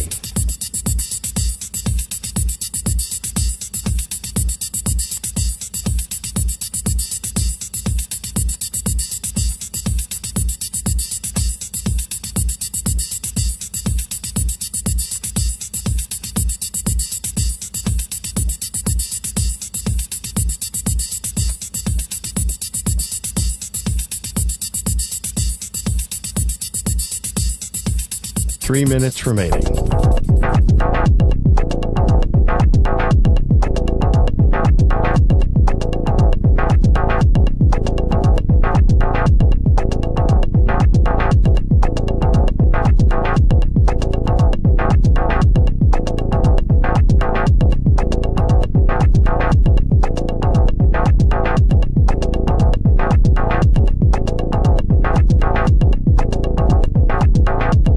Two minutes, 30 seconds remaining.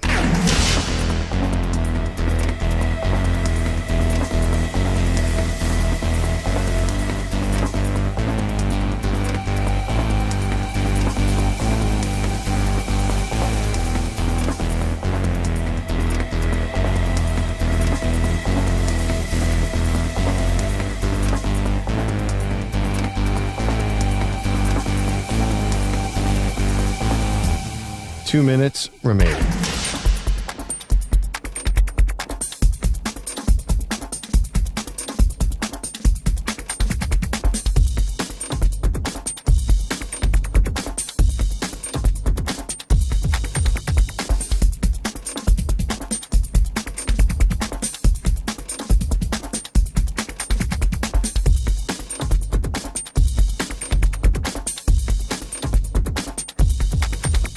One minute, 30 seconds remaining.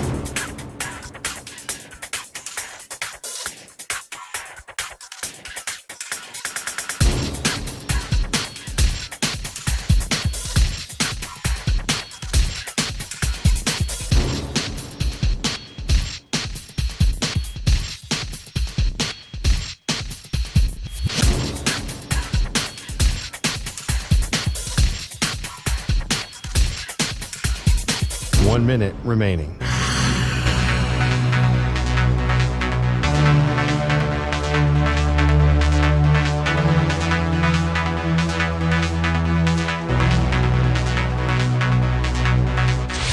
Five seconds remaining.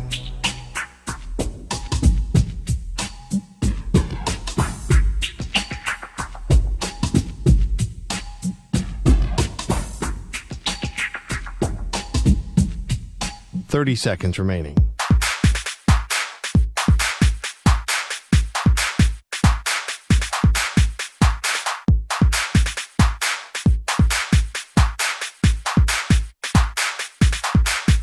Fifteen seconds.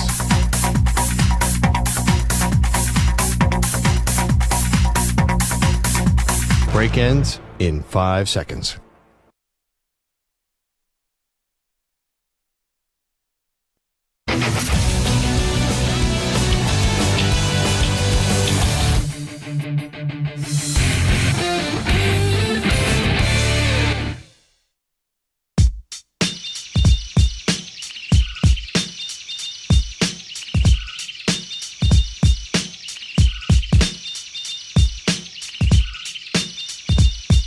JR wants to hear from you. Call him now at 855-212-4227. Welcome back, everybody. David Shepard on the Infinity Sports Network alongside Ryan Hickey in for the JR Sport Brief. And it's always a pleasure to be with you, however and wherever you may be listening to. Going to get to phone calls in about 20 seconds. Just want to give Kevin O'Connell his proper flowers and due, man. He's turned a 21-35 career record quarterback into a guy that has won more games than any Minnesota Vikings quarterback in franchise history. That includes Brett Favre, Dante Culpepper, Randall Cunningham. and some legend by the name of Fran Tarkenton, who to this day is the most underrated quarterback in NFL history. Shout out to Sam Darnold. I cannot wait to see this epic Week 18 matchup in the final game of the 2024 NFL regular season between them and the heavily favorited Detroit Lions. Let's get back to the phone lines again, 855-212-4227. Can't wait in about 10 minutes because Bart Winkler, he's going to be coming at you live. Let's get to Reese in Pennsylvania. Reese, hope you're having a good evening so far, man. Happy New Year. What you got for us, sir? Happy New Year to you too, brother. I'm doing great. I hope all is well with you. Thank you for having me on. Of course, Reese. Thank you, ma'am. I actually listened to your radio show, tuned in right when you were talking about Ryan Day and giving him his flowers. I'm a Miami Hurricanes fan, and I'm actually I've been very humble with what's been going on, and that I don't think we deserve to be in the playoffs.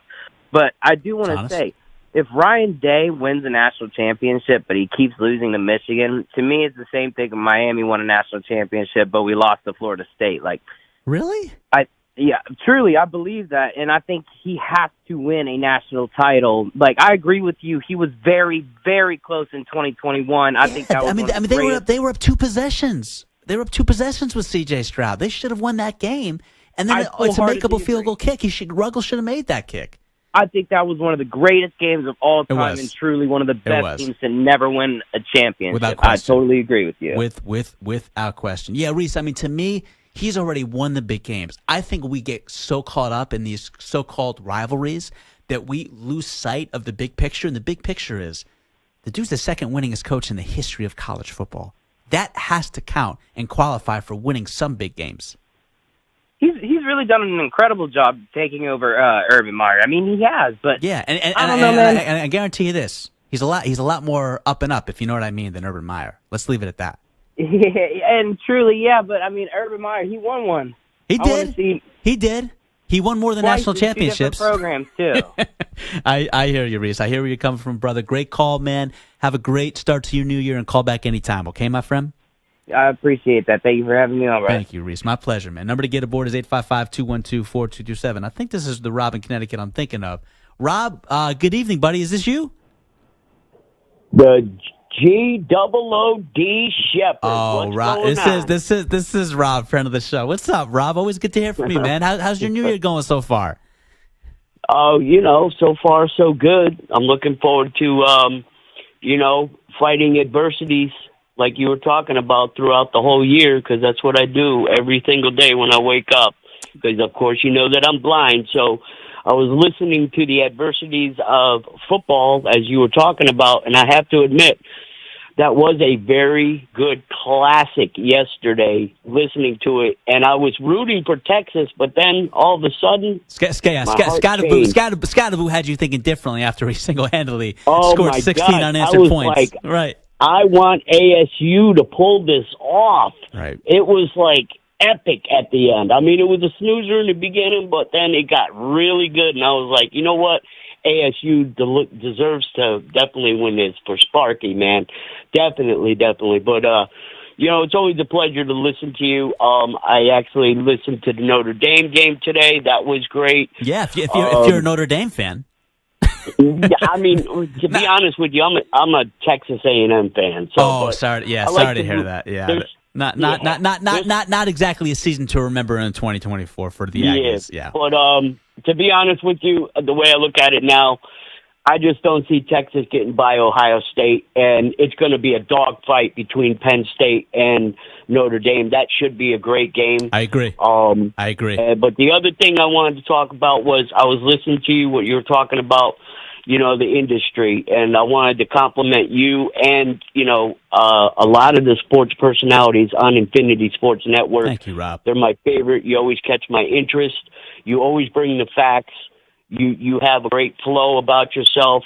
So one person, as far as a sports analyst or journalist or whatever, don't let that person, rent space in your head. You well do said. you. Well said. Rob, And, love the kind bringing it words. back. Love the positivity, brother. Have a great start to your 2025. We'll be in touch as always, man. Okay, brother? Thanks for the call. No, thank you for being my eyes, as always, and bringing the facts. Thank you, Rob. I appreciate you, man. Fortunately, I had Ryan Hickey to help bring the facts along for this show. Great to work with the Hickster. As always, man, does a wonderful job hosting and producing. Love Hickey and love you all. Have a great start to your 2025, everybody. I really mean that. Always a pleasure to fill in for JR. But speaking of which, speaking of love, got nothing but love for Bart. He's coming up next. Stay tuned. I love you all. Shep for JR. I'm out.